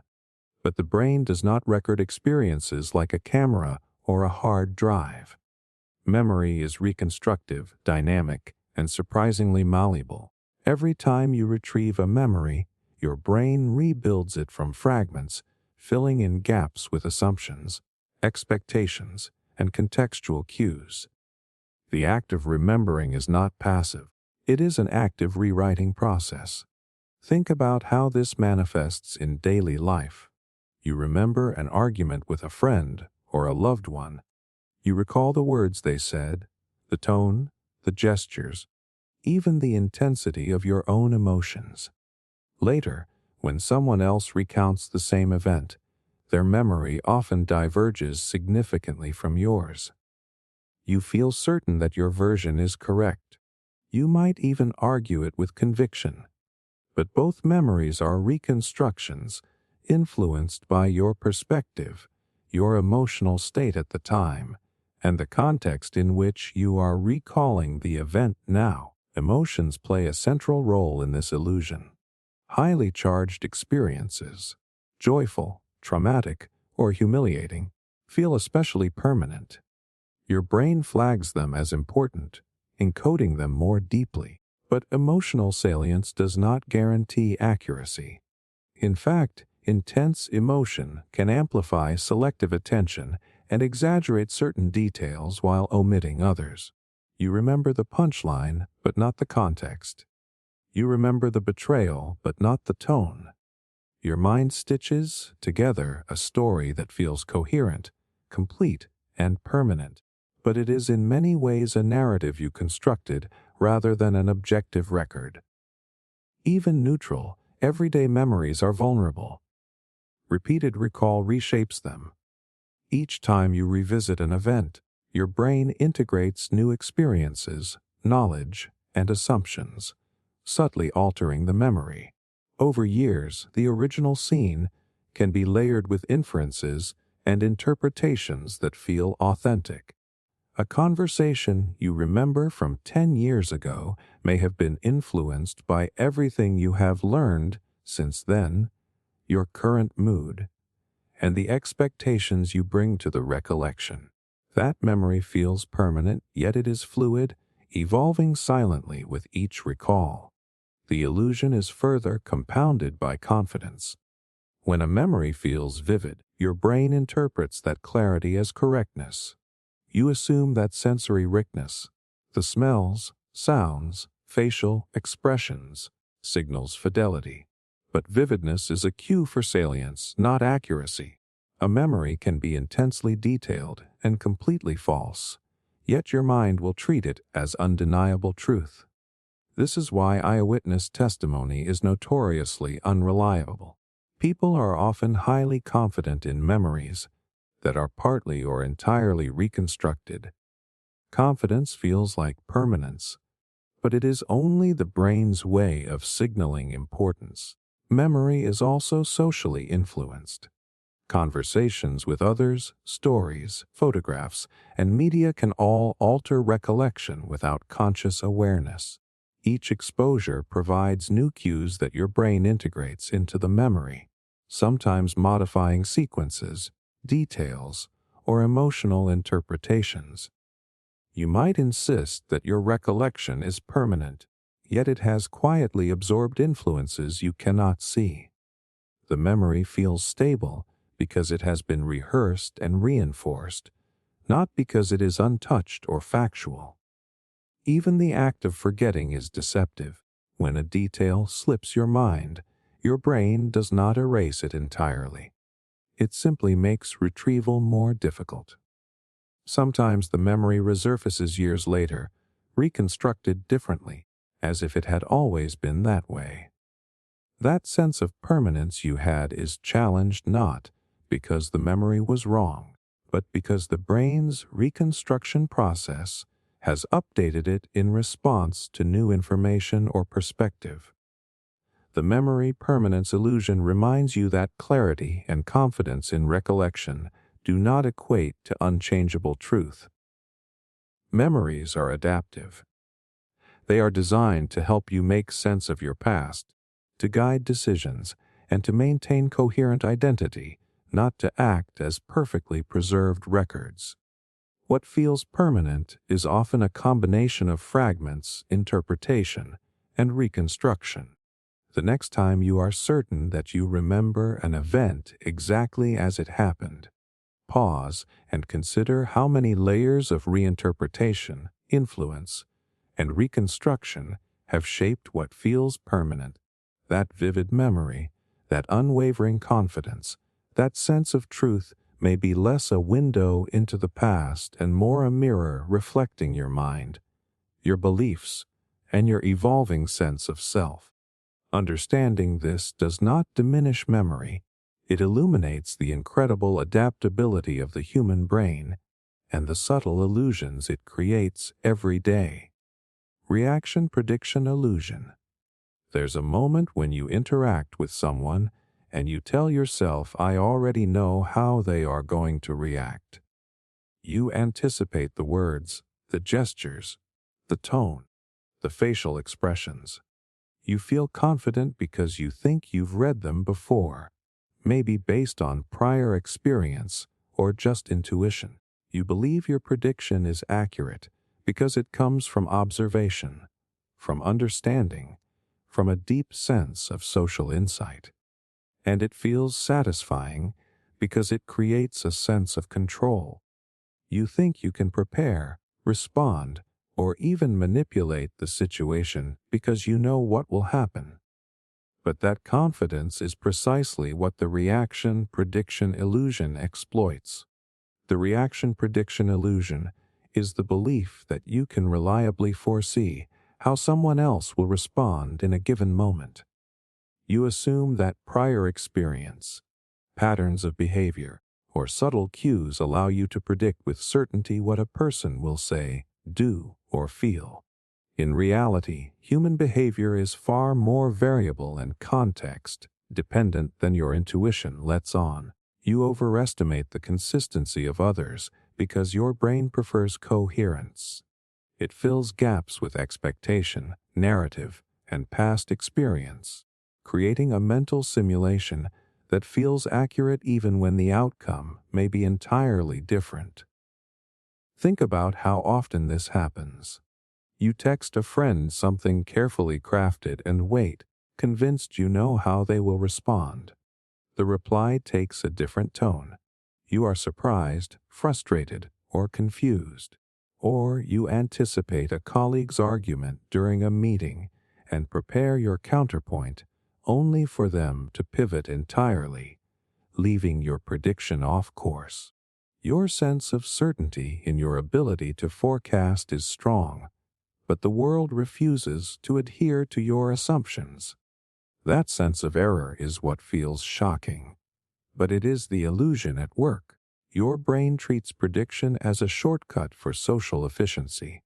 Neuroscience shows that humans simulate the minds of others constantly, a phenomenon called theory of mind. You run mental models of people, their likely intentions, and their probable reactions. These models are based on observed patterns and assumptions, but they are inherently incomplete. They incorporate stereotypes, selective memory, and personal bias. They give the feeling of certainty because the model is internally consistent, even if it does not match reality. Emotion further complicates the illusion. You assume that because you know someone's mood or past reactions, you can predict their behavior. But moods shift, priorities change, and subtle contextual cues radically alter outcomes. Someone who reacted one way yesterday may behave entirely differently today because their attention is elsewhere.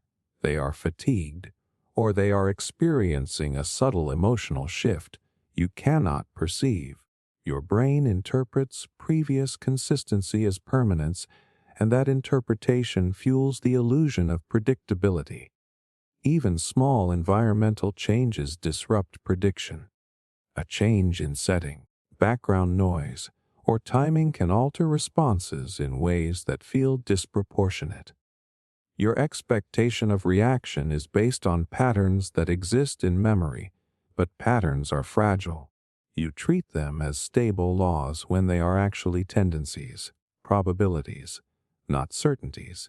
Confidence in prediction becomes a trap because your mind prioritizes fluency and coherence over complexity and uncertainty. The illusion is reinforced by confirmation bias. When your predictions are correct, you feel validated. You think I knew it. Your brain registers hits as evidence of skill, and misses are often rationalized or ignored.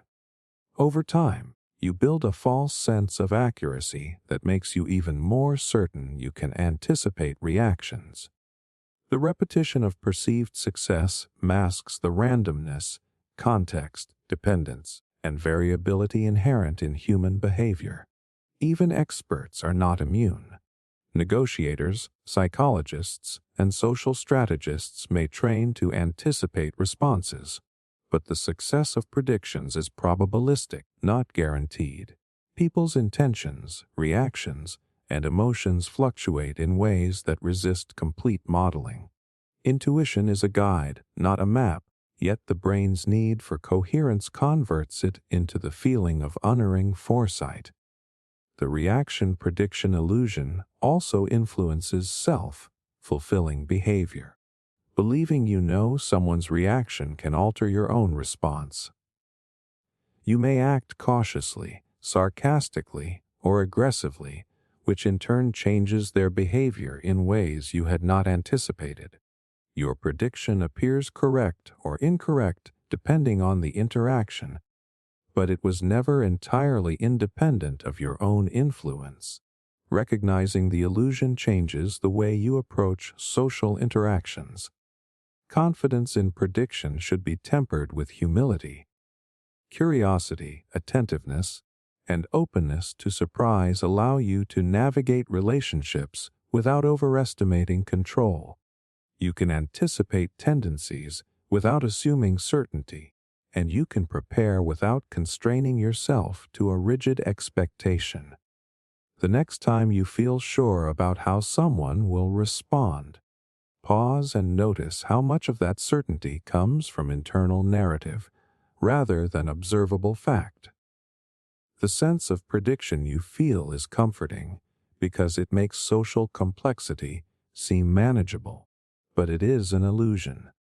Human reactions are dynamic, context-sensitive, and layered, and understanding that frees you to engage with the world more flexibly, more openly, and more accurately than any confident prediction ever could.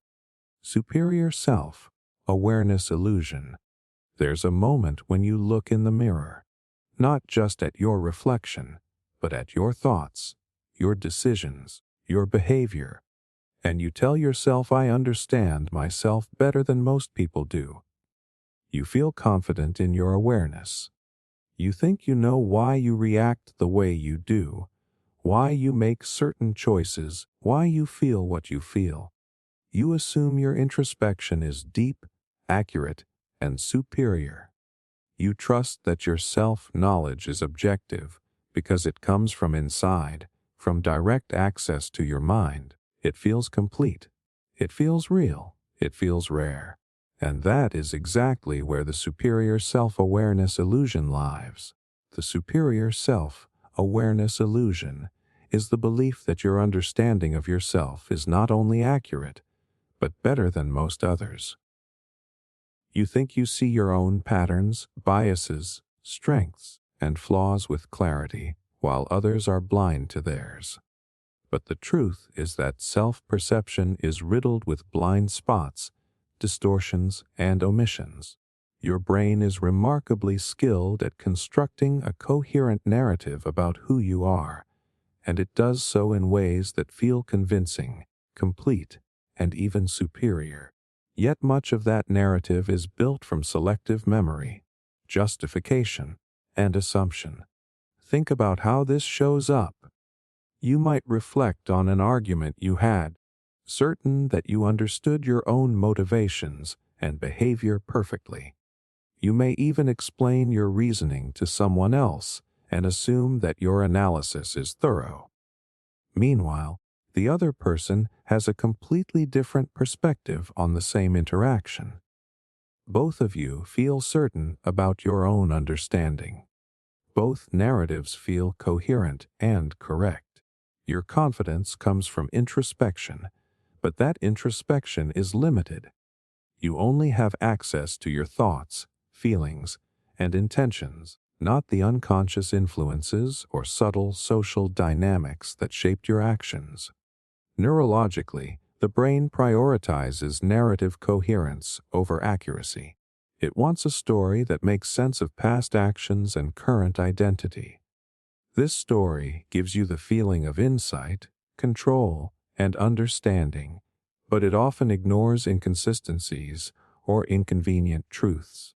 Memory is reconstructive, selective, and filtered through present beliefs. So, when you examine yourself, you are not accessing a flawless archive. You are accessing a curated and often self-serving version of your experiences. Emotions further complicate self-perception. You may interpret behavior through the lens of how you want to see yourself rather than how you actually behave. A tendency toward altruism, patience, or intelligence may feel central to your identity, so your mind emphasizes moments that confirm that narrative and downplays moments that contradict it. You are more likely to remember times when you acted kindly than times when you acted selfishly, more likely to interpret ambiguous situations in ways that align with your self-concept. This gives you the sense that you are exceptionally self-aware, when in fact you are mostly aware of the parts of yourself you already approve of. Biases play a huge role. The introspection illusion, for example, shows that people believe they understand the causes of their own behavior more than they actually do. You may confidently explain why you made a choice, why you reacted with anger, or why you felt anxious, yet your explanation is often incomplete or incorrect. Your mind fills gaps with plausible rationalizations, and the process feels like insight. Confirmation bias reinforces this. Every time your self-analysis feels right, you take it as evidence that your awareness is superior. Social feedback, or lack thereof, strengthens the illusion. If friends, colleagues, or family rarely contradict your self-assessments, you may assume that your insight is rare. Cultural emphasis on introspection and reflection reinforces the belief that thinking about yourself produces truth. You may even compare yourself to others and conclude that your understanding of your own mind is deeper. But you are mostly comparing narratives rather than accuracy. Even subtle environmental factors influence perception of self. Stress, fatigue, or mood can make you feel that you understand yourself perfectly, or that your understanding is clouded. But the same situation under different conditions could produce completely different introspections. Your self-awareness feels stable and superior, but it is context-dependent and fluctuating. The illusion is persuasive because it offers comfort, competence, and control.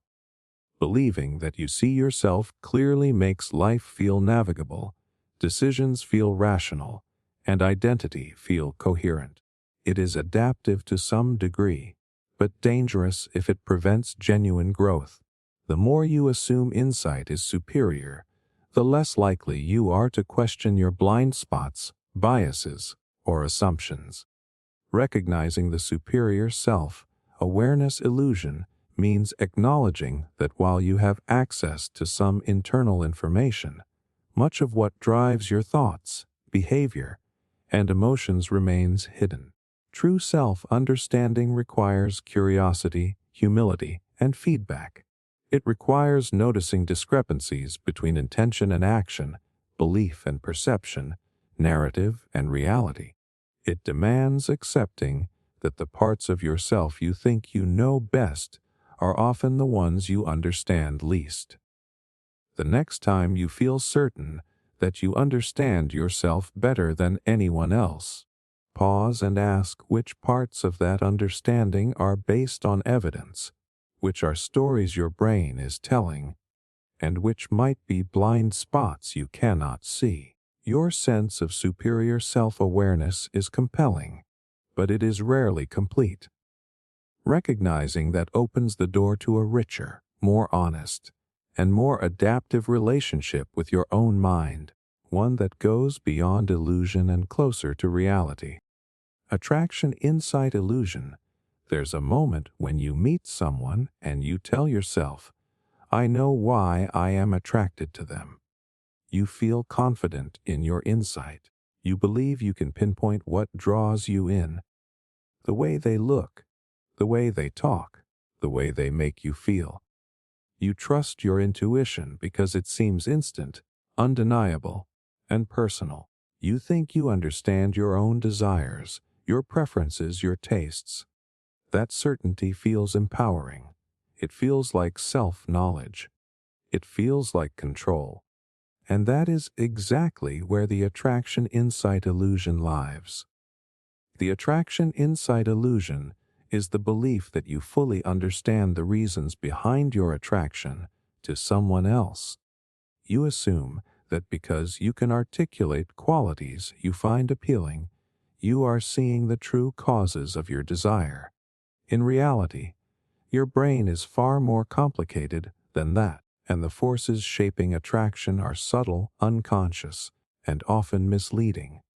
What feels like clarity is frequently a post hoc story created by your mind to explain impulses you cannot fully access. Think about how quickly attraction forms. Studies in psychology show that people make judgments about potential partners in milliseconds. Long before conscious reasoning engages, your brain assesses facial symmetry, body language, scent, voice, and even unconscious cues like pheromones. It integrates all this information rapidly and generates a feeling of pull that feels intentional but is largely automatic. You interpret that pull as insight, but in truth, it is the outcome of complex, unconscious processes. Social and cultural conditioning also shape your preferences without you realizing it. The traits you believe are genuinely appealing may reflect societal ideals rather than your true personal taste. The media you consume, the people you admire, the social circles you navigate, all reinforce patterns of attraction that feel intrinsic but are actually learned. Your mind interprets familiarity and expectation as genuine preference, which creates a false sense of self-insight. Even biological drives complicate things. Hormones influence attraction in ways you rarely notice. Subtle cues like scent symmetry or even genetic compatibility affect your response before you are aware of it. When you rationalize why you like someone, you are often writing a story to match these invisible influences. That story feels accurate because your brain wants coherence, but it is an interpretation rather than a direct readout of your subconscious impulses. Emotions amplify the illusion. Excitement, nervousness, or desire feel like evidence of understanding. You assume that the intensity of feeling correlates with insight. The stronger the pull, the more convinced you are that you know exactly what you are responding to. But emotion is not clarity. Emotion is signal amplification. It makes certain traits or behaviors feel more meaningful than they are, creating the illusion that your interpretation of attraction is precise. Memory also plays a role. You recall past experiences and use them to explain current attraction. You tell yourself, I am drawn to them because they remind me of someone else, or because they match qualities I admired before. But memory is reconstructive and biased. You selectively recall moments that confirm your narrative and ignore moments that contradict it, further reinforcing the sense of insight. Even social feedback reinforces the illusion. When others notice your preferences or comment on your choices, you may assume that your understanding of attraction is accurate and transparent. The attention feels validating, but it is often confirmation bias at work. You interpret others' reactions as evidence that your preferences are logical and understandable, not realizing how much unconscious processes actually govern them. The danger of the attraction insight illusion is that it convinces you that your choices are fully rational and comprehensible. You may overestimate your control over desire, assuming that knowing the reason behind a pull changes the underlying biology and psychology of attraction. It can lead to frustration when your feelings are unpredictable, inconsistent, or contradictory, because you believed that insight equals predictability. Recognizing this illusion does not diminish attraction. It reveals the complexity and richness of desire, the way unconscious cues, biology, culture, emotion, and memory intertwine. True understanding of your preferences is less about certainty and more about curiosity. It is about noticing impulses, questioning assumptions, and accepting that some elements of attraction are inherently mysterious.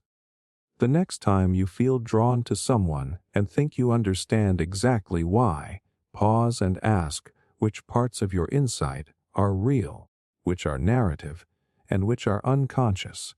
Your mind loves coherent stories, but attraction is rarely simple. That pull you feel is the result of layers of processes that go beyond immediate comprehension, and realizing that allows you to experience desire with humility, awareness, and a richer understanding of yourself and the hidden forces guiding what feels irresistible. Thought privacy illusion. There's a moment when you think a thought, a private idea, a fleeting opinion, and you feel safe. You tell yourself nobody can know what is in your head. You trust that your mind is yours alone, a sanctuary beyond the reach of others. That sense of privacy feels absolute.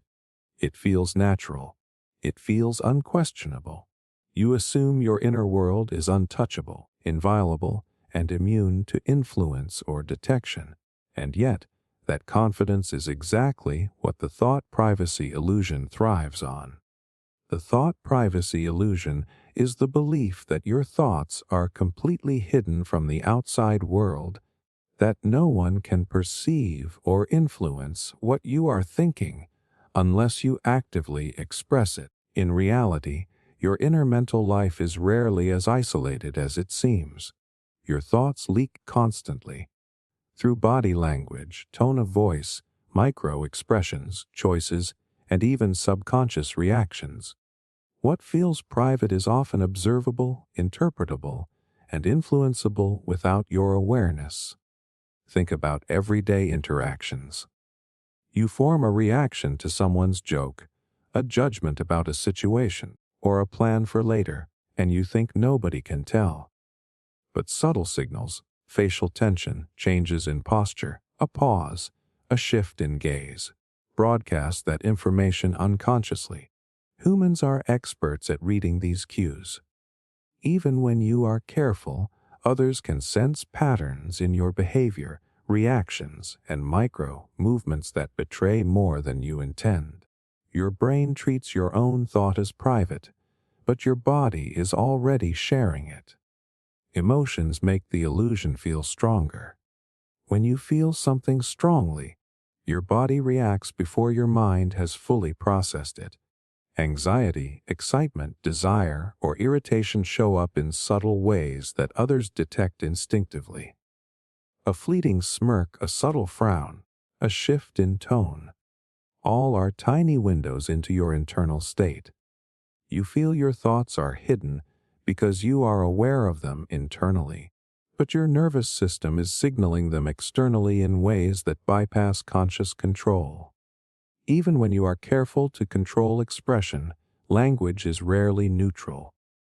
Word choice, hesitation, emphasis, and syntax often reveal intentions or emotions.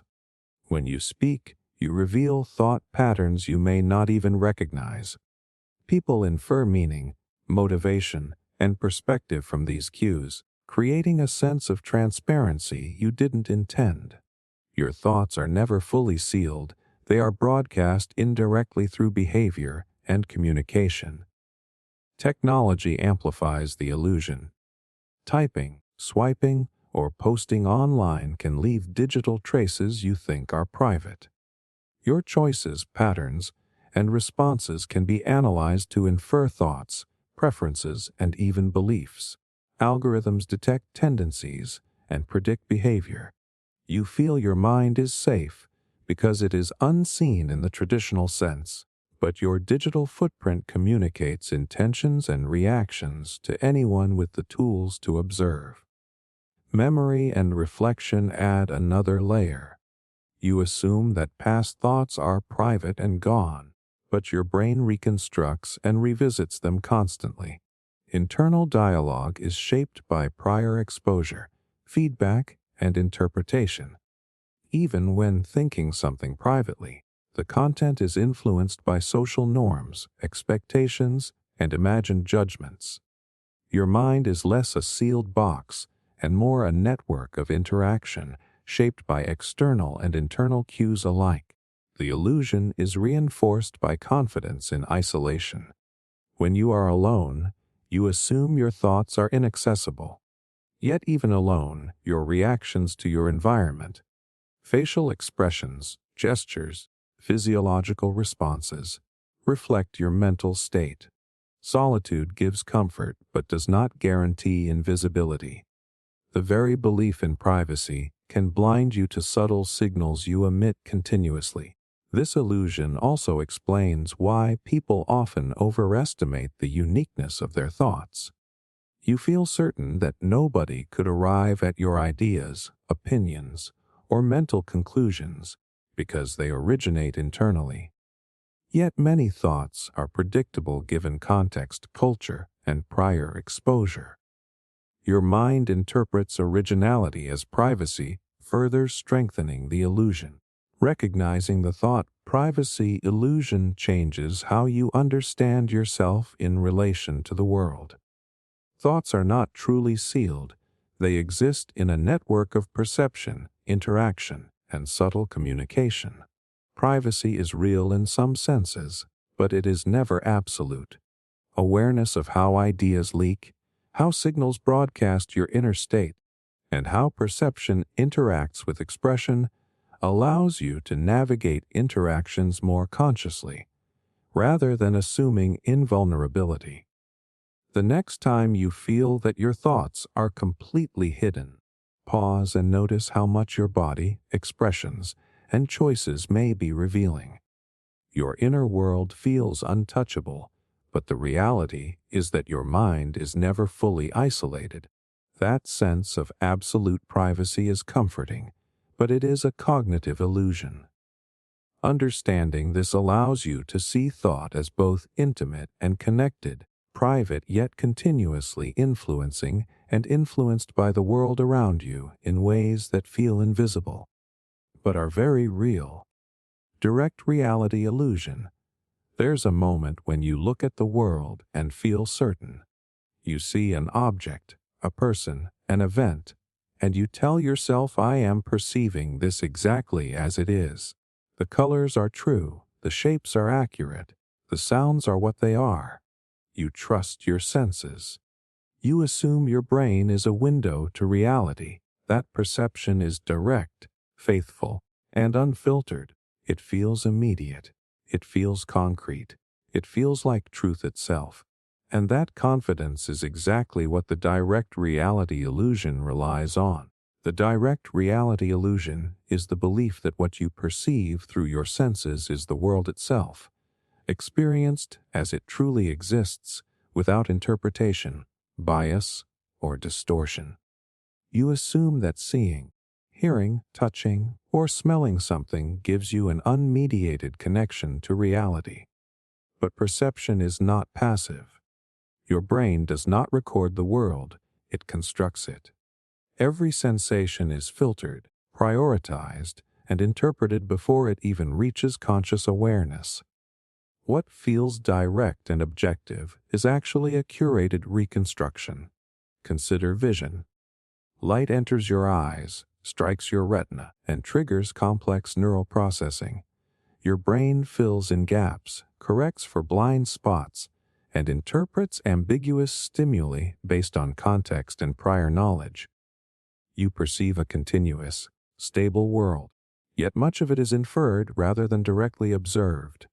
Optical illusions exploit this precisely because the brain prioritizes plausible interpretation over absolute accuracy.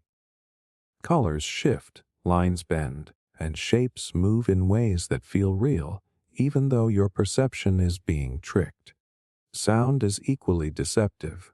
Your auditory system prioritizes patterns, fills in missing tones, and localizes sources based on assumptions. You may hear a familiar word in background noise, even if it isn't there, or misinterpret the direction of a sound. Your brain constructs a coherent auditory scene, and you trust that it reflects reality. Yet the fidelity is always approximate, guided by efficiency and expectation rather than objective capture. Memory and expectation also shape perception in real time. You interpret what you see and hear based on context, prior knowledge, and beliefs. When your mind expects a particular outcome, you are more likely to perceive evidence supporting it. This creates the sensation that reality confirms itself directly to you.